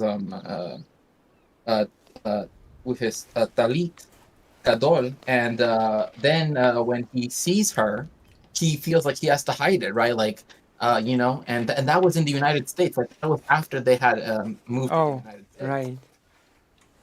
So again, so it's like, even in the United States, where Judaism is seen as somehow, is seen sometimes as more accepted, etc. Just because of course there is a large Jewish community here. It's like, even then, that person still felt, because of that affront against him, that he had to hide his identity forevermore, right? That he could never tell anyone, because This is very, very, it can be very, well, for the lack of the word, like, almost, for example, there was this movie, the Polish movie Identity, right? And it was about Polish people who discovered they were Jewish, and some people reacted to that with being terrified, with being like, with this panic. There was one person that genuinely said that people reacted to him being Jewish worse than to him being gay, that the reaction people had to him turning out to be Jewish was more negative than to him being gay, which is interesting in a couple of ways. In Poland, that is pretty homophobic. Yeah, that's right. Yeah, I mean, again, because, and I remember this because this, like, it's huge anti-Semite, E. Michael Jones, he said, like, one reason why I love Poland is because the Roman Catholic Church, again, I'm talking about a specific instance with a specific bishop, not about Roman Catholicism in general, is that they let him say his anti-Semitic stuff, and then protected him by letting him stay in the bishop's, like, palace right there I think it was in Krakow, and Krakow, yeah, okay. Yeah, and so he says, like, oh, I was able, I love Poland because there I can say the quote unquote, so yeah, I can definitely see that there is still, I mean, as with all of the Eastern European countries, there still is a long legacy, actually with all European countries, not even just Eastern ones. Yeah. I think that focus on Eastern Europe makes it seem like France, which has the largest European Jewish population, like somehow they've surpassed anti-Semitism, but no, like across the whole continent, right? There's still this, like, long legacy of anti-Semitism that's still there, and that people think that because the British partook in defeating the Germans, that somehow they've absolved themselves of that, even though they continue it, and that's a huge problem. I mean, America definitely for sure thinks that, like, oh yeah, anti-Semitism, and and like its related the ideologies around Germany of the time, it ended on May 9th, whatever you want to say, like on VE Day, right? Like that was the end. Right. It doesn't exist anymore, and that's not true at all. Right. Right. So I've got a few more positive things to even out the sad things, Good. Like the Polish Jewish culture has certain things that are so specific that sometimes people who are Jewish and come from the sort of outside don't sort of get it, there was a person whose parents went to Israel, you know, because they wanted to live there, and he stayed in Poland, and they came to visit him because they were like, oh, there's a lot of anti-Semitism in Poland, so we're going to Israel, and then they came back to visit him, right? And in the middle of the night, there was this banging at the door. Hey, you! Get out here, you fucking Jew! Get out here, you Jew! You know? And the parents were like, oh my God, the anti-Semitism got even worse than it was. Like, we're going back to Israel right away. It's even worse than it was before. And their son's like, Mom, Dad, relax. He's just my friend, and he's Jewish as well. You know? It was like this sort of like in-community banter, you know? Yeah.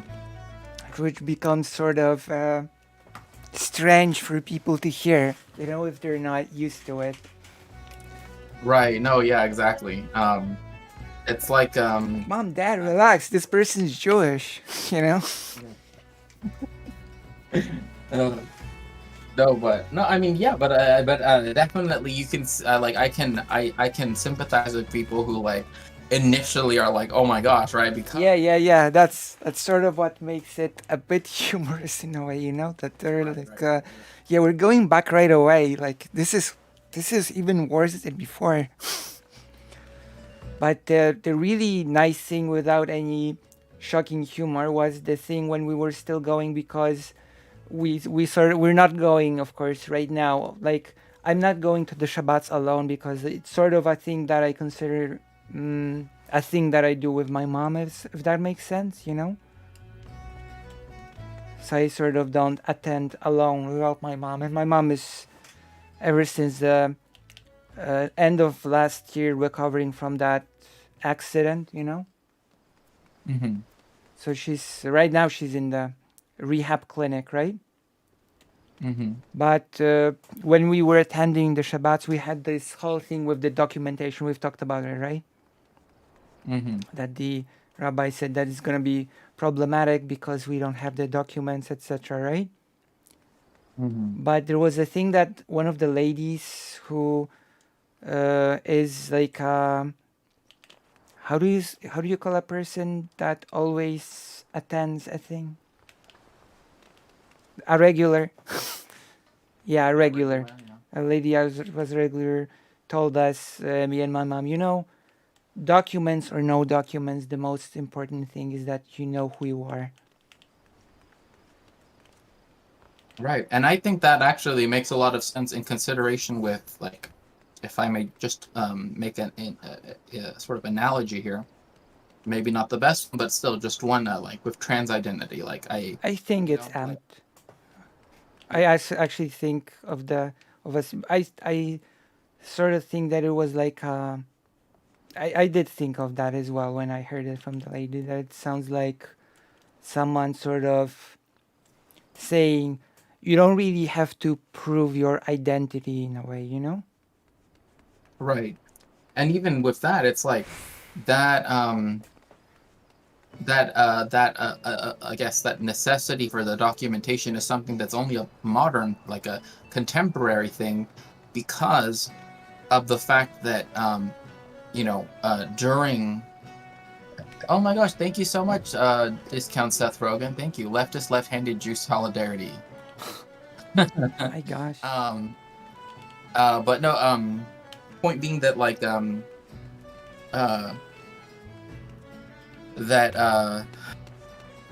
because of what happened with the Shoah, right, where they did write down what everybody was and et cetera, that like it's strange because then it made the state of Israel literally adopt the Nuremberg blood purity laws as their way of defining Jewishness, which had never been used before.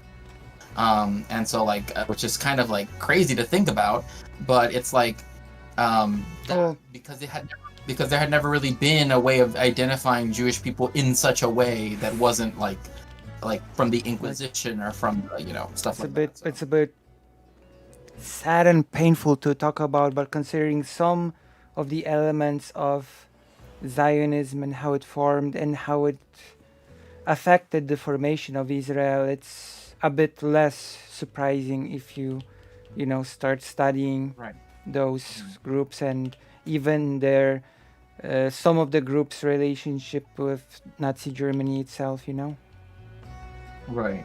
becomes how about very, very saddening, Yes, that there were groups that were more interested in fighting with the British in Palestine than fighting the Nazis, Mm-hmm. It's sort of, well, yeah.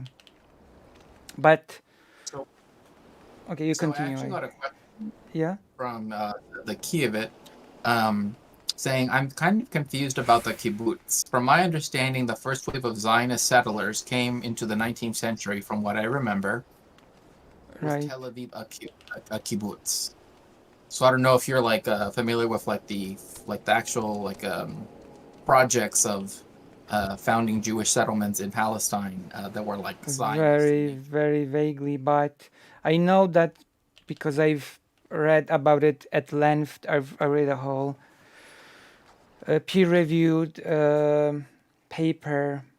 I'm saying I'm putting the focus on peer-reviewed because it's sad that it's true, about the deal of Nazi Germany about sending the rich people to Palestine, which of course was its own scheme to basically scam rich people of most of what they got to boost the Nazi economy.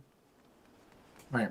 But there was like the process of Nazi Germany eliminated all of the non-Zionist organizations and elevating the Zionist organization because it adopted more of a racialized view of Jewishness, as we discussed right now, And they were highly interested in sending people to Palestine, Right. And in fact, I hate to have to make this reference, but even Adolf himself in the in his book, right, he actually mentions that it's like, oh, I learned that Zionists think of Jewishness in this way.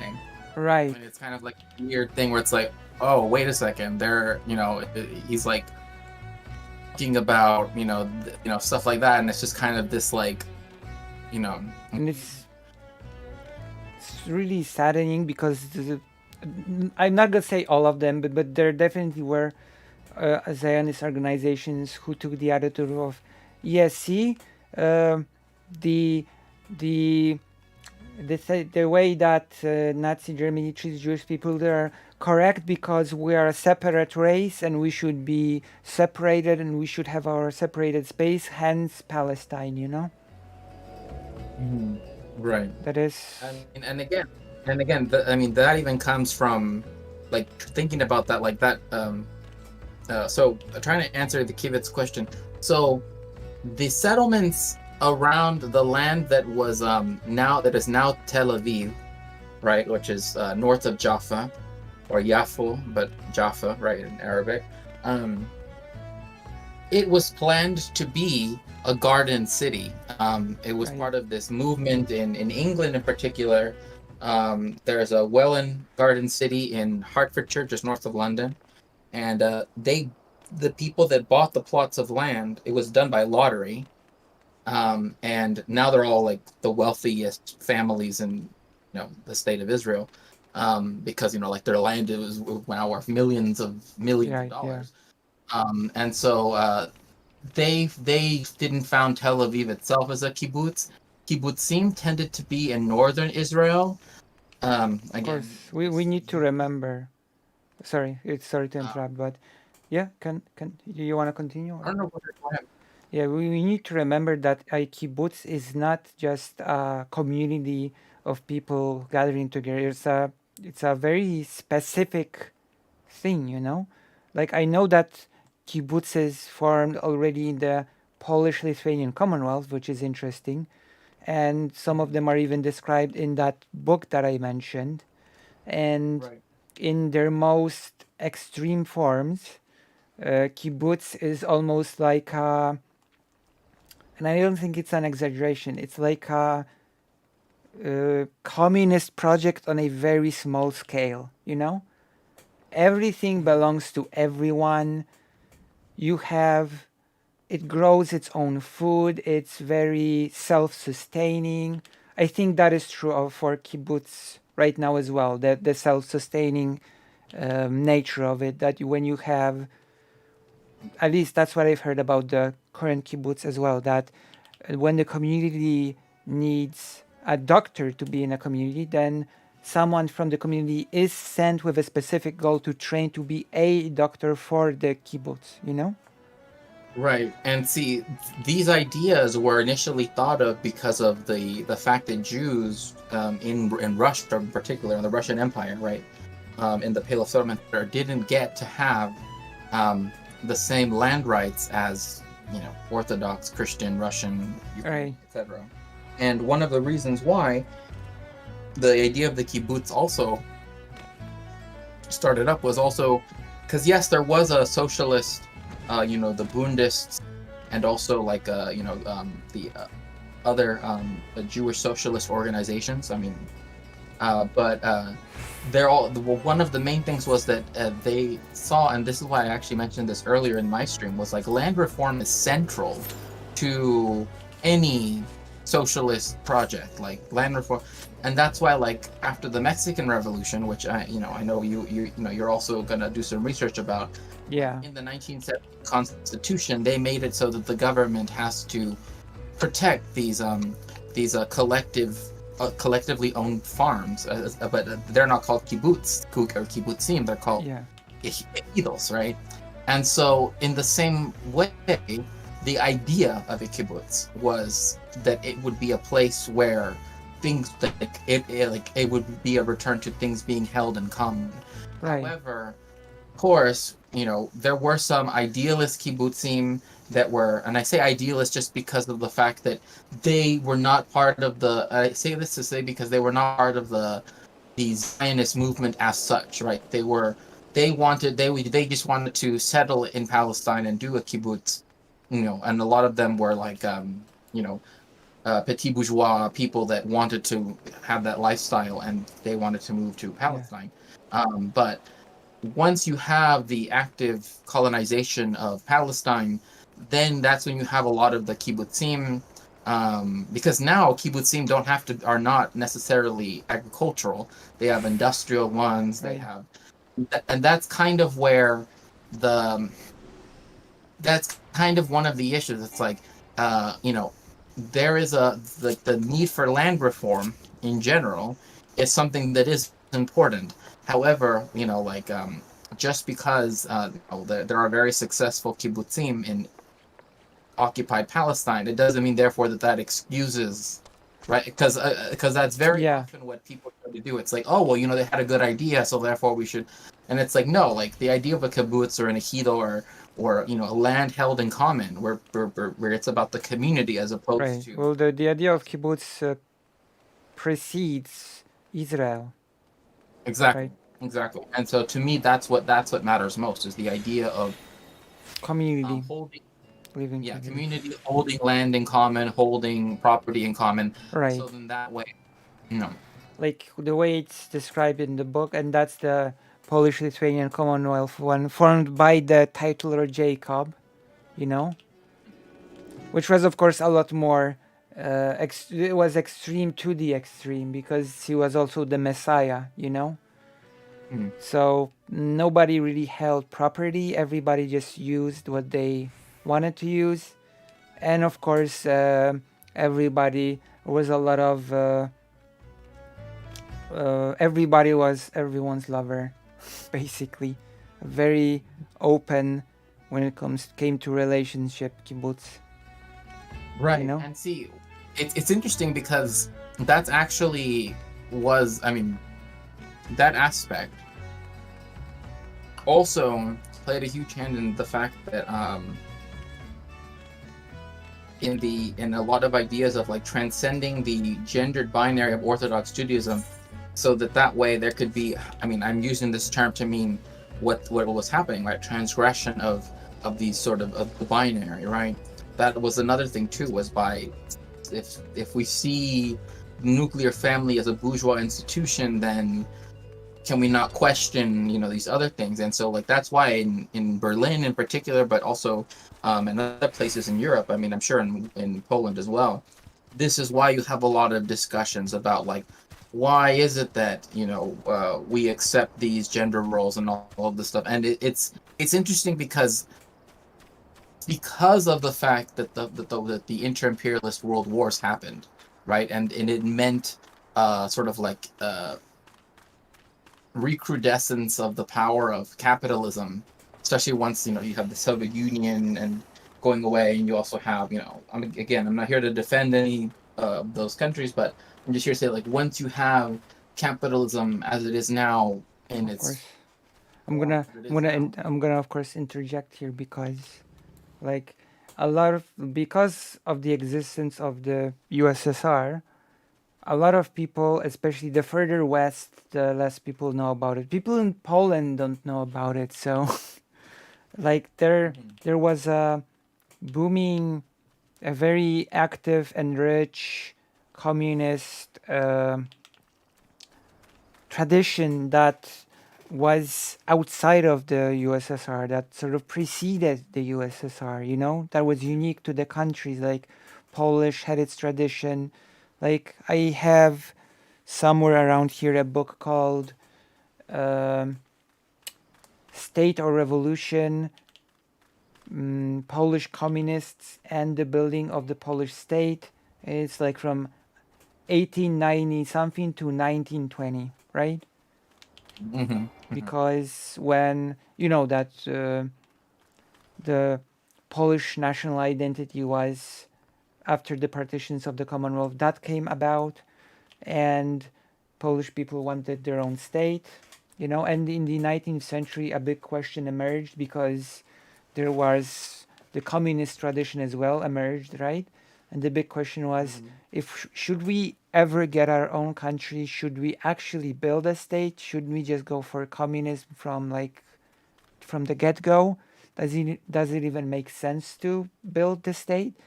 And at the time, since Polish people were under the partitions of Russia, Prussia, and Austria, the idea of building a Polish state seemed like a pie-in-the-sky idea, So the discussions of whether or not a state or just straight to the communist revolution, those weren't treated as one idea is ridiculous and the other is realistic. Both were treated with equal amount of seriousness in debate. So it's a very particular situation, And that's why I told my chat, like, earlier when I before we started talking again, was that, like, one of the things that I've noticed, particularly with a lot of people, you typically online, but it's like this view that we cannot theorize now, right? Like, for some reason now, we cannot think of what we would want our society to be, or do a Marxist analysis, do a, you know what I mean, like actually do that in a dialectical material or way, etc., so that then we could actually be, how should I put this, to actually usher in those things that we want to happen.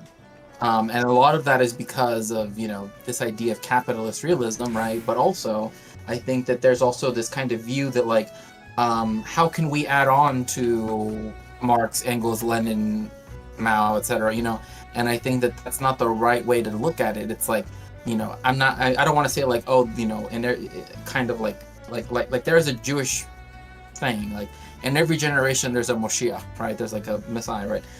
But rather, that's not what I'm trying to say. I'm trying to say we live in a very particular moment where we are very interconnected in one way, but also we have capitalism, et cetera, et cetera.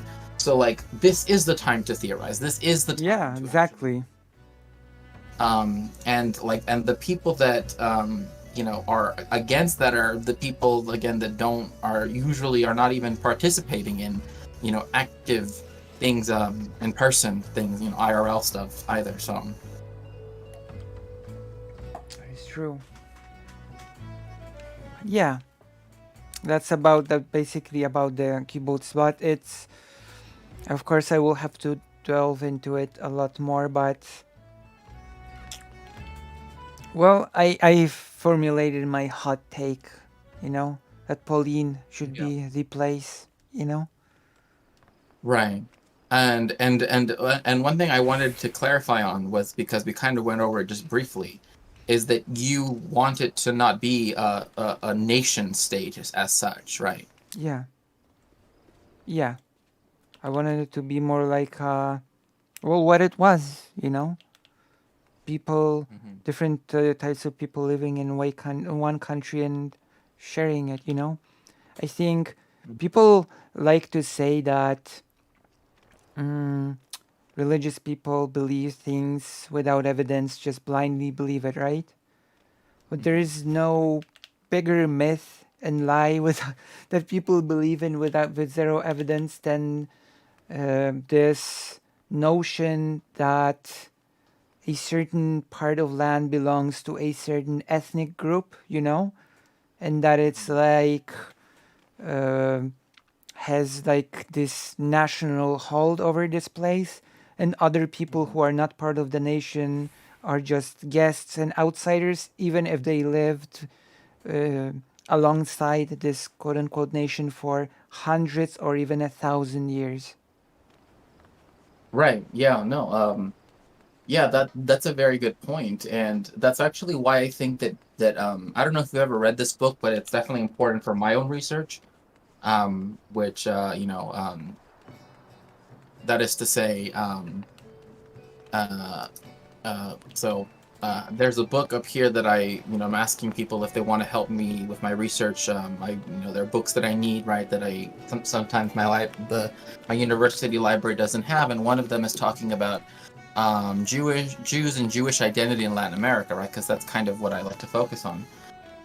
But one of those things that I think is really interesting is the fact that, like, even in the settler colonies, which in all the Americas are settler colonial states, but like even in their own mythology, they also try to create this, like, oh, the original people are blah blah blah, right? And then the founding fathers. Yeah, the founding fathers, but one of those things is that they always have and this was in a book called Fútbol en Frijoles, which is a book about Latinx Jews, but looking at different communities. And they were saying that, like, almost all of the nationalist myths, almost all of them, like, either explicitly or in some way, or in another way, sort of like exclude Jewish people, even if they live there, right? Like, Jews can never be, and so that is a huge thing, that it's like, when a communist, or when we're thinking about the eventual withering away of the state, regardless of whether there's a view that there needs to be etc., like, regardless of the leftist tendency, I'll put it like that, of one's belief, or of one's conviction, I should say. Yeah, what you're saying about the whole, like, nation state thing, the book Imagined Communities is really good for that, right? Because it's literally talking about how, like, the United States, like for example, one of its myths is the idea of the pioneers and of the Wild West and blah blah blah. But then there's something like, and they make it seem like it was a long, long time, right? But, like, they only took over half of Mexico in 1848, and then they had the Civil War in the 60s. So that brief time period that they're talking about, it was even briefer than the mythology of the United States actually tried to propose. And one reason why is, like, one of the defining myths of the sort of westward expansion pioneer thing was the Pony Express. But the Pony Express only lasted 18 months. But they make it seem like, it lasted 100 years, and it was, and it didn't. It lasted 18 months, and it was over. Right.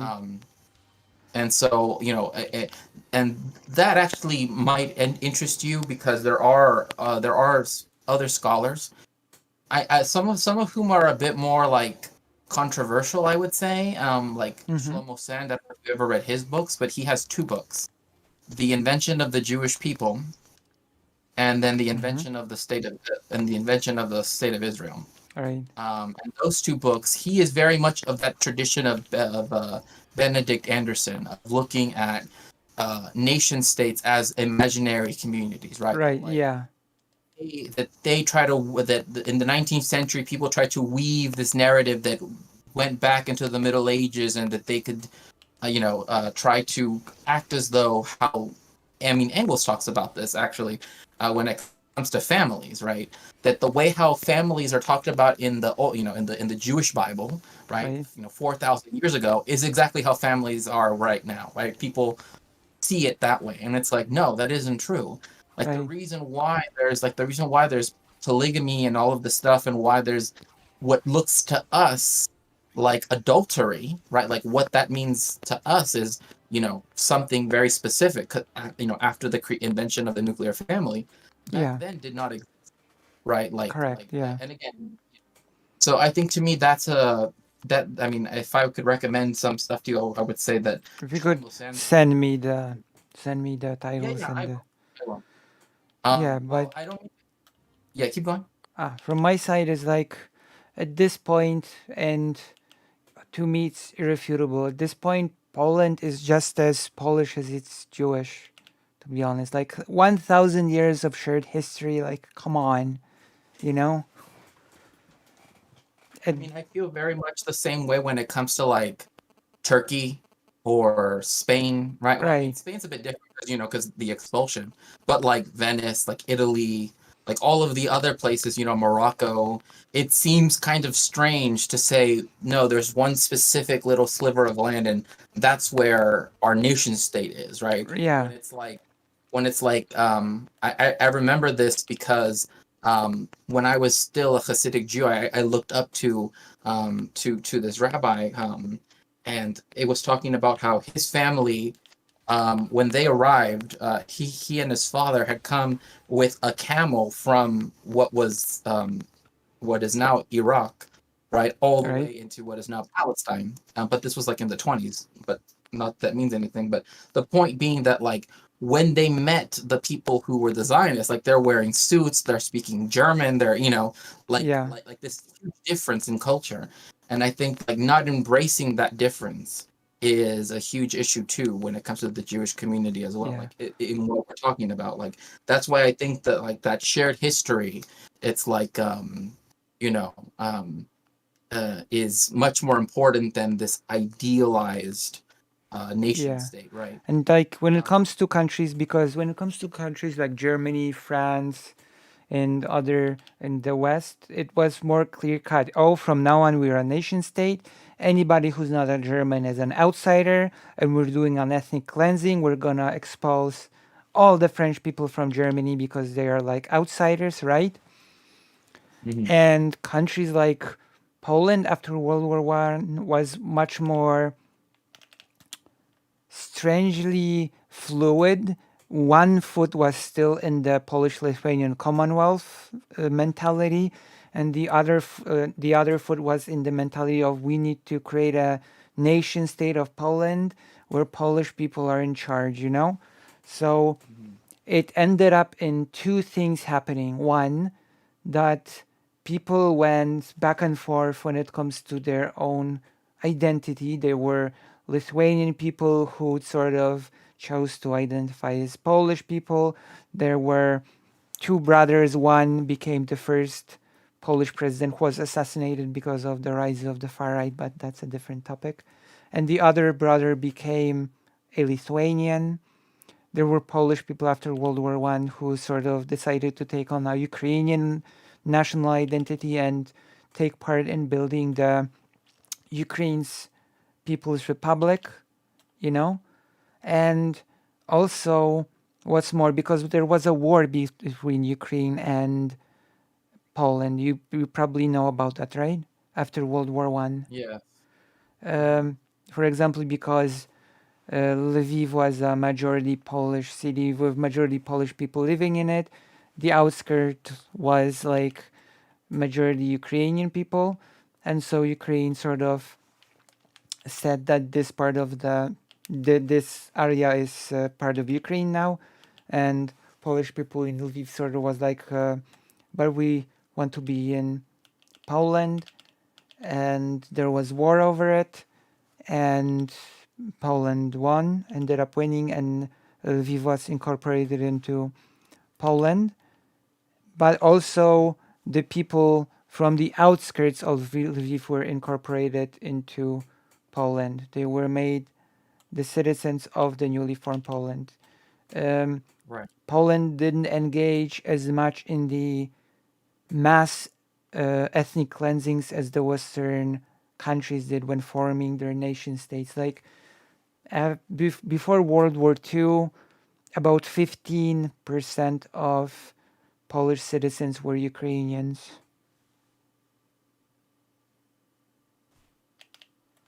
So it also became like a whole thing on its own, you know?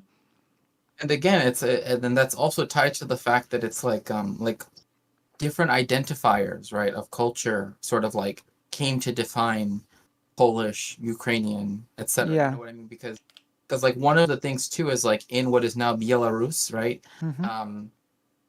There is a city sort of towards the north. I can't remember its name right now off the top of my head, but it's known as historically being part of Poland because of the fact that it's the only part of Belarus, that area of Belarus that's majority Catholic, Roman Catholic, whereas the Mhm. rest of Belarus is, Eastern Orthodox. Right. And so there's a lot of things too, like when those nationalisms were starting to form, one of those ways that they would try to identify the difference would be, oh well, this is a Catholic city, or this is a, and this is why, for example, like in Northern Ireland, right, like their entire school system is segregated between between Catholic and Protestant.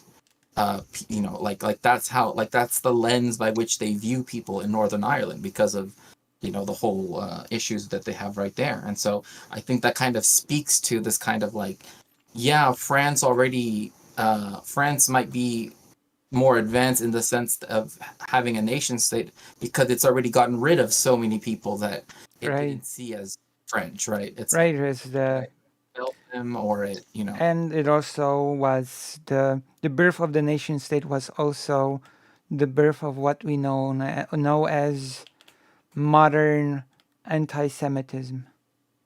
Yes, yeah. Since Because it was that which, and Zionism, which is kind of an interesting thing to point out, but it's like it's in this time when you begin to see the creation of the bourgeois state that then you have Herzl saying the Jewish people are a bourgeois people, even though the vast majority of the Jews in Europe live under the Russian Empire and are not bourgeois at all.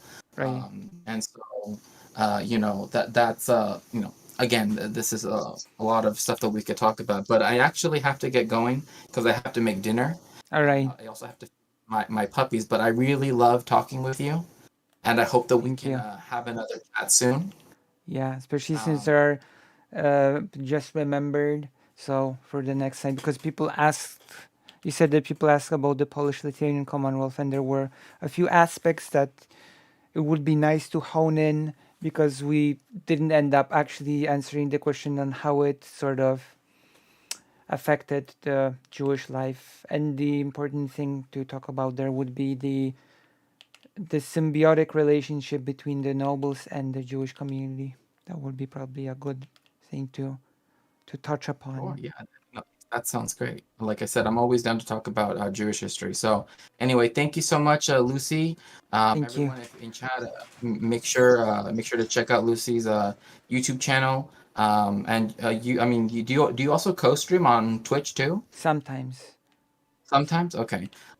Well, anyway, really enjoyed this chat. I am learning and now have some books to consider, plus the video game. Yeah, what video game? Oh, no, your video game, because I had you on the screen, so it was showing you playing the video game. Oh, FF14? Yeah. But yeah, they were watching, and it was like they were like listening to us talk, and also watching you game a little bit. But yeah, thank you again so much. I can't wait for our next conversation. True. Hope it's very soon. We'll have to do Mexico #2. Okay, sounds great. Okay, see you Nice. soon. See you. Bye bye. All right, we've done the meme. I'm not sure if anybody is still here. Is there anybody still in the audience?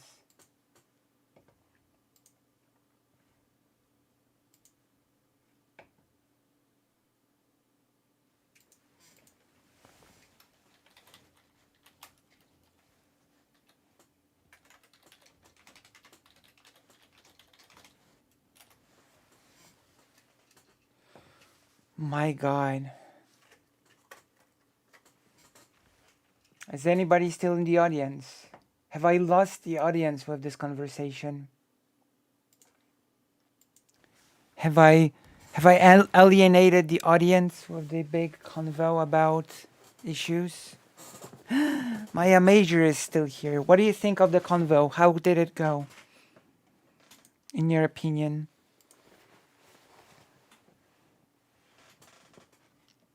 How did you like the convo?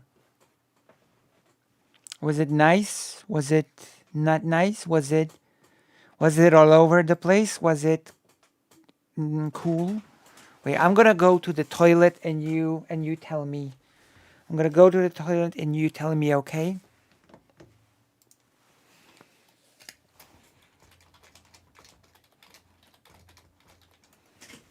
Be right back. Don't go anywhere. And tell me what you thought of the conversation.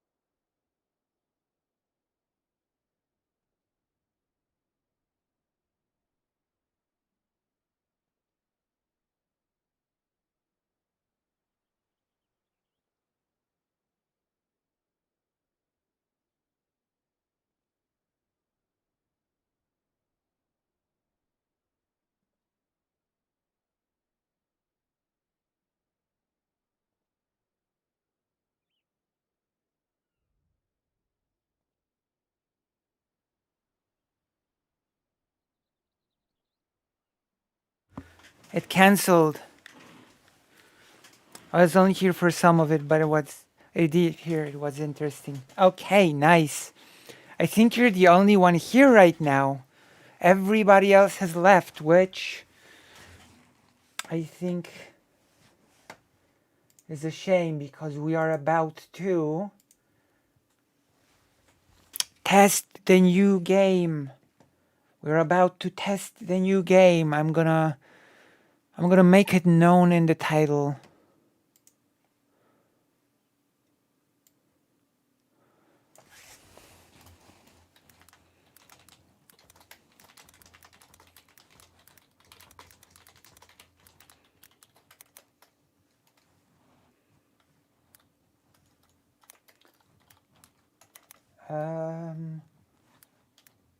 No. How do I? Where is the?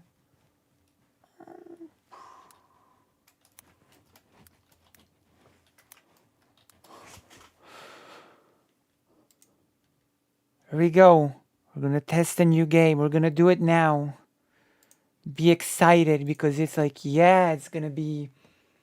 Have you ever heard of a little game called Drakengard? Nice. We have to finish it on stream.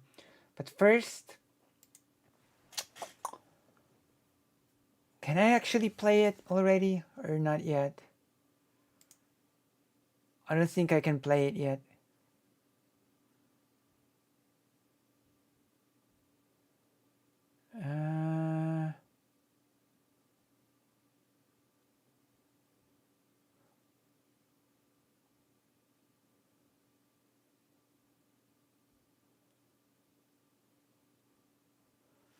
Is it already out?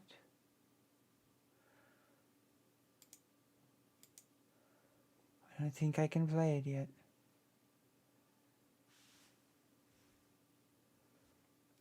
Okay, we might not be able to test it yet.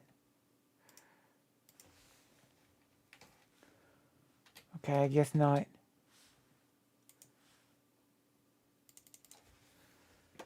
Oh, I wanna... Let me check something else then. If I cannot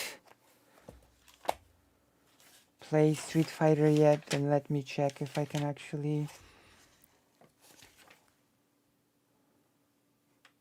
What is this?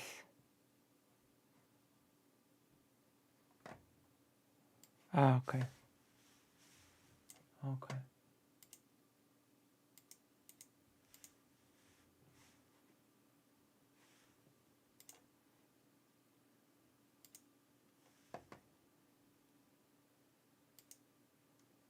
Oh, I cannot. Okay. That's fine. That is fine. We're just going to have to test a different new game.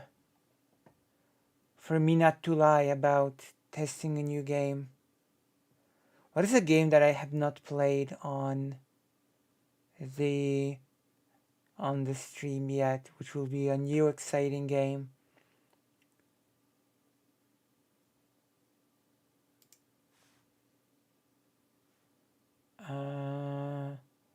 Let me think.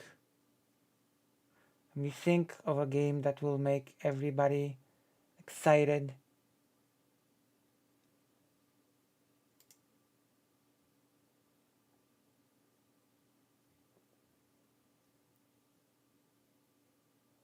Oh my gosh.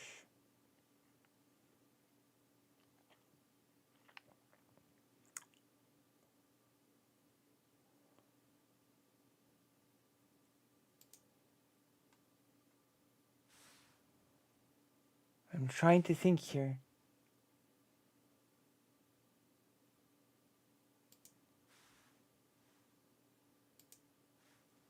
What the heck is this? Yeah, I can install.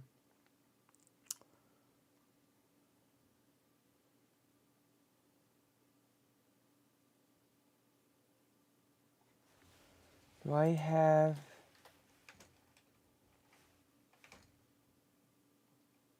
I don't. So never mind.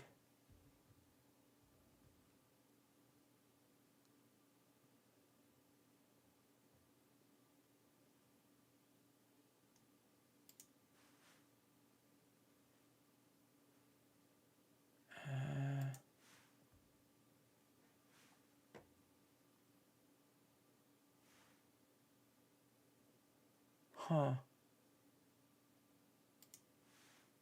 Okay, we're gonna play a real classic here.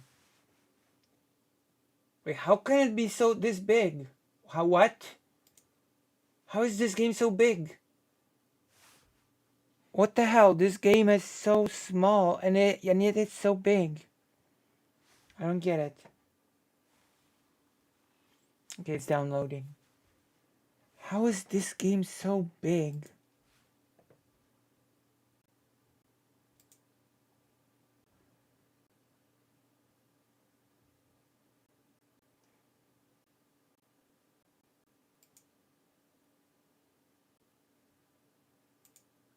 don't get it.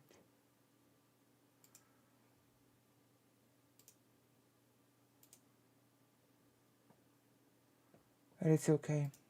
We're figuring it out. I'm going to have to add it to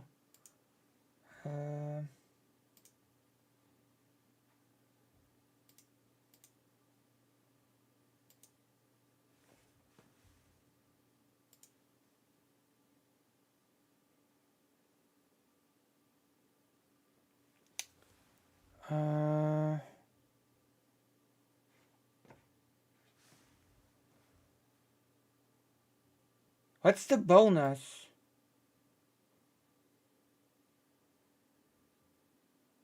Okay, I'm gonna add the game. Okay. Plus, oh gosh.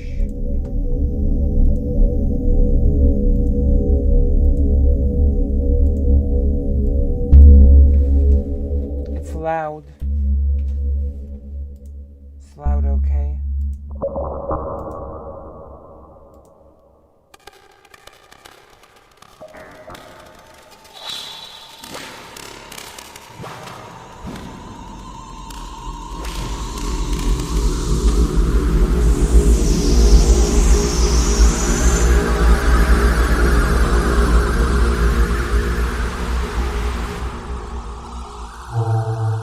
What a game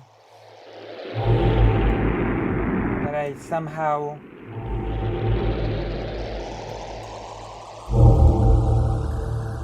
okay, I cannot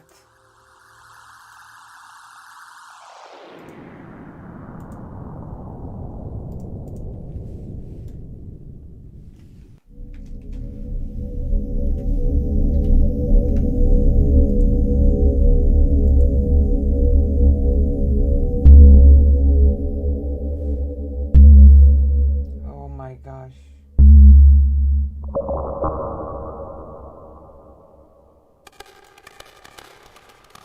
No.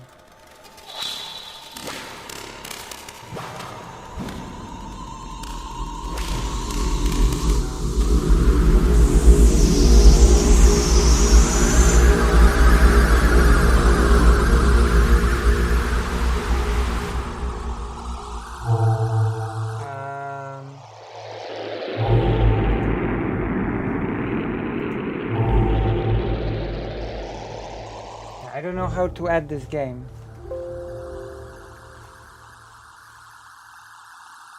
I don't know how to add this game.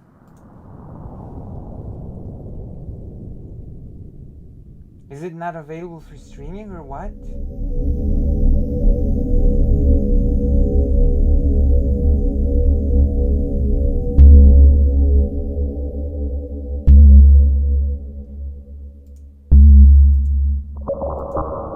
That is so strange.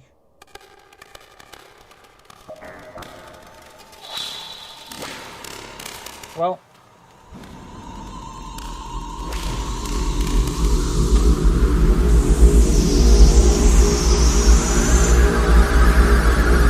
looks like we're not going to be playing this game on stream.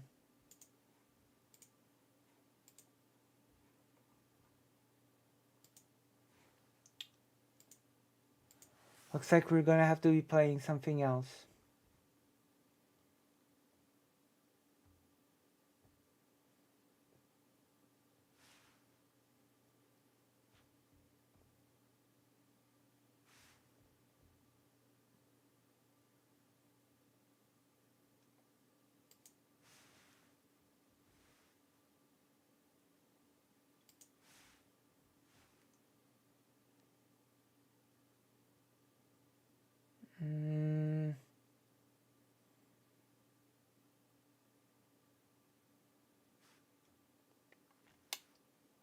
Trying to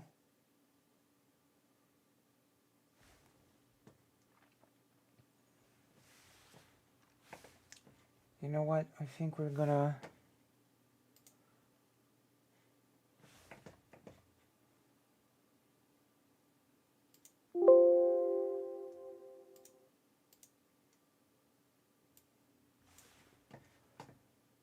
No, that's wrong. That's wrong.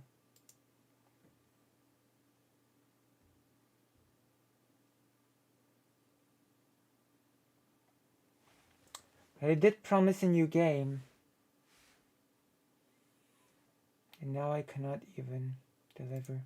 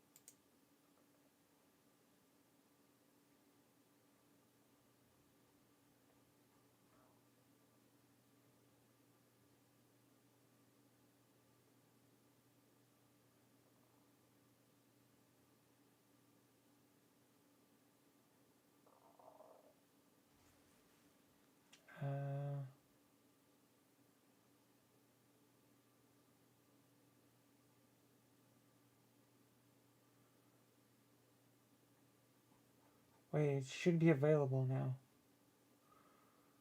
So how do I...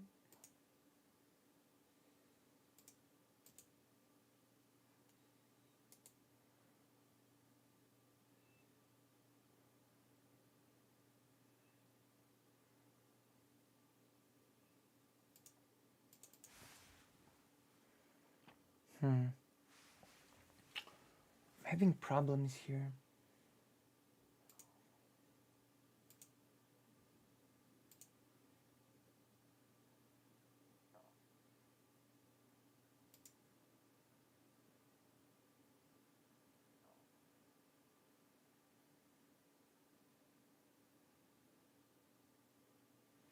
Damn you, Ponti of Ponti's Pizza? What?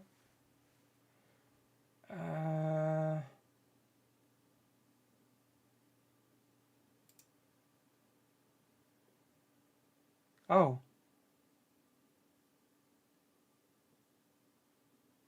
Wait, what's happening? Okay, we're waiting. We're waiting for the... We're waiting for this. While we do this...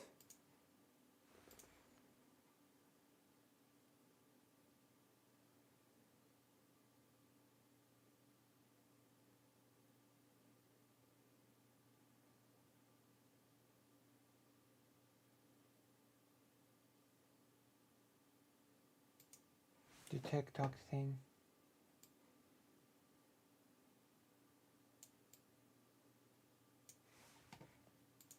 The conflict started, the war started when America allowed a government to come to power in Ukraine. As if we are supposed to go in there and say, no, protect Yanukovych. Everybody, gather around the person who just tried to outlaw protesting. We must protect him for democracy.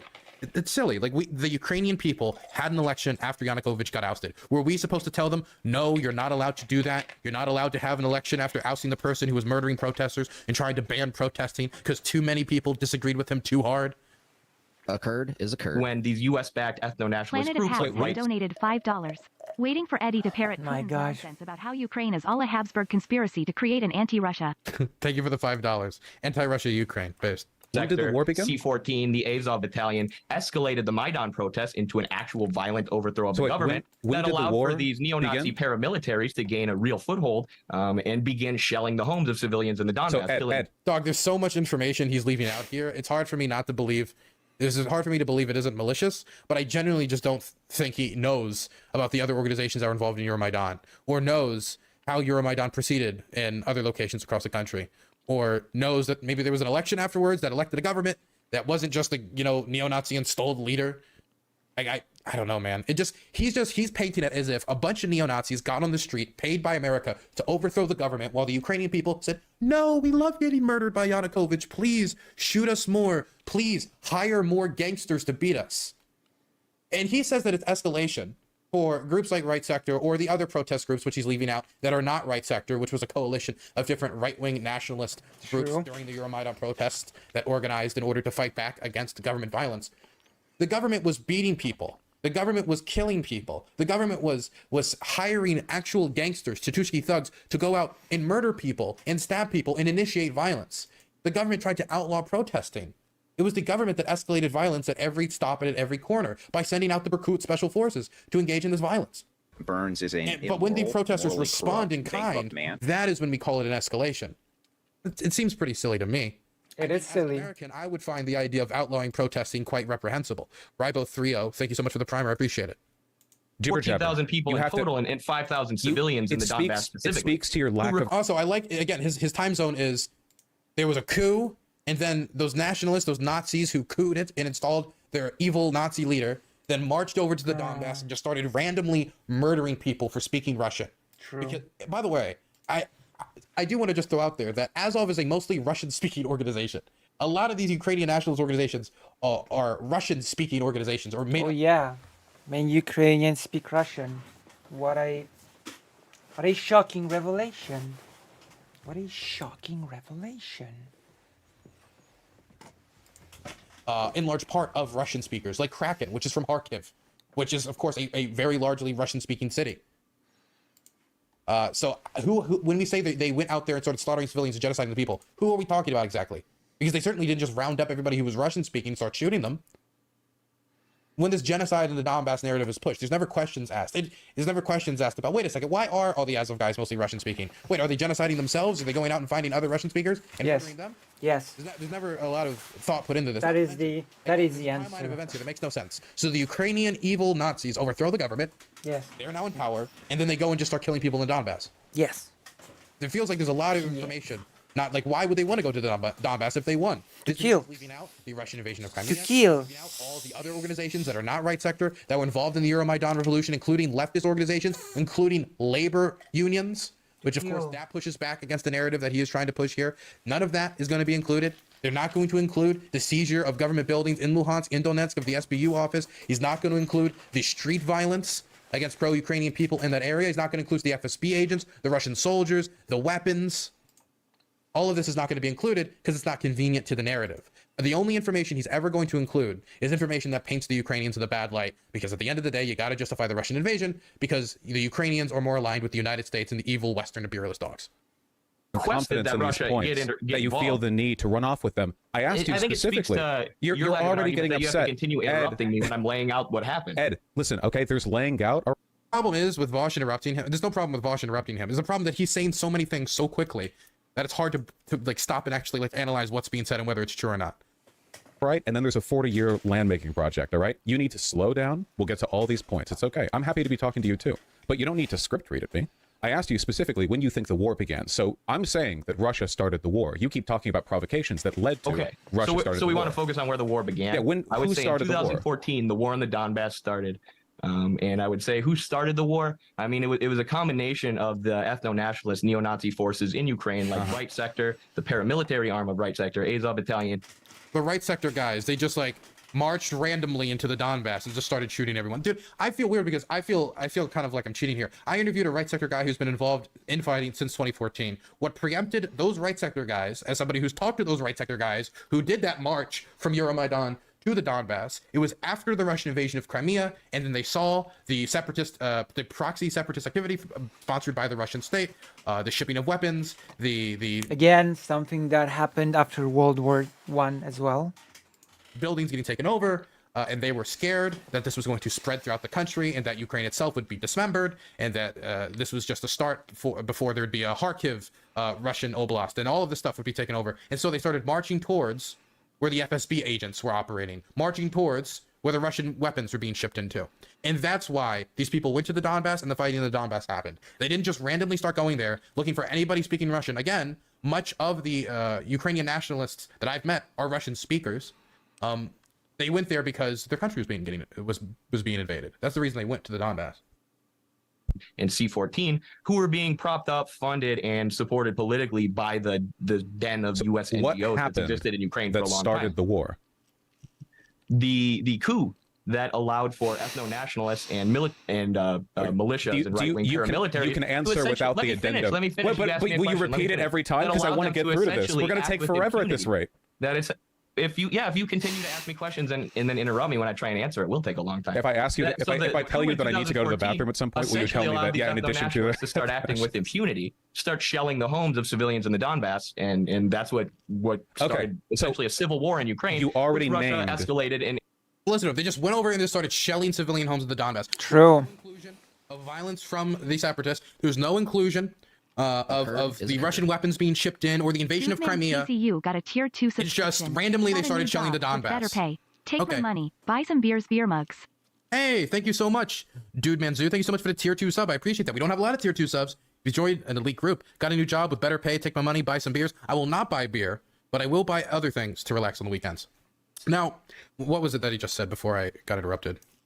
What started essentially a civil war in Ukraine. You already Russia named. escalated and intervened in 2020. You already named. This is the interesting point for me. For him, America funding some NGOs in Ukraine is an America-sponsored coup, an American-sponsored coup, an American coup of the Ukrainian people. It's ridiculous. National Endowment for Democracy, like 730,000. But I know where this stems from. We didn't ship any weapons. We didn't do any secret CIA thing that's been exposed that we know of. We didn't do anything. In fact, I know where this stems from. That we offered or talked about in private from the Victoria Nuland phone call shows that we wanted the protesters, Here My Down protesters, to make a deal with the Yanukovych regime because we didn't think they could win. And then they didn't make a deal with the Yanukovych regime, continued to protest. Yanukovych tried to ban protesting, then he gets scared and flees the country. Yeah. If we had control and it was a U.S. coup, why did they directly disobey what we were asking them, what we could have been asking them to do, and what was being talked about by Victoria Nuland? That's the first thing. Second thing, if that is an is a U.S. imperialist dog coup of Ukraine, how are we not going to say that sending in literal like FSB agents like Igor Girkin into Crimea to hold people at gunpoint, have them dissolve the parliament, and have a fraud referendum before doing the same thing in Donetsk and Luhansk with local proxies, weapon shipments, and again, FSB agents? How is that not a coup? How is that not an organized coup or a separatist like proxy? Oh, that's just Russian assistance. Or a coup on their side. That's just assistance. With Russian weapons. It's a coup when the Ukrainians protest against their own government and force them out. But when the Russians march in with their soldiers, FSB agents, and ship weapons everywhere, which we have proof that the Russians gave the separatist weapons, there's no proof that we gave the protesters on the ground any rocks to like murder the cops with or pipe bombs or anything. There's a paper trail for them. There's evidence for them. There is none for American coup in Ukraine. He's going to sponsor that narrative. It's because it was super secret. Super secret coup. So I asked you when the war started, and then you did the script read again. 2014 with the coup. Right, 2014 with the coup. So did the coup? So when Yanukovych fled, that was the beginning of a declaration of war. I want a like specific answer. Wars are big deals, you know. Wars aren't like nebulous. It's not like a TikTok beef or whatever you guys do, social media clout influencer. Wars are like big things. They're usually like Fort Sumter with the U.S. Civil War, for example. If I asked a person, when did the Civil War begin? And they were like, well, it began when Lincoln violated the rights of the southern states by refusing to acknowledge and enforce the Dred Scott. It's well, okay, well, all right. Now, but when did the war begin? I ask you.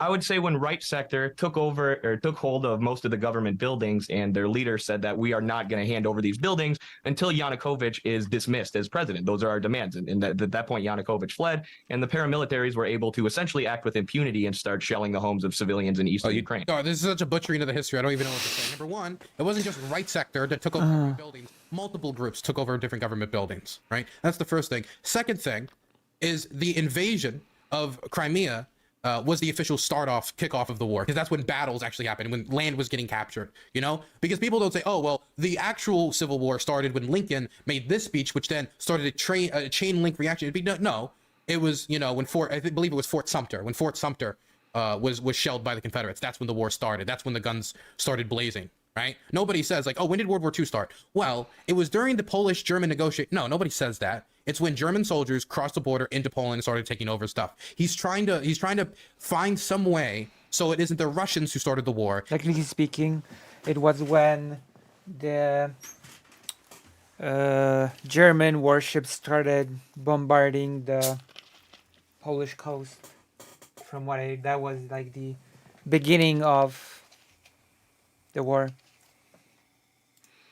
No, it was the Russians who invaded with troops. It was the Russians that shipped in the weapons. It was the Russians who sent in the FSB agents like Igor Girkin. It was the Russians who sent in all these people. But somehow it's the fault of the Ukrainians. He's just trying to play word games to find a way to make it their fault. The political circumstances that led up to the war is not the start of the war. It's the political circumstances that led up to it. Yeah, like exactly. No one would say, when was the start of World War II? Oh, the real start of World War II is when Hitler made the speech in 1937, which laid the ground. No, that's silly. Wait, hold on. And that's the war. Wait, hold on.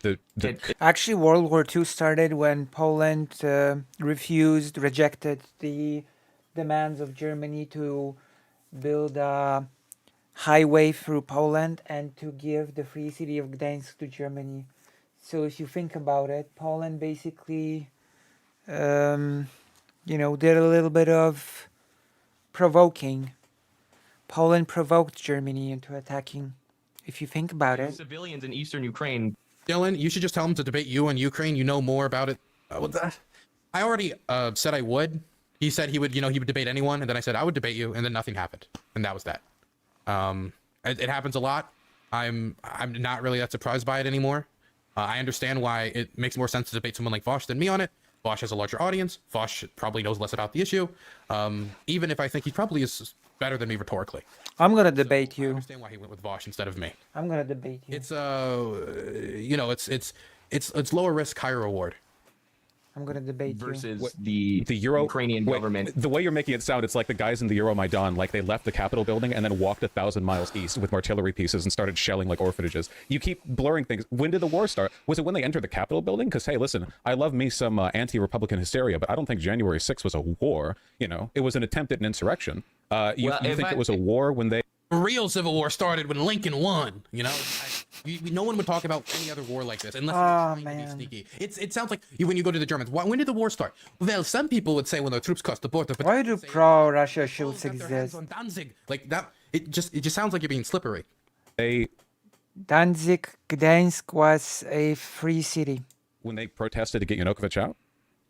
I would say it was a war when they started taking military actions against like Lugansk, Donetsk, these places in the Donbass. So that's interesting. So for him, the war wasn't when the Russians moved in their military into Crimea and took over territory. That wasn't when the war started. And it wasn't when buildings were seized by separatist weapons shipped in and they started scuffling with like the local police forces and stuff like that, and that fighting took place.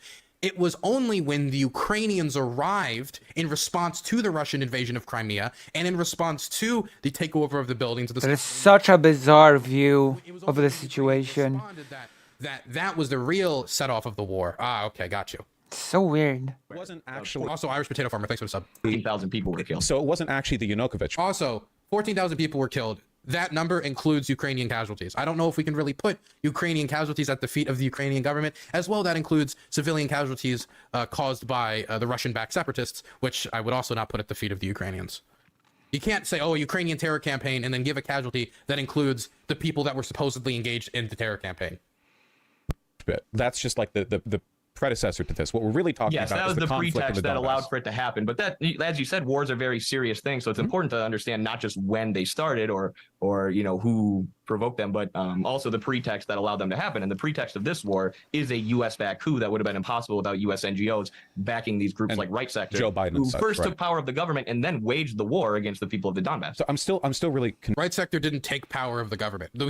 Right Sector, as well as a bunch of other organizations during Euromaidan. Also, pretext means that they would have otherwise found a different pretext. So they wanted to invade, and they wanted a pretext. Does this person know what a pretext is? A pretext is basically an excuse to do something that you wanted to do anyway. That is a pretext. Take over some buildings during the protest movement. When all the violence was going on, the Tushki thugs were fighting, and they were fighting back against them. They didn't then install a government. You want to look at Right Sector's current political success for, dominating the country? Right Sector. Let's look. Let's look at their political success, guys. Let's look how many. Does anybody want to guess how many people they have in the Rada? It's a fat 0 out of 450. Amazing. Out of 1,558,399. So I think they have 2 elected local officials or something. Like, I'm sorry, man. If they took over the government, then they sucked on holding on to it, man. Now, I think even in the 2017. I mean, it's not easy to hold on to power. I don't think they recovered. I don't think they recovered. I think it was 2014 elections, the Zelensky election. Like, they haven't recovered. They haven't been able to build a political movement that actually has electoral success. I mean, for example, if Right Sector was ruling the country and they really had all the control, why was it that in the post-Euromaidan environment during Poroshenko's time in power, and Poroshenko, mind you, is a conservative leader. He's a conservative in Ukraine. He's a lot more conservative than Zelensky.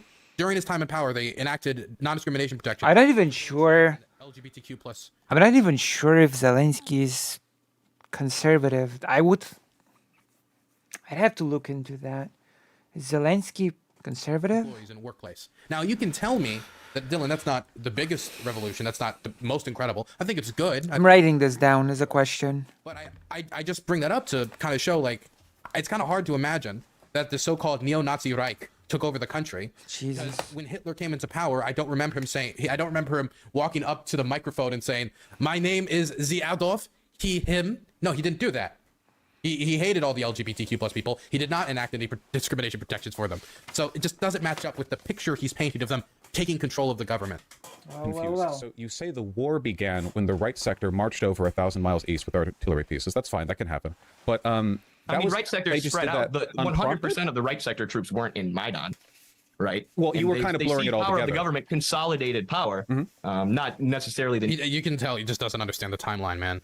Neo-Nazis, but like I said, they consolidated power and that they were essentially able to act with impunity after the coup, and then the coup, civilians in the Donbass against civilians. Yeah. They're offensive against civilians. You know what this reminds me of? You know what I think this is? What's that? It reminds me of the Simpsons clip. Which one? I gotta bring up the Simpsons clip. It's one of my favorite Simpsons clips. Which one? On May 21, 1864, the men of the 9th Bearded Infantry were sunning and fluffing their beards in the sun. They do wear a lot of beards. Enemy troops crested that hill over The next children! Fort Springfield, we surrender unconditionally! We're sick! We need leeches and hacksaws to saw off our gangrenous limbs! But the Springfield Brigade was too brave to accept the surrender. Come on, boys! Those white flags are no match for our muskets! And the Springfielders heroically slaughtered their enemies. This is live They footage. prayed for mercy. The next children. Terrible tragedy. Terrible tragedy, man. Terrible tragedy. Like, it'd be one thing if you said, and then the fighting that ensued killed a lot of civilians. Okay, that is an honest interpretation, but a Ukrainian offensive against civilians? Like, come on, man. Come on, you know the objective of it was to retake over the territory that was then held by Russian-backed separatists. That was the goal of the operation. It was not to just go randomly murder civilians. Now, we can talk about, for example, the Russian cleansing, their own words, not mine, operations in the Kiev Oblast, where they went door to door finding Ukrainian military-age males and shooting them and dumping them in piles. If we want to talk about targeting civilians in this war. Russia did then start supporting. Oh, what date did that happen? The attacks in the civilian population, out of curiosity. It began in 2014 and it's lasted through today. Well, I know it's happened in 2014. I'm asking you when the date was, because that just seems odd. So they're far-right people. Now, I admit far-right people are pretty evil. I wouldn't put it past them to do all sorts of bad stuff. But they just, to celebrate ousting Yanukovych, they just start shelling civilian buildings. That's an odd... Why would they... Was there a disagreement? What happened? That's the ethno-nationalist ideology. That's the neo-fascist ideology that the U.S. That's the Banderite ideology. Banderite ideology is if you see child, murder. If you see a child and they disagree with you politically, murder. You just go and murder them. Right Sector, they were doing like military marches at Poroshenko's palace, his palace of jewels and gold, and he said, "Go to the Donetsk Oblast, and I better not see a single child unbombed, a single child." Oh my God. It's ridiculous. Like a single child unbombed. The violence in the Donbass caused a lot of civilians to die because it was very heavy shelling. There was a lot of IEDs. There was a lot of violent fighting between a lot of forces that did not know what they were doing. Untrained militias on both sides by groups like Rusich, Right Sector, and a whole other organizations, including Wagner, which is known for executing people with sledgehammers. And civilians died. It's very tragic. But he's painting it. Ukrainian nationalists go to Donbass and just start killing random civilians, and it forces Russia's hand, and they just have to intervene. Not Russia intervenes in Ukraine, invades Ukraine. Intervenes is no. Which Russia then admitted to, sending in the FSB agents later in 2015 after they were captured by the Ukrainian government, and then Ukraine sends an army to respond to this. A pretty poorly organized army, and in large part made up of patriotic volunteers, or in some instances, nationalistic, right-wing nationalist volunteers. Like, the difference here is astounding, and how much a little bit of context can change the narrative. Everything drawn for the audience. I say the U.S. has backed this ideology since World War II, but even before that, during the World War, they were, I mean, more so Britain than the U.S. were backing Stepan Bandera, an ally of Hitler who was, you know, staunchly anti-Russian, anti-Polish, anti-Jewish, and they've allowed this ethno-nationalist ideology that holds Bandera as a hero. The problem is with a lot of people, with Stepan Bandera, is a lot of people... Bandera was much more Russia than anything. It's a lot more. It's a thing that has been talked about. I might write this down. Bandera as a topic. It's a lot more the myth of Bandera, the Bandera person. It was much more of like an anti-USSR movement than anything. Let's see what Dylan says. Their image of Stepan Bandera is for him, because this is all they know about Stepan Bandera, is Stepan Bandera in the Ukrainian ultranationalist organization, the UPO. Sorry, I'm terrible at abbreviations. They are engaged in a resistance operation against the Soviets at the behest of the Nazi state, and that they joined the Nazis to fight the Soviets because they just no. That's not how it was. No. Until 1945. No. I do think that Stepan Bandera was a bad guy. I don't like Stepan Bandera. I also don't like the activity that their organization was engaged in the murder of Poles and stuff like that. Bandera was an anti-Semite, but Bandera and Bandera does not speak for the entirety of the organization. Many of them did not agree with Bandera's deals with Hitler. And Bandera himself, immediately once finding out that the Nazis would not work with him to create a Ukrainian state, then refused to cooperate with the Nazis, which led to him then being put in a concentration camp for, I think, the remainder of the war until afterwards. And so it'd be one thing for somebody to think about Stepan Bandera, it's the ideology of this terrible man who did all these bad things. It'd be one thing to say that. But when you just say Stepan Bandera, Nazi, interchangeable, anybody who has the red and black flag, interchangeable, you can say right-wing nationalist or even nationalist, but it's dishonest. It's dishonest in how the UPA is talked about, and it's dishonest in how the UPA is shown in public Ukrainian society. Even if I was to say, you know what, all of the UPA, the UPA are Nazis, which isn't true, but like all of them are Nazi collaborators. Not true, but let's say I did say that. The way the UPA is shown in modern Ukrainian media is as they were the brave Ukrainian patriots who fought against the Soviets and the Nazis because they wanted Ukraine to be free.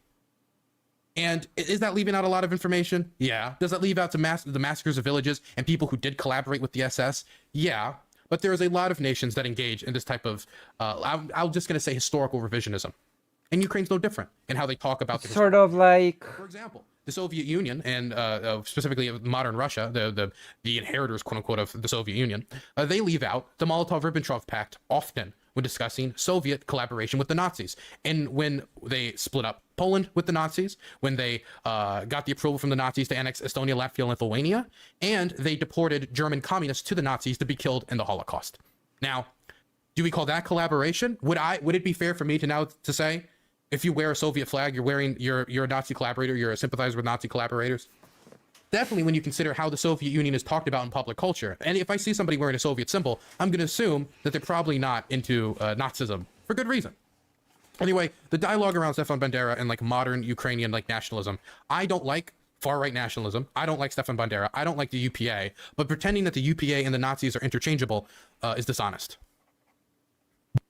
To fester in Ukraine, and they funneled money into it until they could, or until those paramilitaries and militias became emboldened enough to where they could wage a full-scale war against the largely Russian-speaking and largely culturally Russian people in eastern Ukraine, who were beginning, like you said, to separate and see what was going on with the Maidan coup, see this anti-Russian government take power. Well, hold on now. Wait, Why do they need Russian weapons and Russian equipment and Russian troops to do it? If it was so popular, just take a question. Because on one hand, you could be like, well, the force they were facing was so mighty. For example, someone could be like, well, what about Ukraine? What's the difference? They'll be like, well, they're fighting one of the largest militaries on the planet, and they have like 1/3 the size of the population. It makes sense that they would need Western support to defend against. It's like, okay, that's reasonable. But let's talk about these rebels. The rebels were fighting against the Ukrainian government, which 2014, not extremely uncorrupt. The military was not run particularly well. In fact, they basically had to recruit militias to do a lot of the fighting. Yeah. But even with all of that incompetence, they still needed Russian support to be able to hold on to the region. Why? Because it wasn't supported by even the majority of the population, let alone all of them. Let alone... Because it was a Russian project from the get-go. Let's be honest about that. The separatists were a Russian project from the get-go, just like after World War I. Same in 2014. Like a large percentage of them. You added a little detail there. We're beginning to separate. What happened? You're this timeline that you keep omitting things. I just want to get a full picture. What was the date that actions in the Donbass begin to take place from the right sector? Like full-scale military actions to where they're able to act with impunity. Because before that, there was if anything happened beforehand. Because the conflict between the nationalists and the Russian speakers in Ukraine has been raging for a long time, right? The 2014 coup really brought it to a head because it allowed these groups like Right Sector to act with impunity and start blowing up the homes of civilians. Eddie, I asked for a date. 2014. Yeah, that's dude, not a date, I don't know Eddie, the that's a exact. year. I do not know the exact month, time, and date when the first shell was fired at civilian homes in the Donbass. Okay. But I can tell you that 2014 onward, 14,000 people were killed there. The majority of them being people in the Donbass. Yes, of course, there were people killed on the Ukrainian side. That's how war works. The reason I'm asking, because I, a neutrally minded person who's just looking to get the straight facts, I'm reading up on this right now, and it says that on April 12th, 2014, of course, armed members of... From this point on, by the way, I shortly after this point was made, I tapped out and started playing Red Dead. The Donbass People's Militia seized government buildings in Kramatorsk and Sovietsk and set up checkpoints and barricades. And the same day, former members of the Donetsk Berkut unit joined the ranks of the Donbass People's Militia. So it seemed like, now I don't know the exact timeline here, you'll have to fill me in. It seems like there was an actual armed military insurrection in the Donbass, which makes me wonder if any violence that took place there afterwards might have actually been provoked by these separatist groups. I'm just curious. We like talking about provocation. Is Wikipedia the source on that? No. Do you want the source? Do you want to look at it? Yeah, I'll take it. Wait, actually, but yeah, wait. yeah. What's your date for that though? What? What's your date for that though? Are you denying that ever happened? No. Like as I said earlier, not only were there groups who were arming up and defending themselves in the Donbass, but those groups were backed by Russia. Russia was supporting these groups, right? That doesn't justify a fascist ethno-nationalist coup, right? Of course. Fascist ethno-nationalist coup. And then who ends up leading the country after this fascist ultra-nationalist coup? Petro Poroshenko, who was part of the same party not too far before he got power in Ukraine, not too long after he got power in Ukraine. He came from the same party of Yanukovych. So are we saying that Yanukovych was part of a ultra-nationalist far-right party? Part of when he was part of who knows? Party of Regions and who knows? Honestly, who knows? I forget. Oh my goodness, I can't believe I'm forgetting. It's party of, one second, Yanukovych. There's so many different political parties. It's very different than the American system. You gotta remember the names of all of them. I know it's Party of Regions or Viktor Yanukovych. There it is. Gotta see the exact name of the... I don't know the Ukrainian party, sadly. It was... Yeah, it was Party of Regions. Okay, so I was right. He was part of the same party, Petro Poroshenko. When he was part of the same party of Yanukovych, was he an ultra-nationalist then? Was he super far right? Why would Right Sector choose Petro Poroshenko to lead their new The right wing has shifted. Right Sector during Petro dynamically shifted in office, kind of scuffled with him over the fact that they didn't trust him in part because he was part of originally the same party of Viktor Yanukovych. And some of them talked about no longer serving the people in Kiev. Now, when they went that far, they lost a lot of their support in Right Sector. There was a big split in the organization. Many started arguing about, well, is it really smart for us to scuffle with our own government when we're having to fight against a foreign invader as well? And the more and more Viktor Yanukovych came out in favor of Ukrainian independence, Ukrainian sovereignty, the less this issue came up. But the idea that Right Sector would overthrow the government and then bring not Yanukovych power, but Petro Poroshenko to power when they have problems with him, it doesn't make much sense. It'd be like if I told you guys, QAnon just did a coup in America and Hillary Clinton is now president. It would be, what do you mean? What? You'd be confused, wouldn't you? A bit. Anyway, where were we? To say the least. like if you see these ethno-nationalists who have hated Russians for years, who are putting up statues of Stepan Bandera, Wait, you're getting confused again. This mass murderer who hated Russians, and Yanukovych was Right ousted Sector, before this. continuing to seize in these groups like Right Sector, continuing to seize more and more power. Yeah, Eddie, you're going to arm yourself. You're going to defend yourself. This is people defending their home. You're getting the timeline confused. Eddie, you're getting the timeline confused. The coup was before this. It seems like to me Yanukovych was ousted, and then military groups in the east formed the Donbass People's Militia and seized government buildings. As I said before, dude. As I said, I feel like you're playing dumb on purpose. Wait, then where did Ukraine? You're smarter than this. As I said before, the conflict. Let me finish. The conflict between the Ukrainian ethno-nationalists and the Russian speakers. Dylan isn't paid. Very, very. Eddie, yeah, that's right. That's right, Maya Major. And essentially, that's right. Like Right Sector, who have always hated Russian-speaking people in the Donbass region. Oh no. People in the Donbass region to act with impunity and start confused shooting them. again, Eddie. So yes, there were militia. Yeah, Eddie. There were militia. No, you. Arming themselves and preparing to protect themselves before the coup happened. Okay. No, you. Russia was supporting them. It's just that doesn't mean I support a Nazi coup. It doesn't mean I support blowing up people's homes. You're running. And it doesn't mean in this broader conflict I'm going to side with You're NATO. moving on. All right, we're pulling you back. Okay. So it's just interesting that when you initially described what began in the Donbass, you said there was a coup. And we're about to check a new game out. Started shelling civilians. Callum, thank you so much for the primer. I appreciate it. And what you neglected to mention was several thousand militiamen and former soldiers trying to secede from the government by seizing government buildings. So it seems like there was a middle point. Here's the election. I wanna like this. Petro I wanna like this. 360. I'm liking this. From the People's Front. Andrei Silva. Where is Right Sector? Oh yeah, here it is down here. The Right Sector controlled. Okay, I'm sorry. I'm just laughing at their election results too, man. 1 point. This is the problem with Right Sector. Is Right Sector has had fighters involved in this war for a very long time. It's actually quite a large organization when it comes to its military wing, and it's been involved in fighting since 2014. But when it comes to its political ambitions, it has never had really any success. I mean, I can say I'm sad about it. I don't think it ever will have any success. I can say I'm sad. At least unless it became like super moderated itself. Well, so again, like, you never know. Why you never Right know. Sector gets such piss poor results out of it? Because if it wasn't Right Sector coup, they got a single seat in the Rada, a single seat in the Rada. Things change If with this time. was a Right Sector coup, you think they would give themselves more than a single seat? There, where the way you described it, I thought these guys, they did the coup, Yanukovych ousted, and then they just went over and started killing Russian-speaking people in the east. But then in the middle of those two things, there were actually thousands of soldiers who seized government buildings and set up barricades. That, I don't know, Eddie, as a person who's just learning about this, I feel like that might actually warrant some kind of military aggression in response. True. I mean, also these are also places that voted to become independent republics, so they're perfect. As I said, it's their own land where they've lived for years, so they're perfectly. What a coincidence! It's just like after World War I. Wow.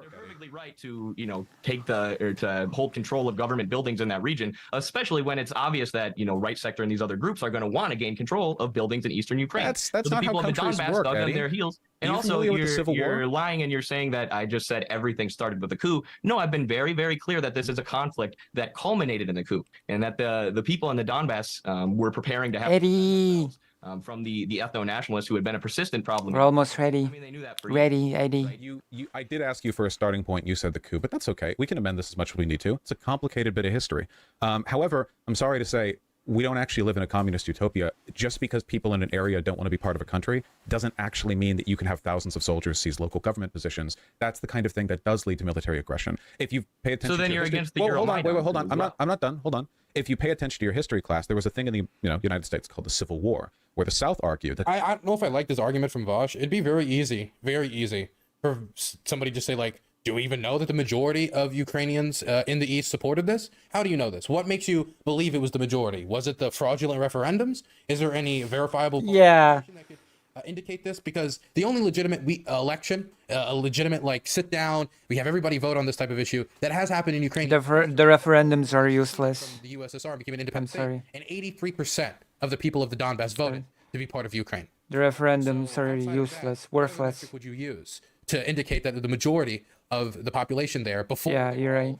Displaced by the war and displaced by the Russian occupation wanted to be part of Russia or wanted to be part of the Donbass People's Republic, which has been led largely by literal thugs. I mean, like Denis Pushkin, he's like he ran like a multi-level marketing scheme. He's a Pushkin. These are people. Oh my gosh. Propped up either as former FSB agents or criminals. Very few of them are actually native-born Ukrainians who were involved in politics and were like prominent political leaders before the invasion. And they were, you know, oh, we're going to be part of this People's Republic. It's mostly criminals, thugs, and FSB agents. I mean, it has been essentially. What a shocker. So it's hard. It's a hard pitch to the average person in the Donbass. Do you want to be part of a mafia state led by a literal criminal, or the country that you voted to be a part of in the 90s? It's not a good pitch. And so I'm going to need hard choice evidence before we accept this, as it seems like, even if Vosh didn't hear, as it seemed like Vosh accepted that it's possible that a majority in the Donbass wanted this outcome, before we move on to the morality of secession and stuff like that. Because I flat out do not accept the fact that the majority of the people in the Donbass wanted to be part of the Russian Federation. I would agree with that. Yeah. They were wrong. I would agree. Apparently, history proved them wrong. This actually happens quite a lot. You know, you can't have, like, Texas couldn't secede today. You would need a really strong moral argument for secession in order for there to be, I think, a reasonable discussion. Yeah, like civilians having their homes bombed by neo-Nazis. How's that for a strong moral argument? They formed the. Does he mean like Rusich? I assume he meant the Russian neo-Nazi group Rusich, which was involved in bombing civilian homes. Militia before the fighting started. Yes, but the neo-Nazis had been there long before, and they had been killing people long before. But You seem after the coup, confused they on were the able to timeline. act with impunity and escalated greatly. Again, you're being dumb on purpose. Wait, come on. I think we're both confused about the timeline now. By the way, can I just say this entire discussion feels stupid because this war wasn't started because they wanted to protect the Donbass civilians. That's stupid. I think it was like 7 civilians were killed by shelling in 2021 before the Russian invasion of Ukraine. Why are we even talking about this? If Russia invaded Ukraine based upon 7 civilians dying from shelling in 2021, then that was the worst cost-benefit analysis of any great power. Arkael, hello. Hello, Arkael. You are just in time because I'm about to test a new game. Your favorite game, Arkael. I just know that it's your favorite game. Now I have 2 gigglers in the audience, one with a white name, but you know, what am I gonna do? We're gonna purge your white name one day, Arkael. Welcome. The 21st century. Because the amount of civilians that have now died in eastern Ukraine and across all of Ukraine due to the Russian invasion is tens of thousands, hundreds of thousands % more destructive, damaging. I'm just gonna repeat it again. The separatists were a Russia project from the get-go. The same thing happened in after World War I. The very same strategy. Russia, or the USSR at the time, created separatists, carved out parts of Ukraine, which already existed at the time, and then invaded Ukraine, and then sadly incorporated it as a USSR republic. Than what was happening during the frozen conflict in the Donbass, or the semi-frozen conflict in the Donbass over the last 8 years. Here's the number of civilians died in the Donbass. Pro-Russian people will be shocked. And of course, it takes forever to load. This is just from Statistica. Oh, well, it's not loading. Rip Ronnie. So there was this fighting in the Donbass before the, because you didn't even mention the thousands of people in the Donbass militia. What else are you leaving out of this? What did the right I sector mentioned do the people in the Donbass East militia, and I to even said they're warrant backed by Russia. thousands of soldiers rising up to seize government buildings? Because as far You're as I just can tell, lying. that's the first violent thing that happened. Seems like Russia's provoking conflict. That's not I the don't first. know. I mean, it'd be impossible to place the first violent thing that happened, but based on my knowledge, you could go all the way back to World War II with the massacres that Stepan Bandera committed against Jews and Poles and all sorts. This is fucking ridiculous. It is. Well, if we're gonna really look at how the war started, let's go back to the 1930s. Let's go back to stuff. Get out of here, man. Dude's been dead for like 80 years. Come on, man. Come on, you're going to invade Ukraine to remove the Bandera statue. You're going to kill tens, thousands, hundreds of thousands of people to remove the Bandera statues? What about the statues of great Russian murderers from Russia's history that they have sprawled around everywhere? What about the general respect for murderers like Joseph Stalin, who engaged in the Tatar community? What about the large percent of anti-Semitism in Russian society? What about the Russian neo-Nazi militias that are being propped up like Rusich to fight the Ukrainians, and who believe that the Ukrainians are below her, that they're a sub-race to them, that they're below them? Like this invasion has nothing to do with Nazism. This invasion has nothing to do with denazification. It has to do with Russia wanting more strategic power, wanting access to all the bases in Ukraine, wanting access to Ukrainian resources, and hardcore Russian nationalism, causing them to invade. Yep. And if their goal was to stop the expansion of NATO, even though we've already talked about how they couldn't have expanded into NATO under the... I would say the Russian nationalism is one of the bigger ones. Conflict was frozen and their membership process was frozen due to the territory they occupied. They failed because Finland has joined NATO. The Russians are dragging out this process. They just need to pull out of the country. They haven't been able to achieve any of what they have stated up until now is their goals. Sorts of that was the first time there was violence in Ukraine? No, I said you could go back way further than that, but based on my knowledge of Ukraine, that's where I could pinpoint, or that's where I know of the first ethno-nationalist violence happening. Obviously, there's tons of violence in every country going back all throughout their history. I feel like you're trying to get caught up on semantics here because you... Thank you, fake Alec Kyle Parker, for the tier 1 subscription for Arkael. Also, welcome back, fake Alec Kyle Parker. You're back just in time because we are about to test the new game. You won't guess what game it is. You will not guess what the new game is. I'm about to show you. You realize your broader argument puts you in support of NATO and NATO-backed. Wait. We haven't NATO. even made an argument. I'm just really interested in the timeline. We keep finding little bits that you leave out, but that's okay. We're both learning, right? I mean, you learned about the Civil War and that you can't actually learned anything from this. You're just asking semantics debates, and I'm trying to explain that seems a like really a complex problem, piece of history that led to the current conflict. I'm learning. True. You're right, fake Alec Kyle Parker. Okay, we'll track the timeline. Sounds like a you. Yanukovych is ousted, right? In the protest, you're my Okay, we are gonna press play. No longer white. True. No longer white. Okay, I'll do my best to actually add the game to OBS. It didn't work with that other game that I wanted to show you, but with this one, hopefully.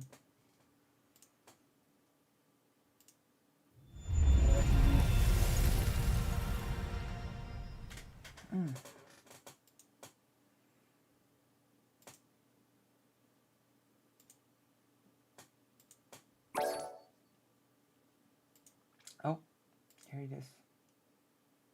It's working. Now I need to add the sound to the sound game thing. We're trying out a new game. It's exciting.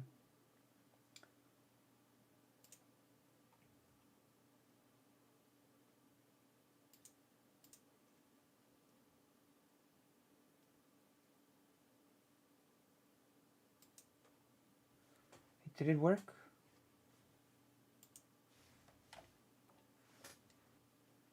It worked. We can make it louder.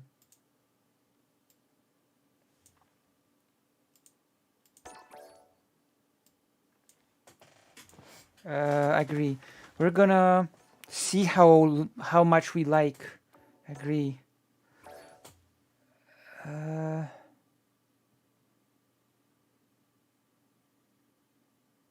Yeah. We're gonna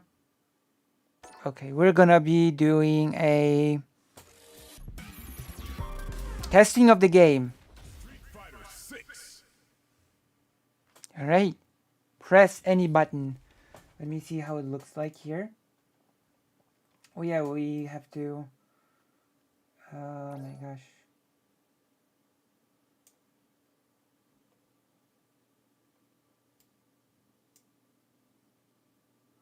Here we go.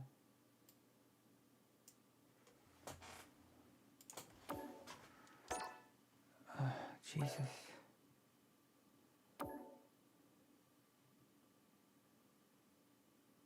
What?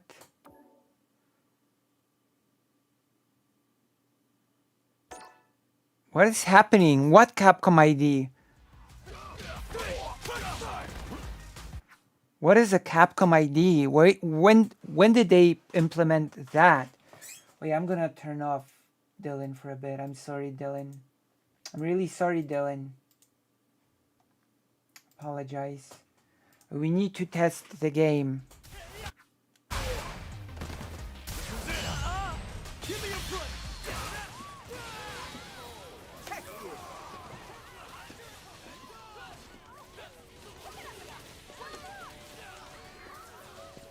Interesting.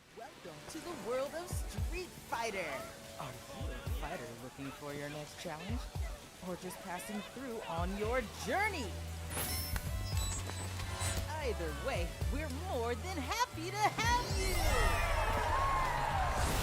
This is the Battle Hub, a place that connects people from all walks of life. There's always someone new to meet and plenty to do. Wow! Whether you want to fight, spectate some matches, hang out with friends, or enjoy the festivities!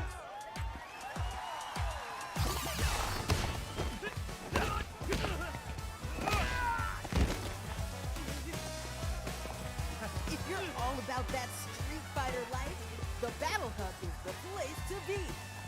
This is your fave, Eternities, signing off. See ya!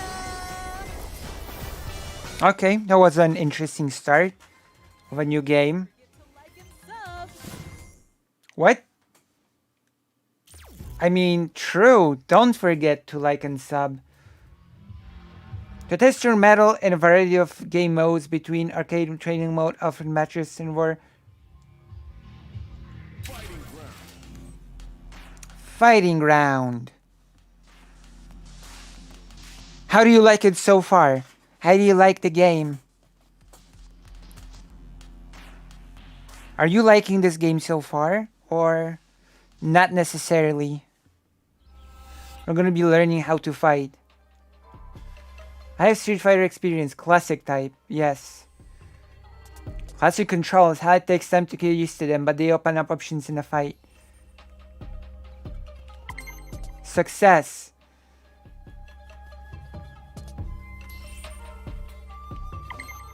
Success.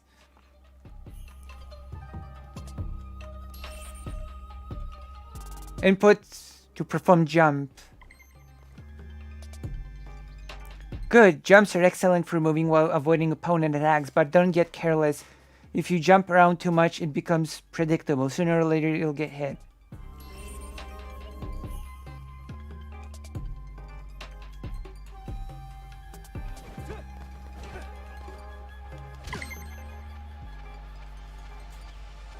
Huh.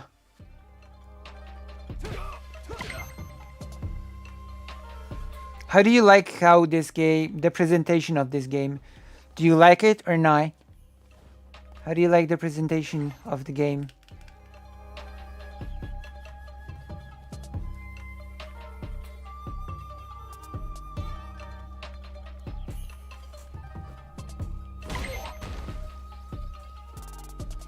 What do you think? We're gonna be playing this as our game for reacting, just so you know. This is gonna be our new... I still sometimes play Third Strike when reacting, and now we're gonna be playing this.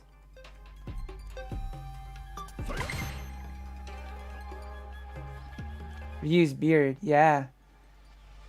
Use an older person now. There you go.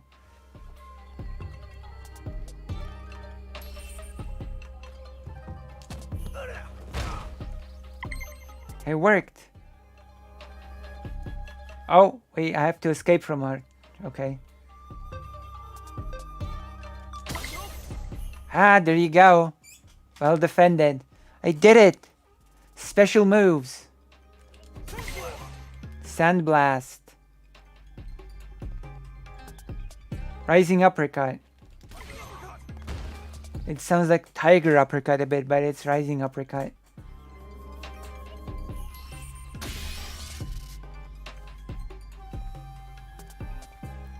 Okay, let's go.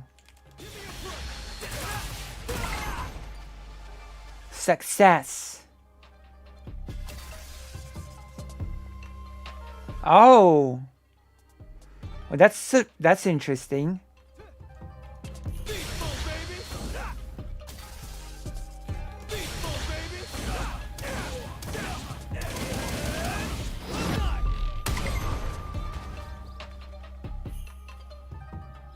You don't have just different power.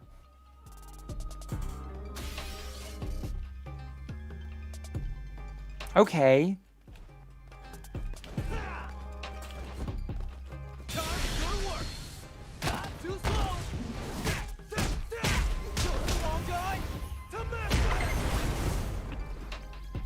Damn. God, that hit hard. Remember that super art gauge fills up whenever your attack hits or you are attacked. Never forget that you have something like this up your sleeve.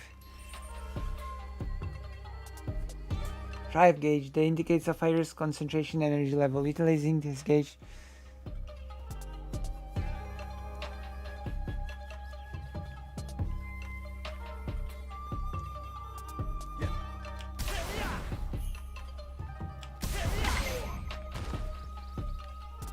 Okay. Oh, I was prepared for it, but that still hurt. Drive impacts can absorb 2 attacks from the opponent, but there are some exceptions.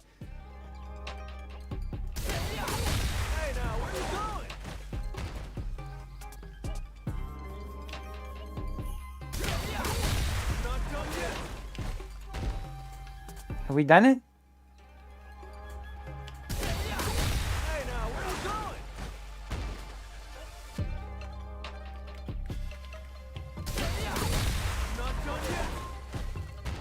Wait, so...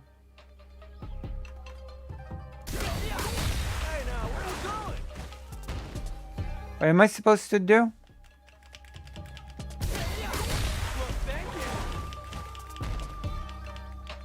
I don't know what to do.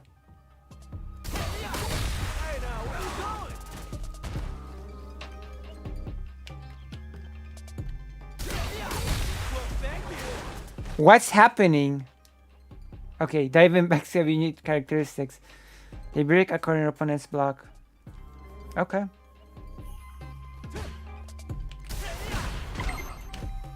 Okay. How the opponent's defense just crumbles. Whenever you have someone on the defense in the corner, the drive impact is a good option. Next, I'll teach you about the drive parry. This is performed by pressing or holding Y and B same time.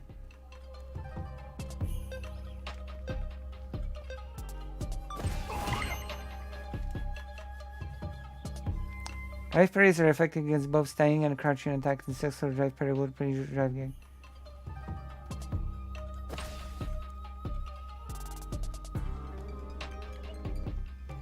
I gotcha. Okay.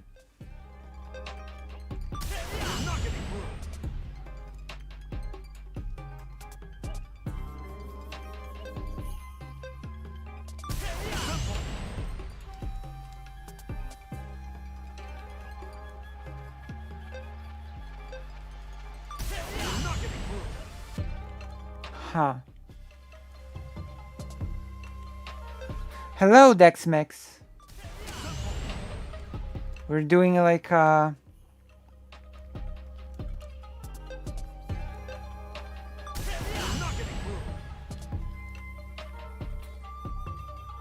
Oh.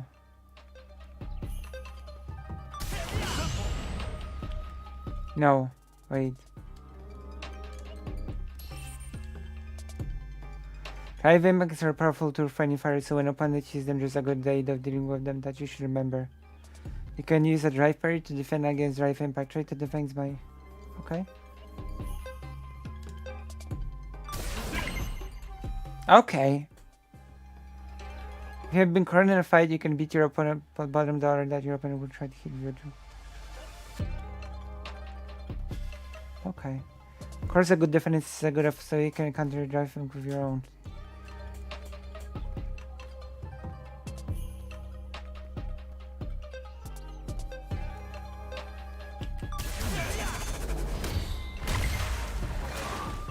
Damn.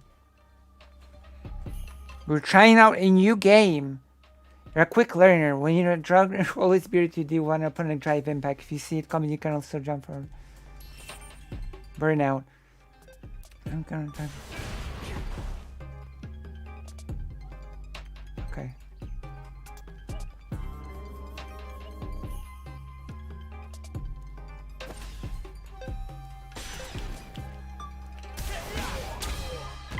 Damn. I think that's a new mechanic of this Street Fighter in particular. I was seeing stars for a moment there. When a fighter is burn out, it can still be stunned. If they block a drive impact. Remember, chasing someone in the corner gives you more chances to attack. Okay. Now let's go over the rules of engagement. The agent of the... Okay, we know about life. Come on. We know about... Okay, we know about life. Time limit. Game over, yo. Too easy. Each fight is a set number of rounds. Now let's put with the pressers, but fight is good for good. Okay. Oh damn.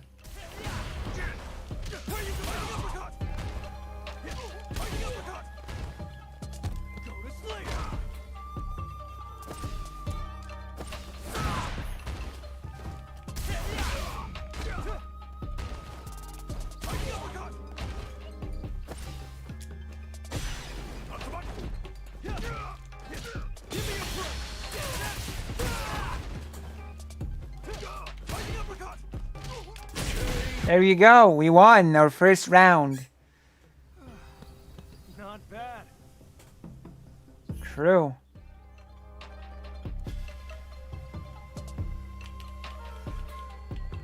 I would rather they made it more like the Arc games, but it actually doesn't look bad. In Fighting Ground, you'll find the tutorials. Use these, learn various and more powerful techniques. Don't be hasty. Take your time and get stronger. Little by little, get at your own pace.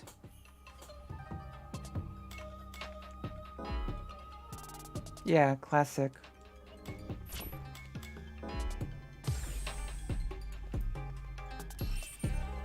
Wait, we've already done this.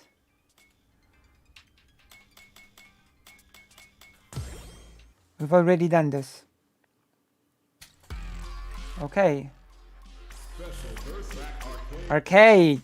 Story, okay. Wait. Story, single player mode that tells a character's story over a series of fights with CPU controlled opponents. After seeing an enemy, you will receive a special illustration. Applicable high scores, only rank, and wait, only can? What? Whatever, we're gonna do Ken's story now. Or maybe not. Luke, Jamie, Lily, Marisa, I don't know, Kimberly, Manon, JP, Juri. What are these characters? I don't know any of them. Guile, Blanca, Honda, I know these. Chun-Li. Sakura is not part of the roster.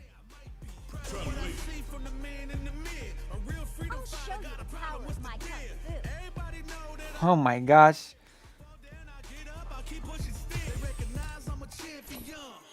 Only costume one?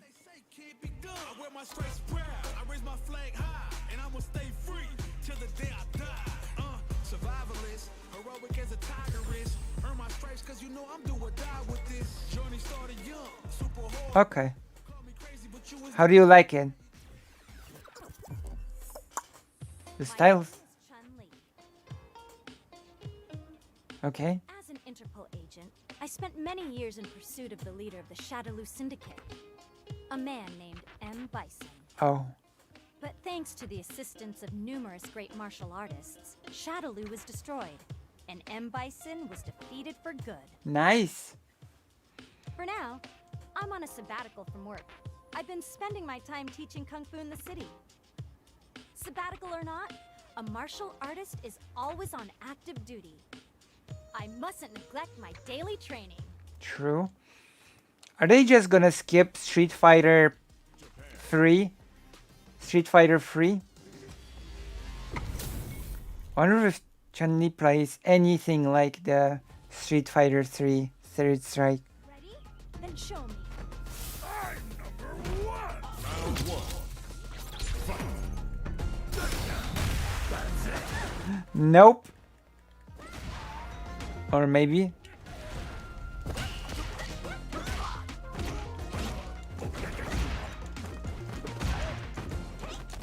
I guess that doesn't work. Okay. Oh, what?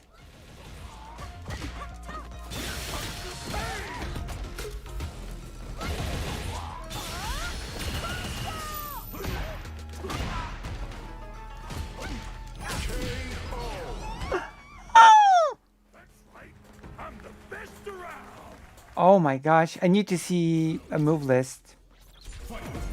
Give me a move list. Command list.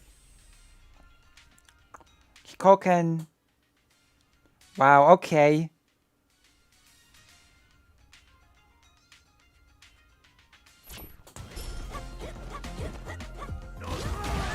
Wait, it's not working.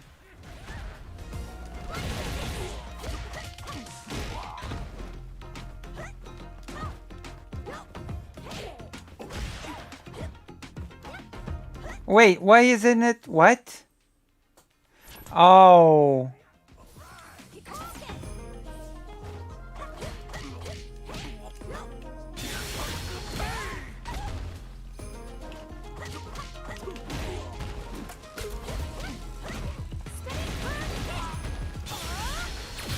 There we go. Now you understand. Don't underestimate me.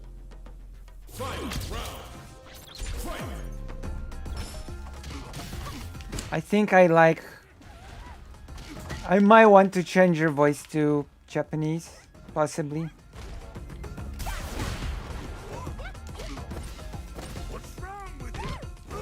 What's wrong with you?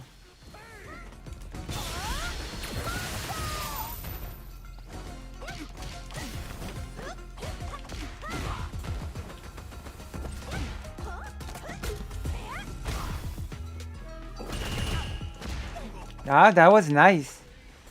A parry.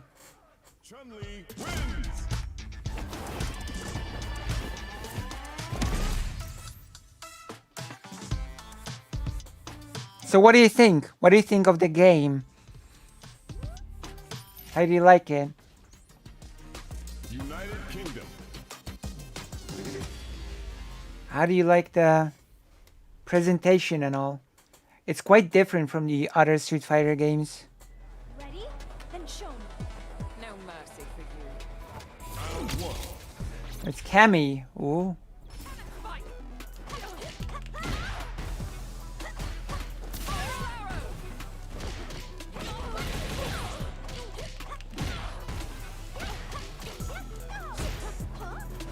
Huh?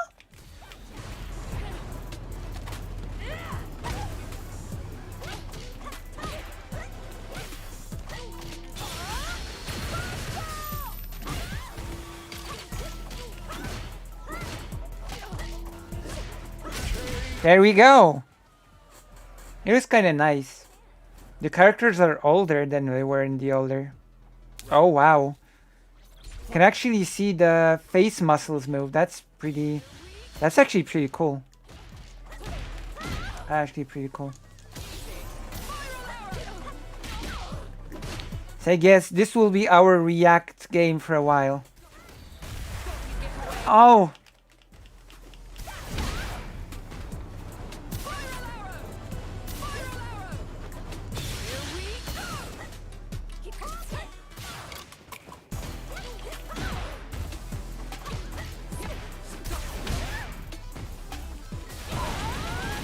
Damn.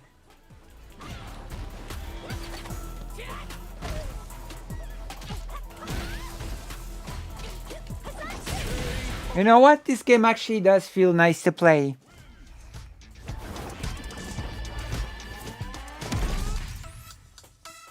So far, so good.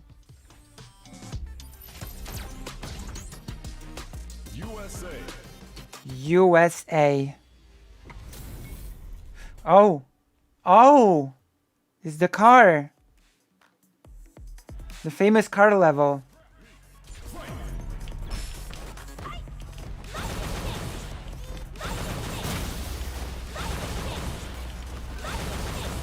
That is the best way to do those things.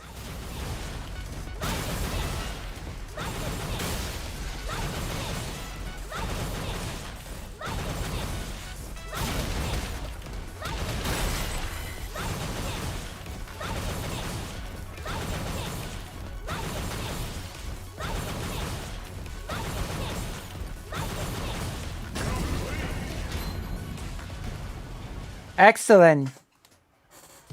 All right, we've done it. Mexico. Okay, I've never seen this character before. I think it's a Street Fighter 6 original. Lily. Ready? Then show me. My pleasure. Round one. Fight.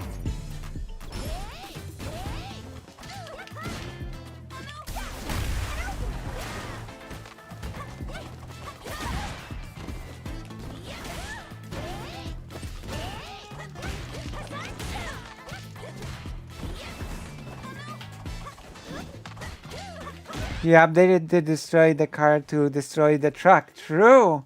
You're right. Ay, ay, ay. But so far I'm having fun with this game.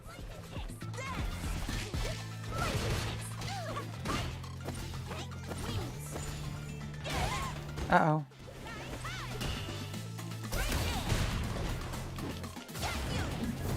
It has like a parry system.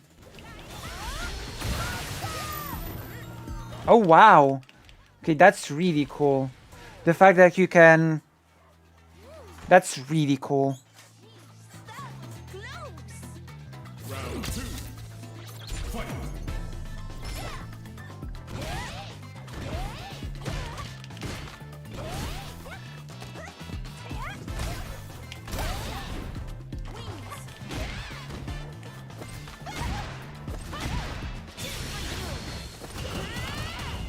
Okay, that's nice.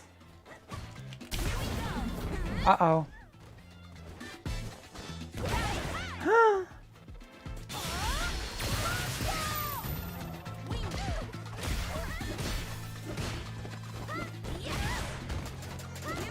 Oh no! I lost! Okay, continue.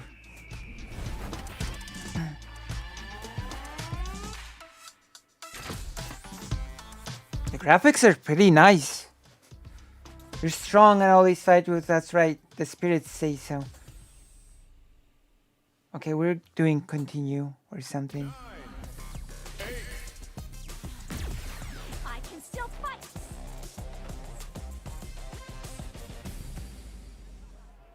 His name looks pretty good. Ready? Then show me. My pleasure. Round one. Fight. Huh.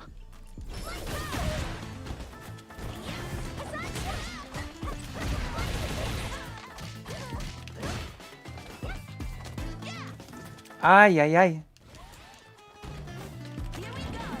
What? Ah.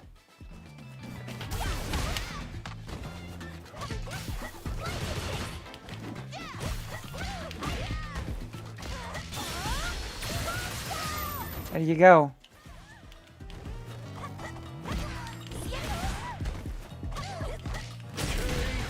Oh. Now you understand. True. Don't underestimate me.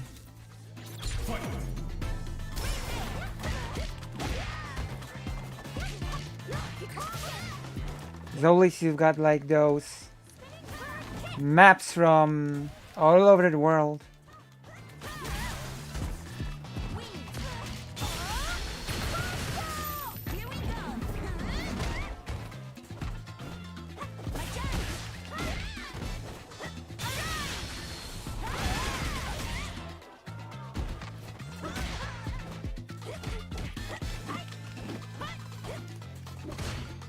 Although I don't think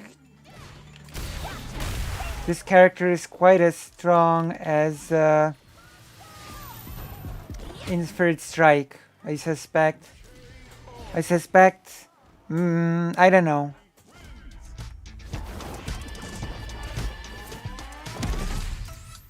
You remind me of a warrior once knew. Perhaps you're related. Maybe. China. China. How about you stop sneaking around? Show yourself, Judy Han. Well, look at that. I heard rumors you'd retired, but I guess your senses are still working at least. Did you honestly think you would go unnoticed? Stealth has never been your specialty.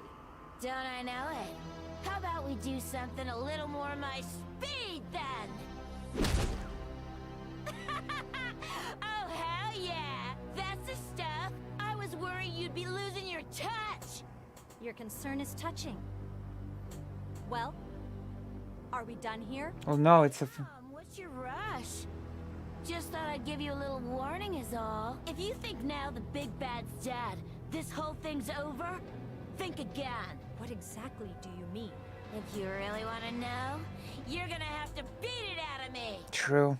As always. In Street Fighter.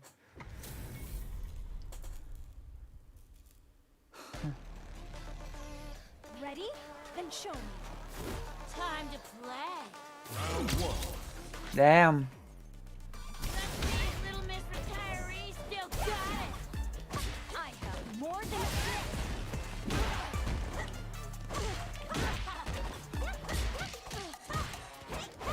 It's so strange to think about. Now retired.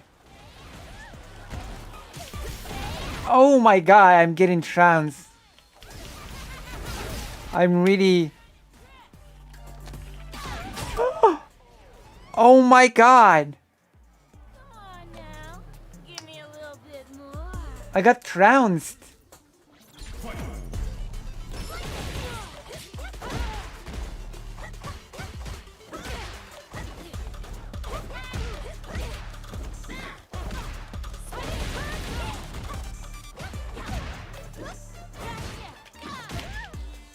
Oh, what happened to the game? Uh-oh. My computer cannot handle. Which is why you should oh, what is this? Oh, you should donate or something. Where's the special super art?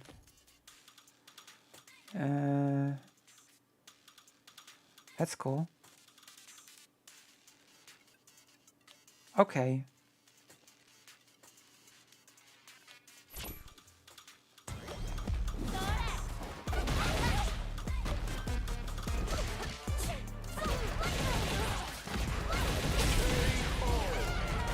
I wanted to do a super move, but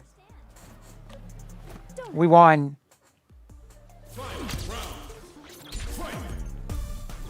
We won. Ay.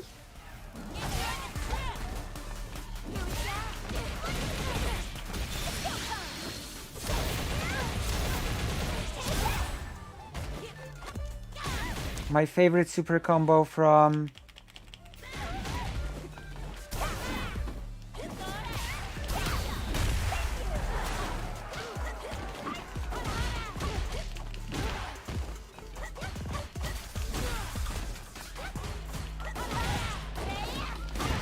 favorite.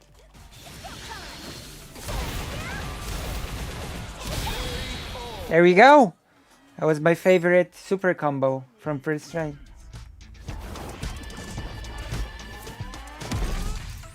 Can't you exhaust your revenge? You can't let it consume you forever. I didn't manage to get any more info out of Judy. Even after Bison's death, if there's any chance of something still lurking in the shadows, I have no choice but to uncover the truth. I guess I really am a workaholic.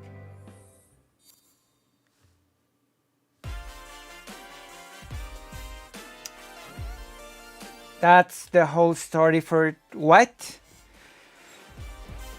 Shouldn't there be more? What's happening? That's a bit disappointing to say the least.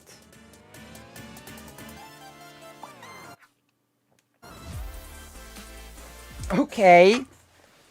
Wow. Talk about a bare minimum storyline. Right? I wonder if there are gonna be any unlockable characters. This is pretty nice, by the way. The ending credits. Yeah, that's it? What the? The credits look pretty nice, actually. They look pretty nice. Wow. We've beaten the game of Express Tempo.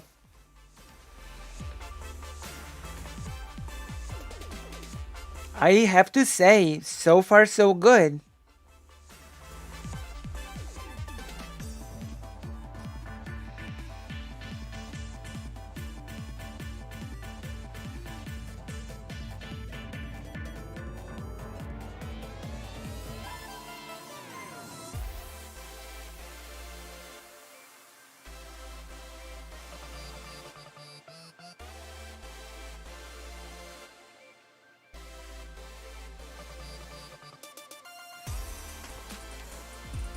No unlockable characters, but there will be DLC characters.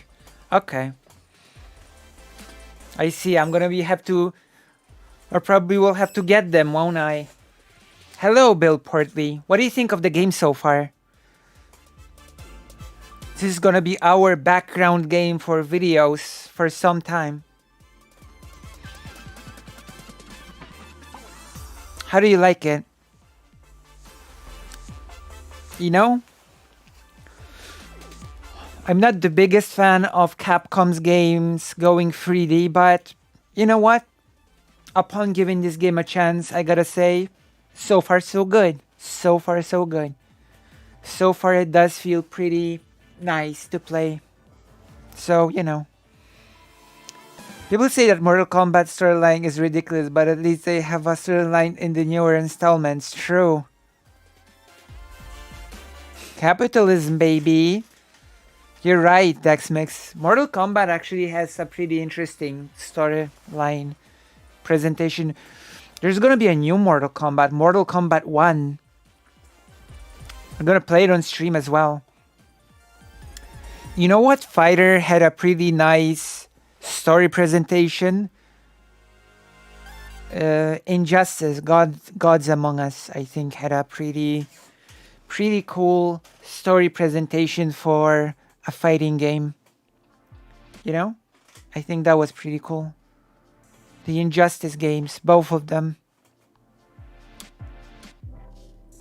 They should make a third one. They were pretty fun. I wonder if they will make a third one.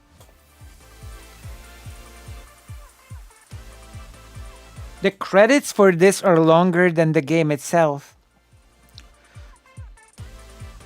Fargo Liu Kang looks sick. Yeah, Mortal Kombat 1 actually looks pretty cool from the trailer that was released. It's pretty nice. These credits for arcade mode are longer than the arcade mode itself. It's ridiculous. What's happening? We've been watching this longer than we've been playing. It's like credits to a movie. Oh my gosh.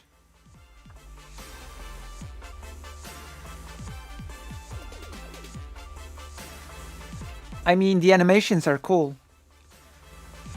I'm not complaining. Is this DJ?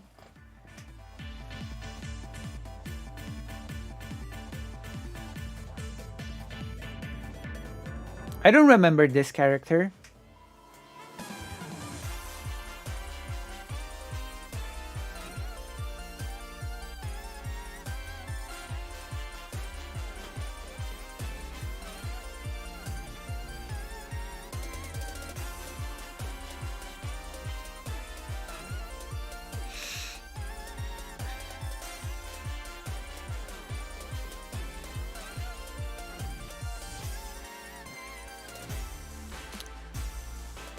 Even the side characters like RoboCop and Terminator have decent interactions with the cast and the lore.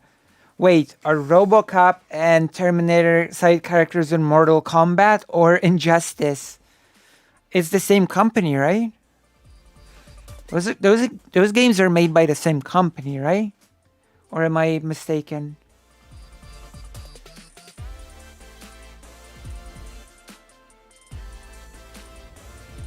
Who is this?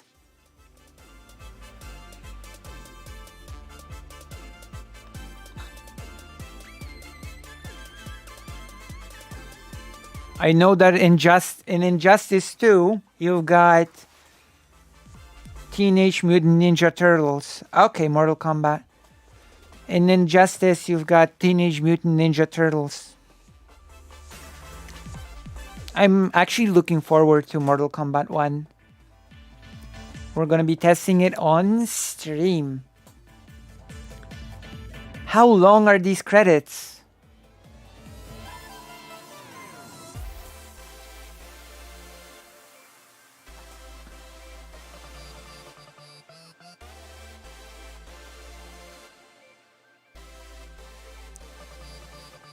Both are made by NetherRealm Studios. Okay. Yeah, Injustice and Mortal Kombat are made by NetherRealm Studios, but it's a subsidiary of Warner Brothers. Nice.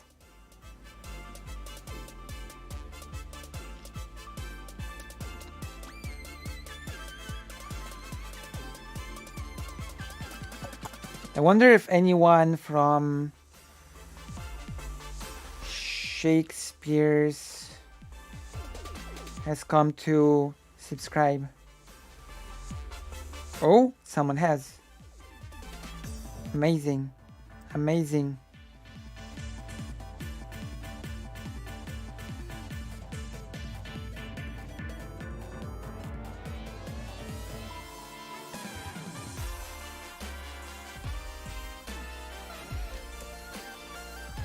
My God, these credits are infinite. They're going for a record here. How long are these? My God. Beating the arcade mode took a fraction of the time of the credits. And it keeps going and going. Infinitely. Oh my gosh. I sure hope there's a way to skip those, because I don't want to watch this every single time I beat the arcade mode. We're gonna watch it once and not again.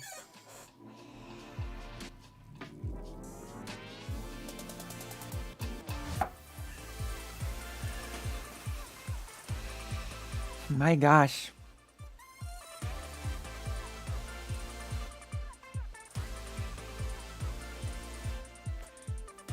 Oh, so how are you enjoying the new Street Fighter game? Well, the credits are nice.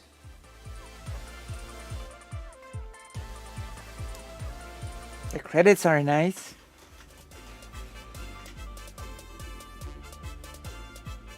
My goodness. Are they trying to snatch the record from Square Enix for the longest credits in video games?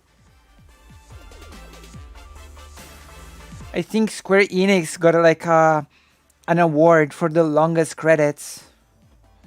But I think Capcom is trying to compete. Digital Hearts.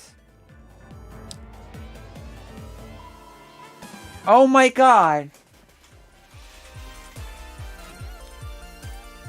Like, how long is it in? I wonder how long has it been in, like, how long have we been in these credits?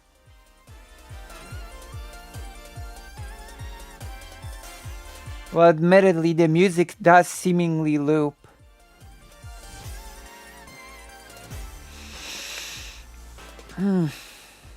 The music does loop pretty seemingly.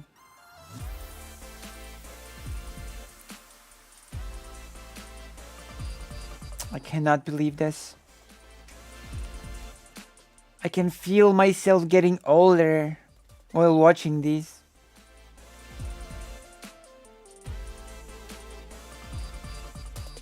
Oh my goodness.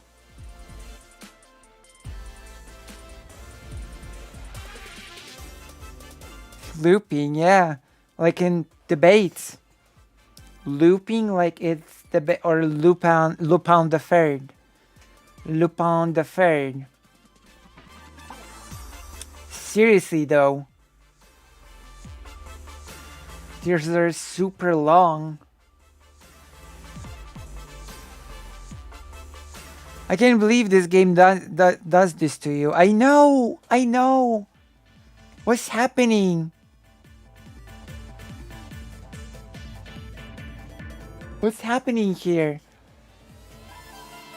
Oh my, I want to play the game!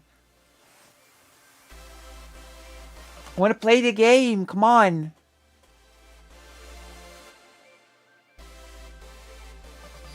Are these credits literally endless? I know it's a big game, but come on.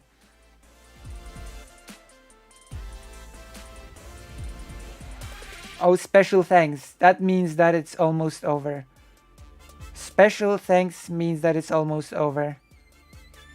There you go. It's almost over. Almost over.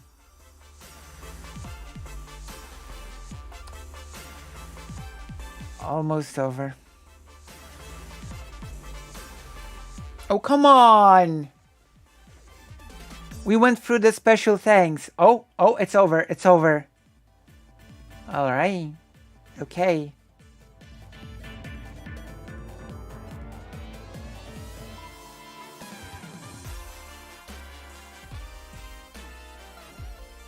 Oh, it is over. Nice. It is finished. So what characters do we want to play as now? Ah.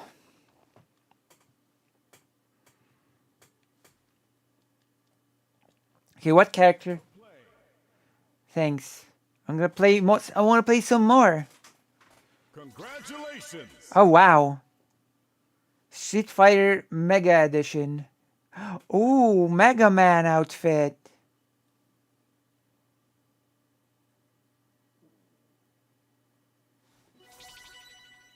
Oh wow. Okay, this is... Ooh.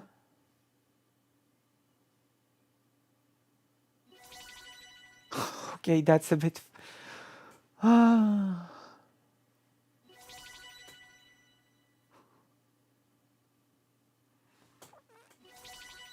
So many pictures we've unlocked. That's pretty nice artwork.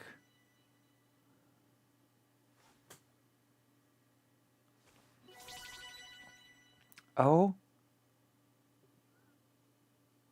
I know this game. Oh my god, what an overload. Oh my gosh, this drawing. That's Third Strike, I believe. Wait, although in Third Strike didn't exactly have Cammy in it. Alright, we've done it. We've done it. My god. Okay, now we can play again.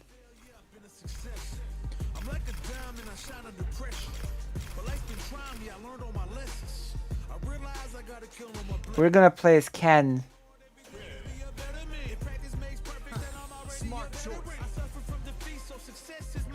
Oh my gosh, Ken looks so... Ken looks so wild.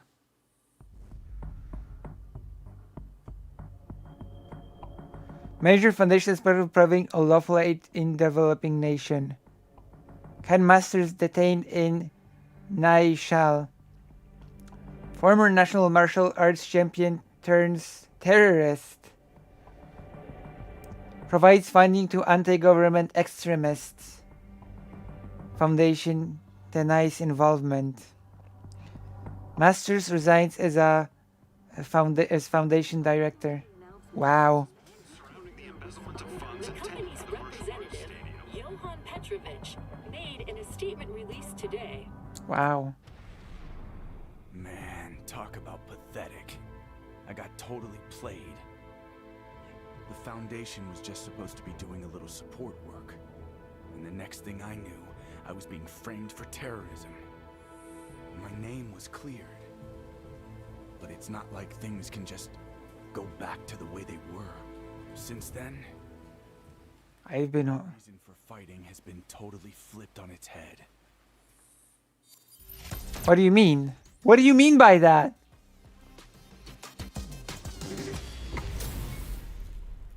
He has a shirt.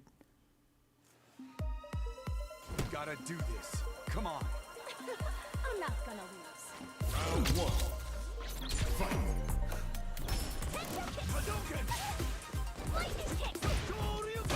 Ken is no longer the pretty boy that he's been in the previous games. That's for sure.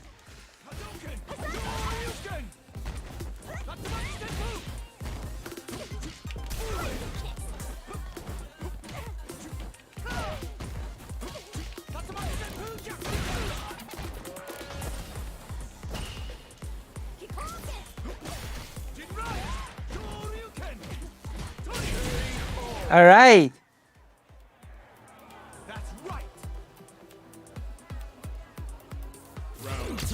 Yeah, Ken was accused of being a terrorist and is no longer a pretty boy.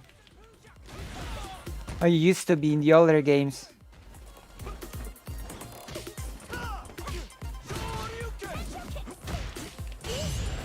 I mean, he's like, okay, I need a command list. Okay. Okay.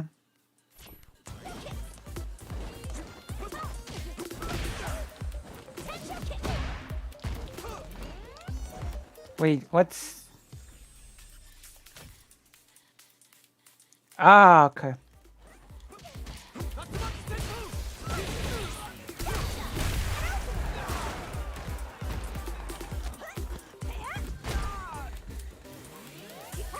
Wait, oh my god, the controller disconnected.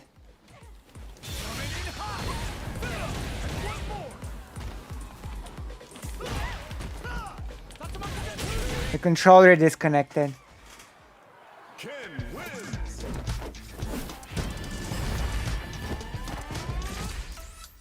If an investigation is required, I'll cooperate. But the last thing I need is your help. You're so ungrateful. USA. This game is so intense. Oh my gosh. But it's fun, I guess. It's also that's what makes it. Come on. Who are you, Luke?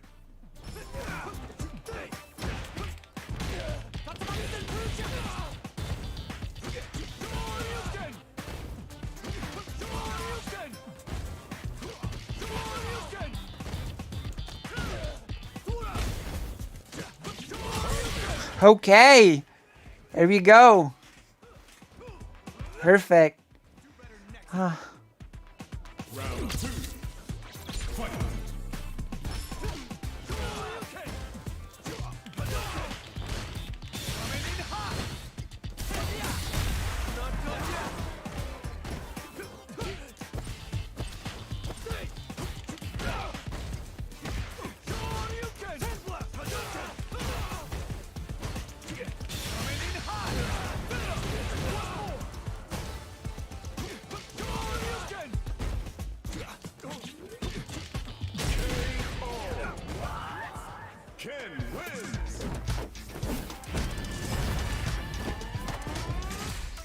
Sorry for the trouble back in Nightshell. I'll make it up to you sooner or later. Japan. Are they gonna have a dialogue or no?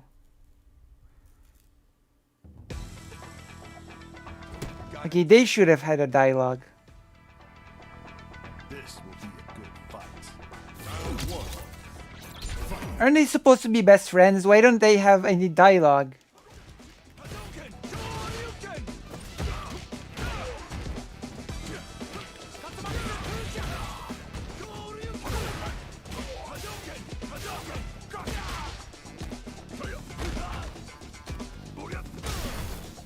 Oh, you bastard.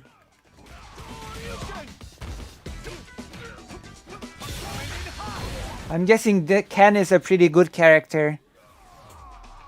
Boom. Hello, Double Ice Cream. Hello. We're testing a new game. Hello, hello, Double Ice Cream. Wait. You seem to be new to the stream, and therefore, join the page. Here you go. Got a page. And you should join. It's here. I don't think I've seen you here before. Oh yeah, you're right. Need the boom Twitch emote. You're right. I need to put it. You're right.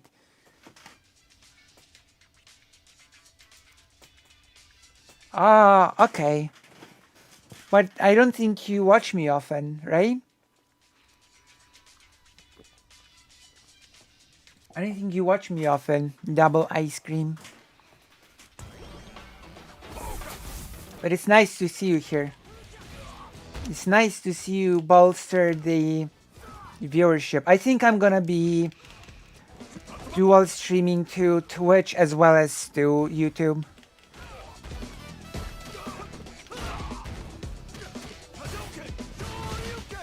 Oh.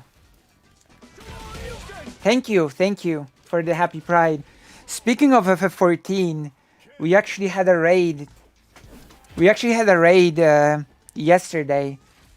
Yesterday was raid day for FF14. I'm back to savage raiding. Oh, truck. What was that? Did he make a face?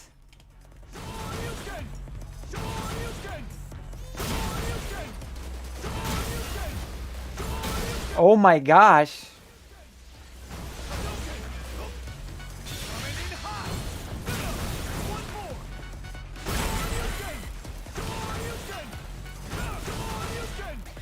This is Street Fighter 6. It just came out. So I'm testing it out on stream. And this is going to be our game when we're gonna watch videos in the background. China. Are they gonna have a talk? Oh, Jamie. Okay. We gotta do this. Come on. Come on. You're not a sore loser. Round one. Fight.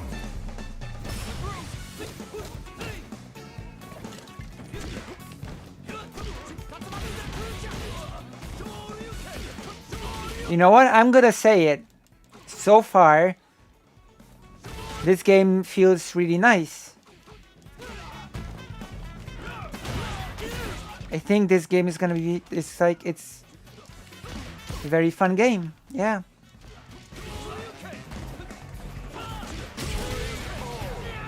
Fun to play. That's right. Ken has forsaken his good looks.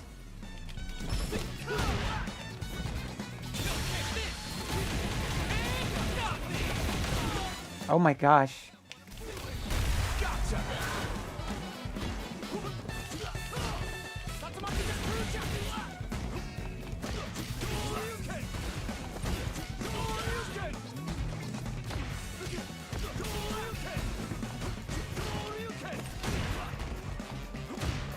Okay, what's the... Alright, let's do this. I wanted to do a special. Rugged Daddy can. Yeah, exactly. Everybody's older and much more rugged in this game. We does seem.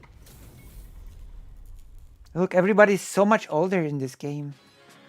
We gotta do this. Come on. Prepare yourself. Dhalsim used to be so weak in the older games, but in the new ones, it's pretty good.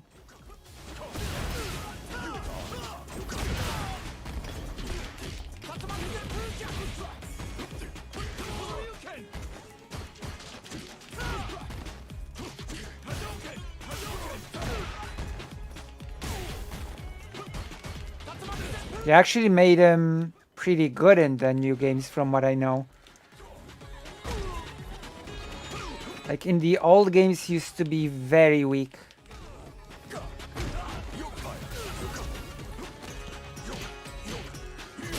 Case in point, I've been defeated.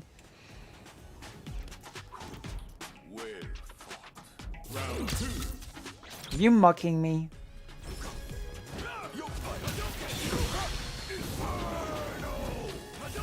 My gosh. Your tummy became bloated.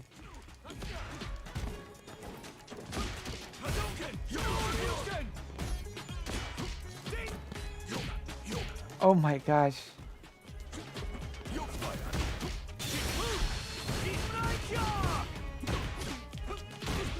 That's so mean, you're hitting my head. Hitting my head. That's right. Is this blood on my clothing? Or paint? Is it blood or paint?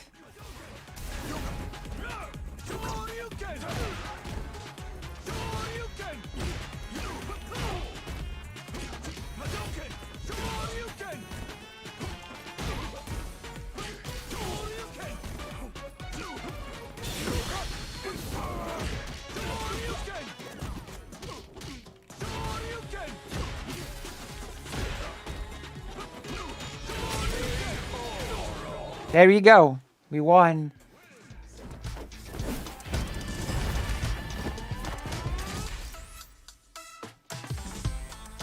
So, what are your thoughts on the game as you're watching? Honda, another classic character. Gotta do this. Come on. Round one. Are you though? Are you number one?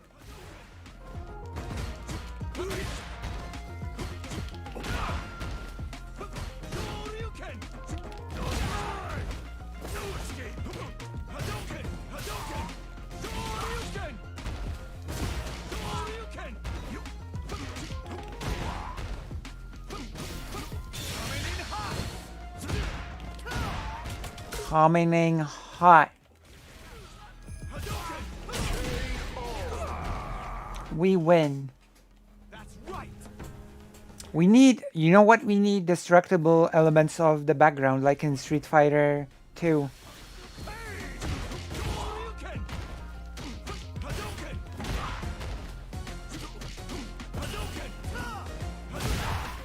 The environments look pretty nice, though. They do look pretty.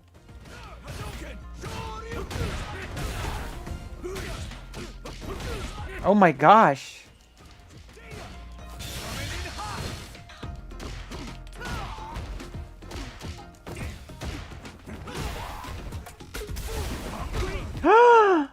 Oh my god. Oh my god. That's right. I'm the best around. I didn't see that coming.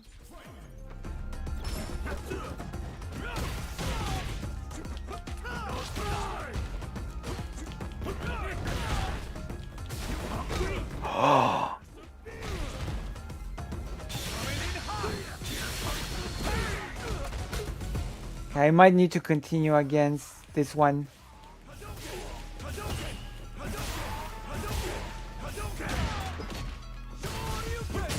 Oh my gosh, okay. We're continuing, of course.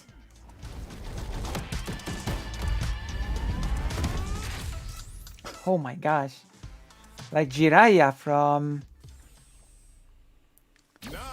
Naruto. We're not done. Gotta do this. Come on.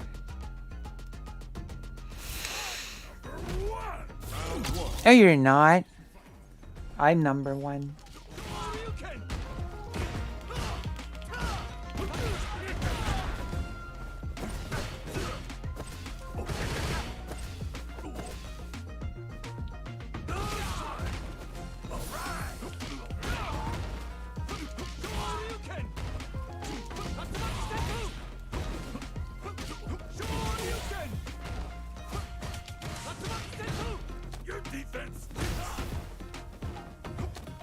What the?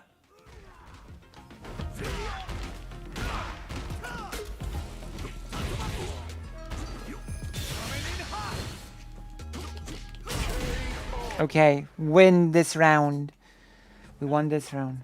That's right. Round 2. Fight.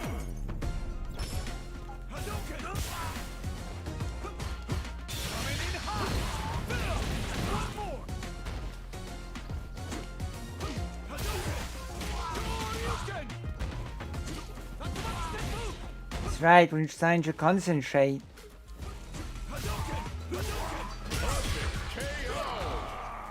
Ken wins.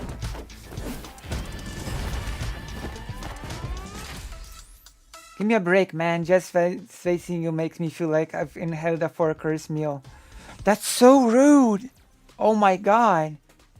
Why so rude? You've known each other for so long as well. Oh my gosh. That's sumo.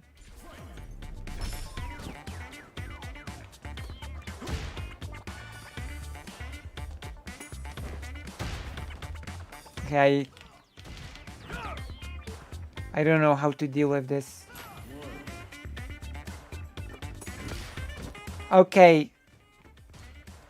Oh. Okay.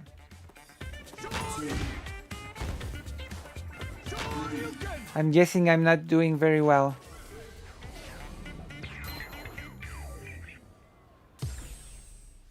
I did not do very well.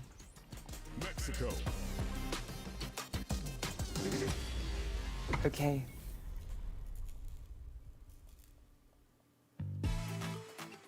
Gotta do this. Come on. My pleasure. Round 1. Fight.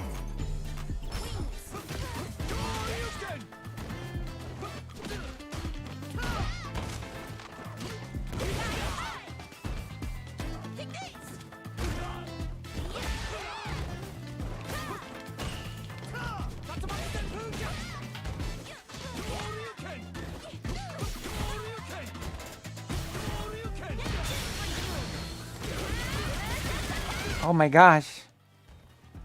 You're supposed to parry, yeah?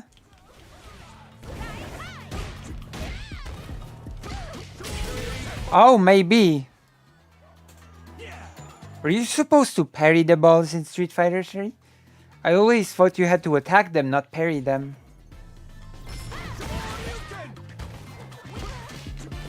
I didn't even realize you actually had to parry the balls in Street Fighter 3. Thanks. I'm gonna use this knowledge for when we next time gonna play Third Strike.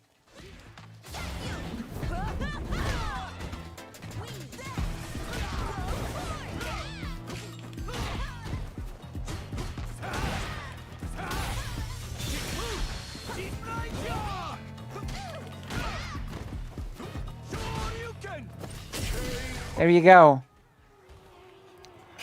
But we're gonna lose. You're strong.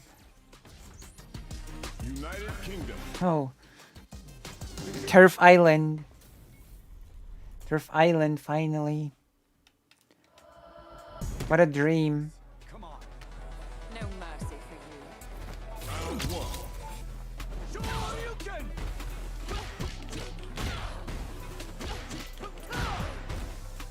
You're in my way.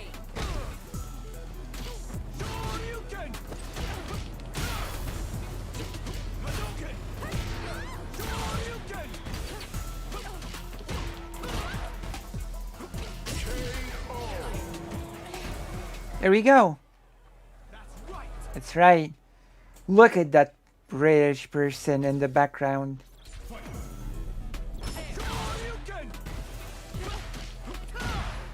What a British map.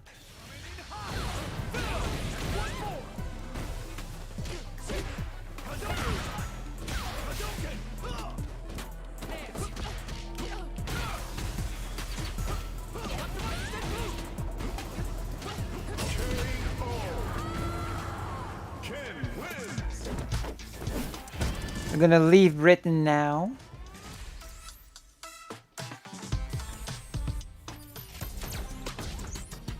Brazil.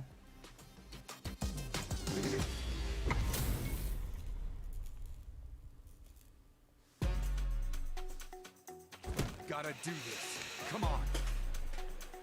Come on. Showtime! Round one. Fight! Hadouken! Hadouken!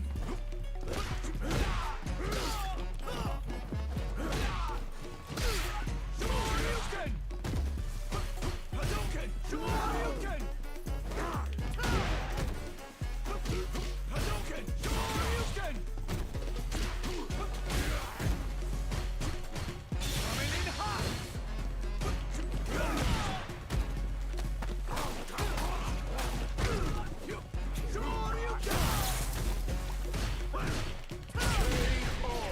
What a cool map.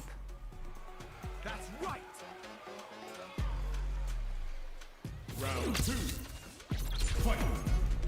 Shoryuken! Ay, ay, ay.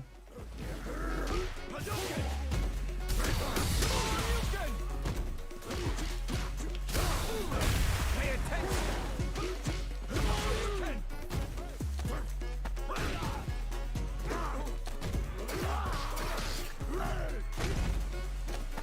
Oh my god!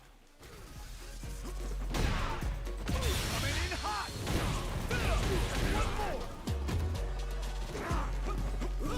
Shoryuken!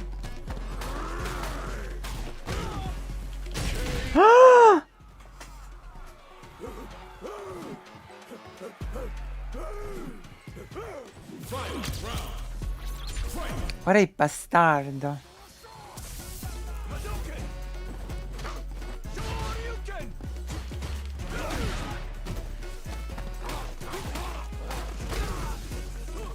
Coming in hot!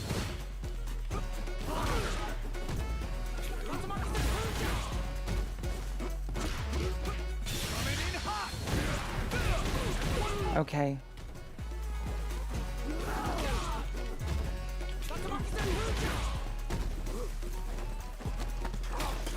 Oh god.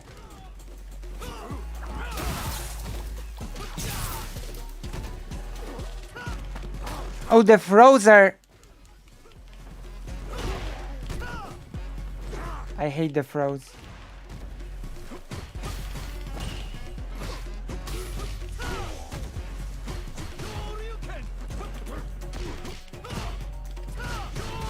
Oh god.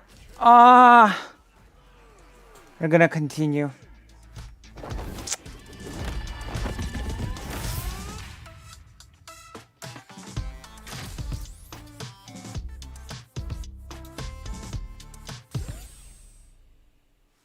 My goodness.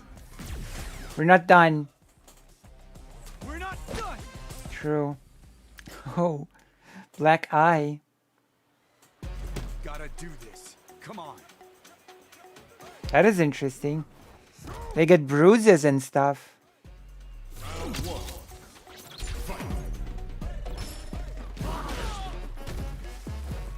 Shoryuken! Hadouken! Shoryuken! That is a nice thing. Their clothing gets dirty. They get bruises during the fight.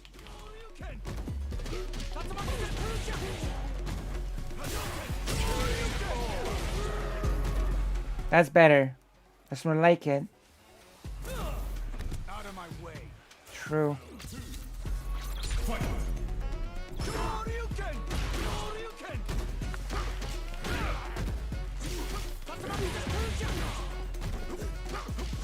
Shoryuken!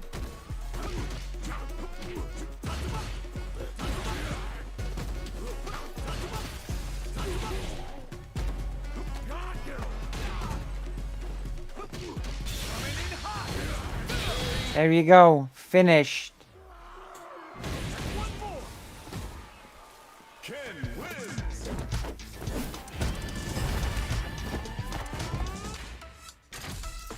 The protector of the jungle never change. Blanca never change. Nice all. Oh. Well, well. If it isn't the former national champion. It is. Fighting still makes you feel alive, does it not? Who are you? Truly splendid. Who are you? What say you, Ken? Why not forget all about what happened in Naishal and become a thrall to the ecstasy of combat once more?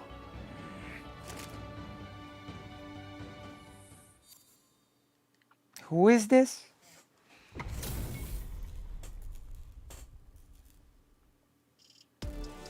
Gotta do this. Come on. An honor, to be sure. I have no clue who you are. Did I strike him?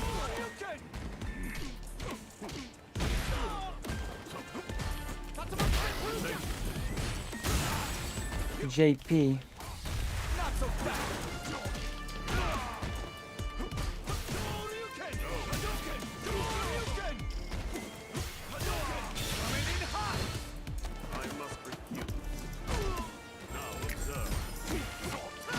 What am I observing?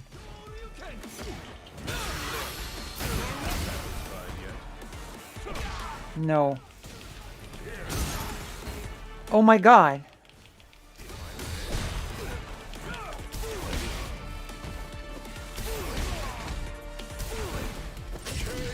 There you go. Two can play that game.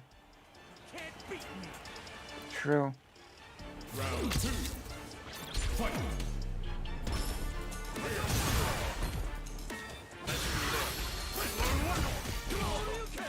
Miss me.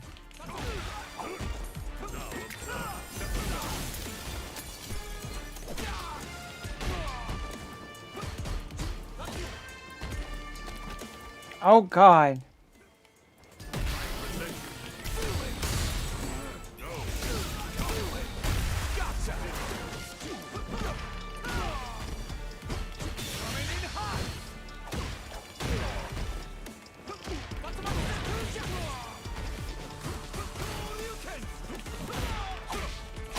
Ah!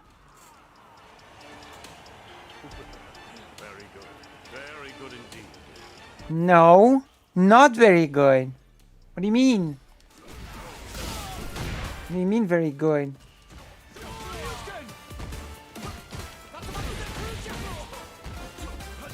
It's not good indeed at all.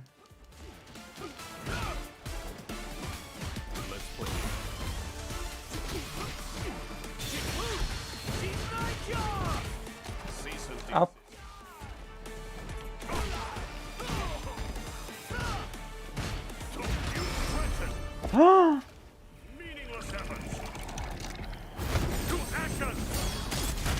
Am I done?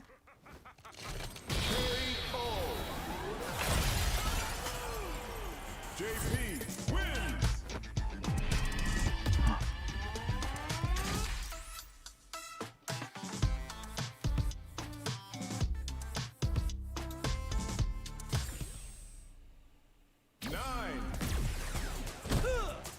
Who is this character? JP. Jordan Peterson? What?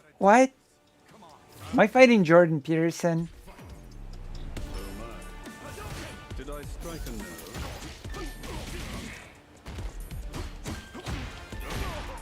JP. I can also.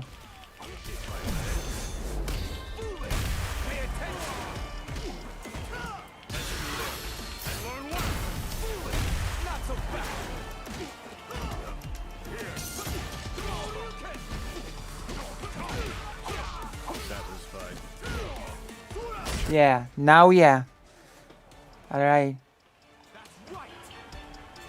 Okay. So it's not a Street Fighter 6 original character?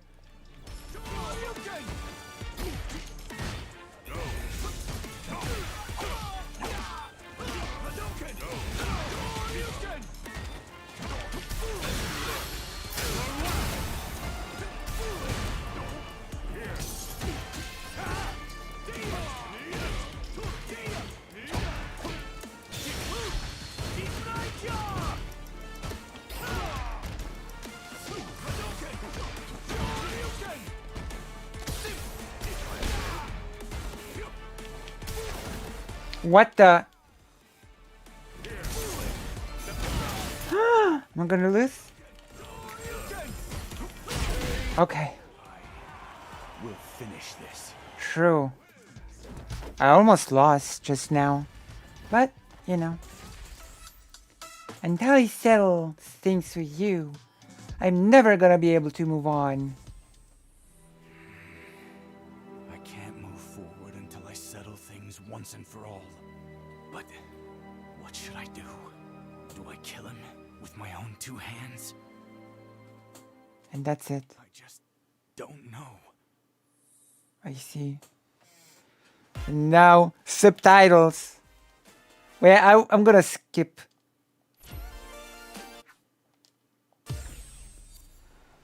We're not gonna watch those subtitles over and over again, okay? That's just not happening. It's just not happening. Congratulations! Nice.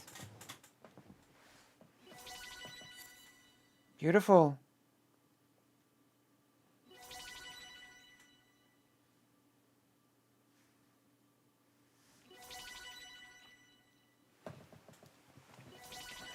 I think that's Capcom versus SNK.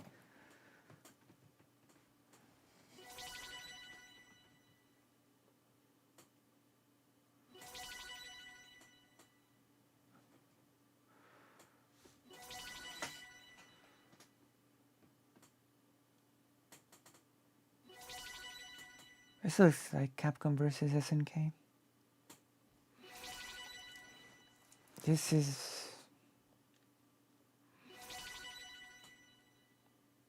Street Fighter Alpha, I think. Okay, one last arcade and we're gonna go to sleep.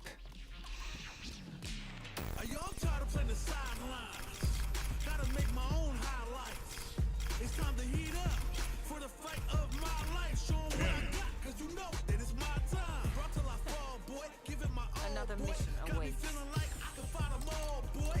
5 stages is okay. We're gonna... Don't worry yourself, Uni. I'm doing just fine over here. Well, I certainly hope so. You sometimes get so focused on your work that you forget to do basic things like eat, after all. It's all right. I'm not like I was back then. I have people looking out for me now. What is it? Why are you laughing? Oh, it's nothing. Do you remember that charm? British. True. It's still hanging off your phone, isn't it? I just pictured it and had to laugh. It is, actually. I'm rather fond of it. Thanks again, by the way. Don't mention it. Anyway, good luck with your work. British. Uni says I'm paranoid, but frankly, I can't believe that Shadaloo has been truly eradicated. And I find it curious indeed that it's getting harder and harder to track down any traces of their remnants. Why are you wearing water hydrants on your arms? This will require further investigation. That's my question. Why are you wearing water hydrants? Mexico.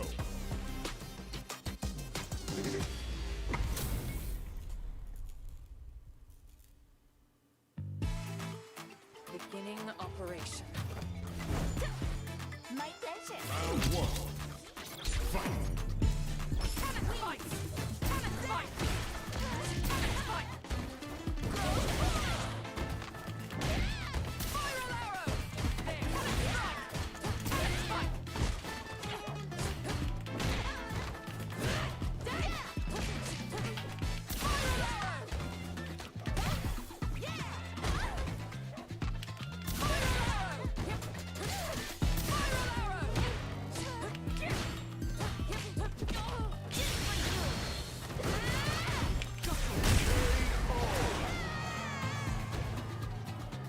Right.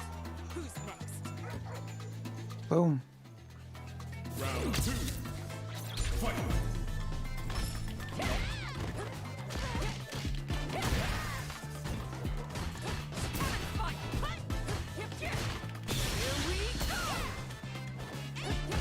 Here we go!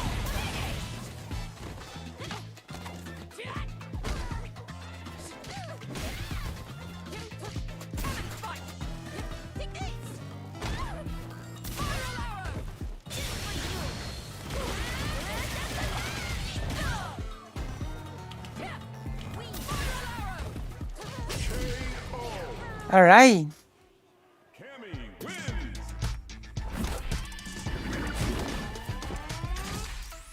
Those war claps of yours are intended to give you added reach, I take it? Yeah. That's what you use weapons for. Added reach. Correct. Correct. That's correct. Beginning operation. This will be a good fight. Will be a good fight.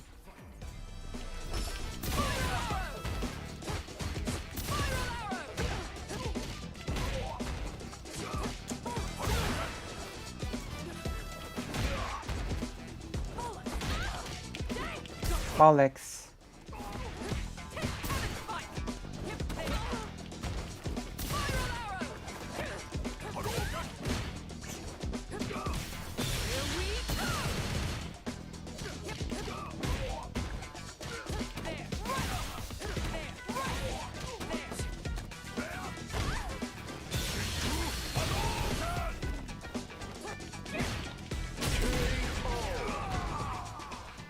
Right. Who's next? Who is next?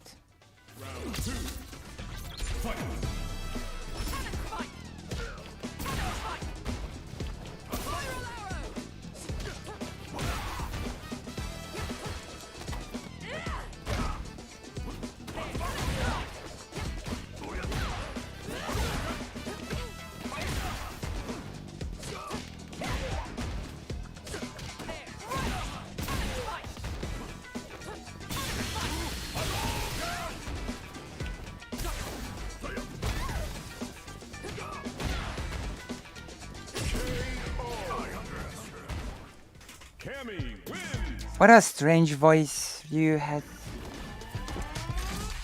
Combat was still part of the mission for me, but now I'm beginning to see something else.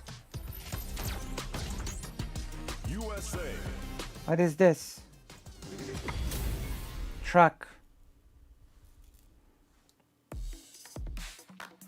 Make it a scrap heap. Fight.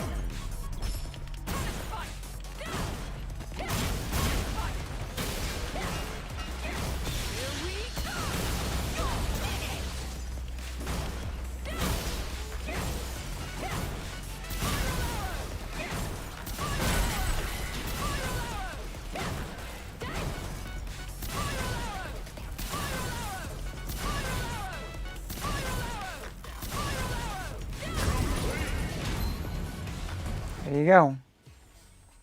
It is done. Japan. Honda.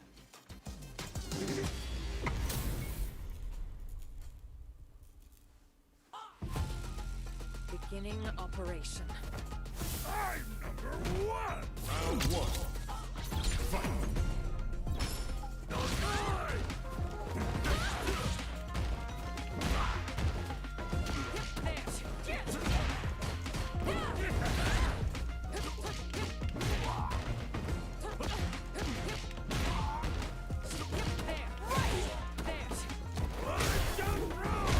Ay, ay, ay.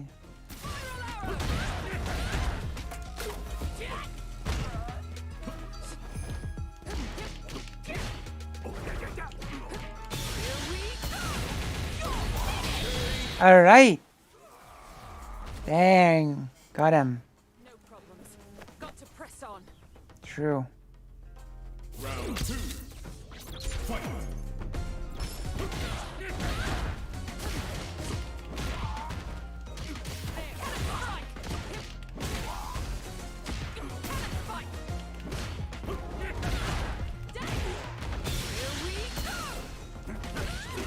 He didn't want to do that.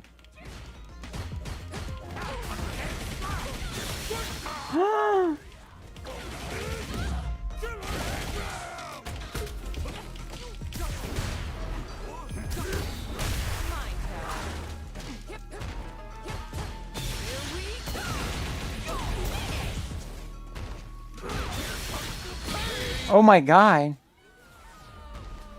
Okay. That's right. I'm the best around. Are you though? Fight round. Fight.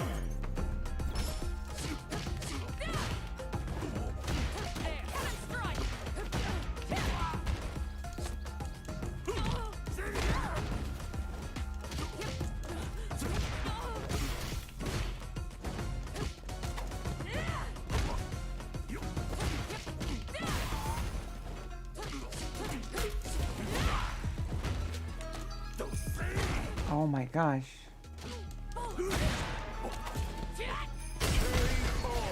Okay, last level. Who's gonna be the next opponent for Cammy? Was that some sort of sumo sidestep? It reminded me of my own combat techniques. Oh. Again with this person? May I help you? Pardon the interruption. I'm investigating a criminal syndicate called Shadaloo. I heard there may be some leads here. Ah, I'm afraid I know nothing of that. Now, if you've no other business, a very hungry cat is awaiting my return. Wait! I mean, freeze! Don't move! This feeling, I know it well. You possess psycho power, don't you? You will tell me what you know. I'll use force if I must.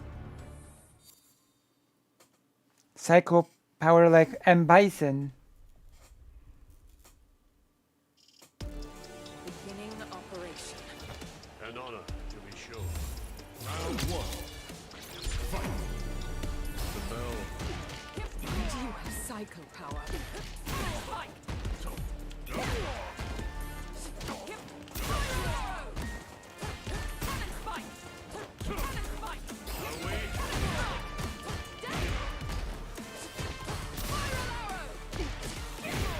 Psycho Crusher. Target's been silenced. Easy job. Round two. Fight.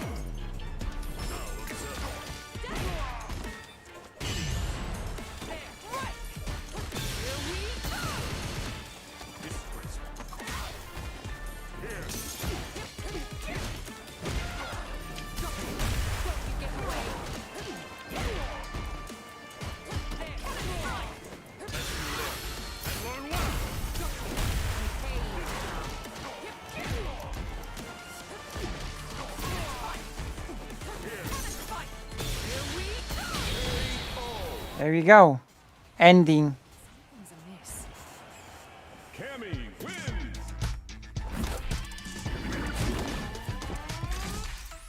Time to talk. Shadow is gone. So what in the bloody hell are you plotting?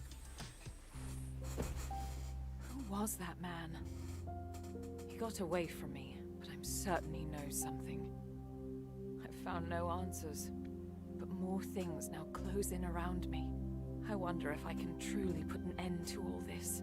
No, you're right. Of course I can. Forgive me. I had lost sight of myself. Thank you. This fight is not just mine alone. It belongs to all of us. And I will succeed. For all our sakes. True.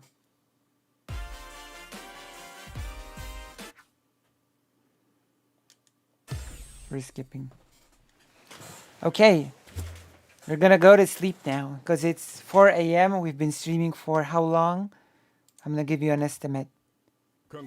8 hours, of course, standard for me.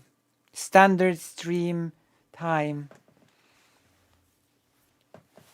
8 hours, standard stream. Of course.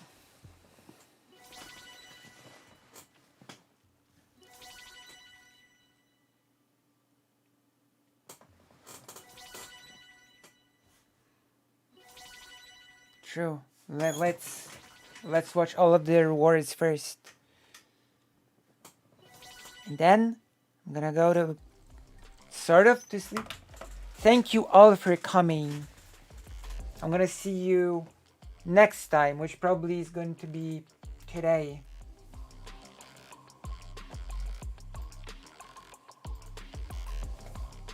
So I'm gonna see you.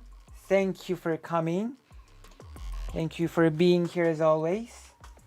Love and solidarity, which I'm gonna write right now.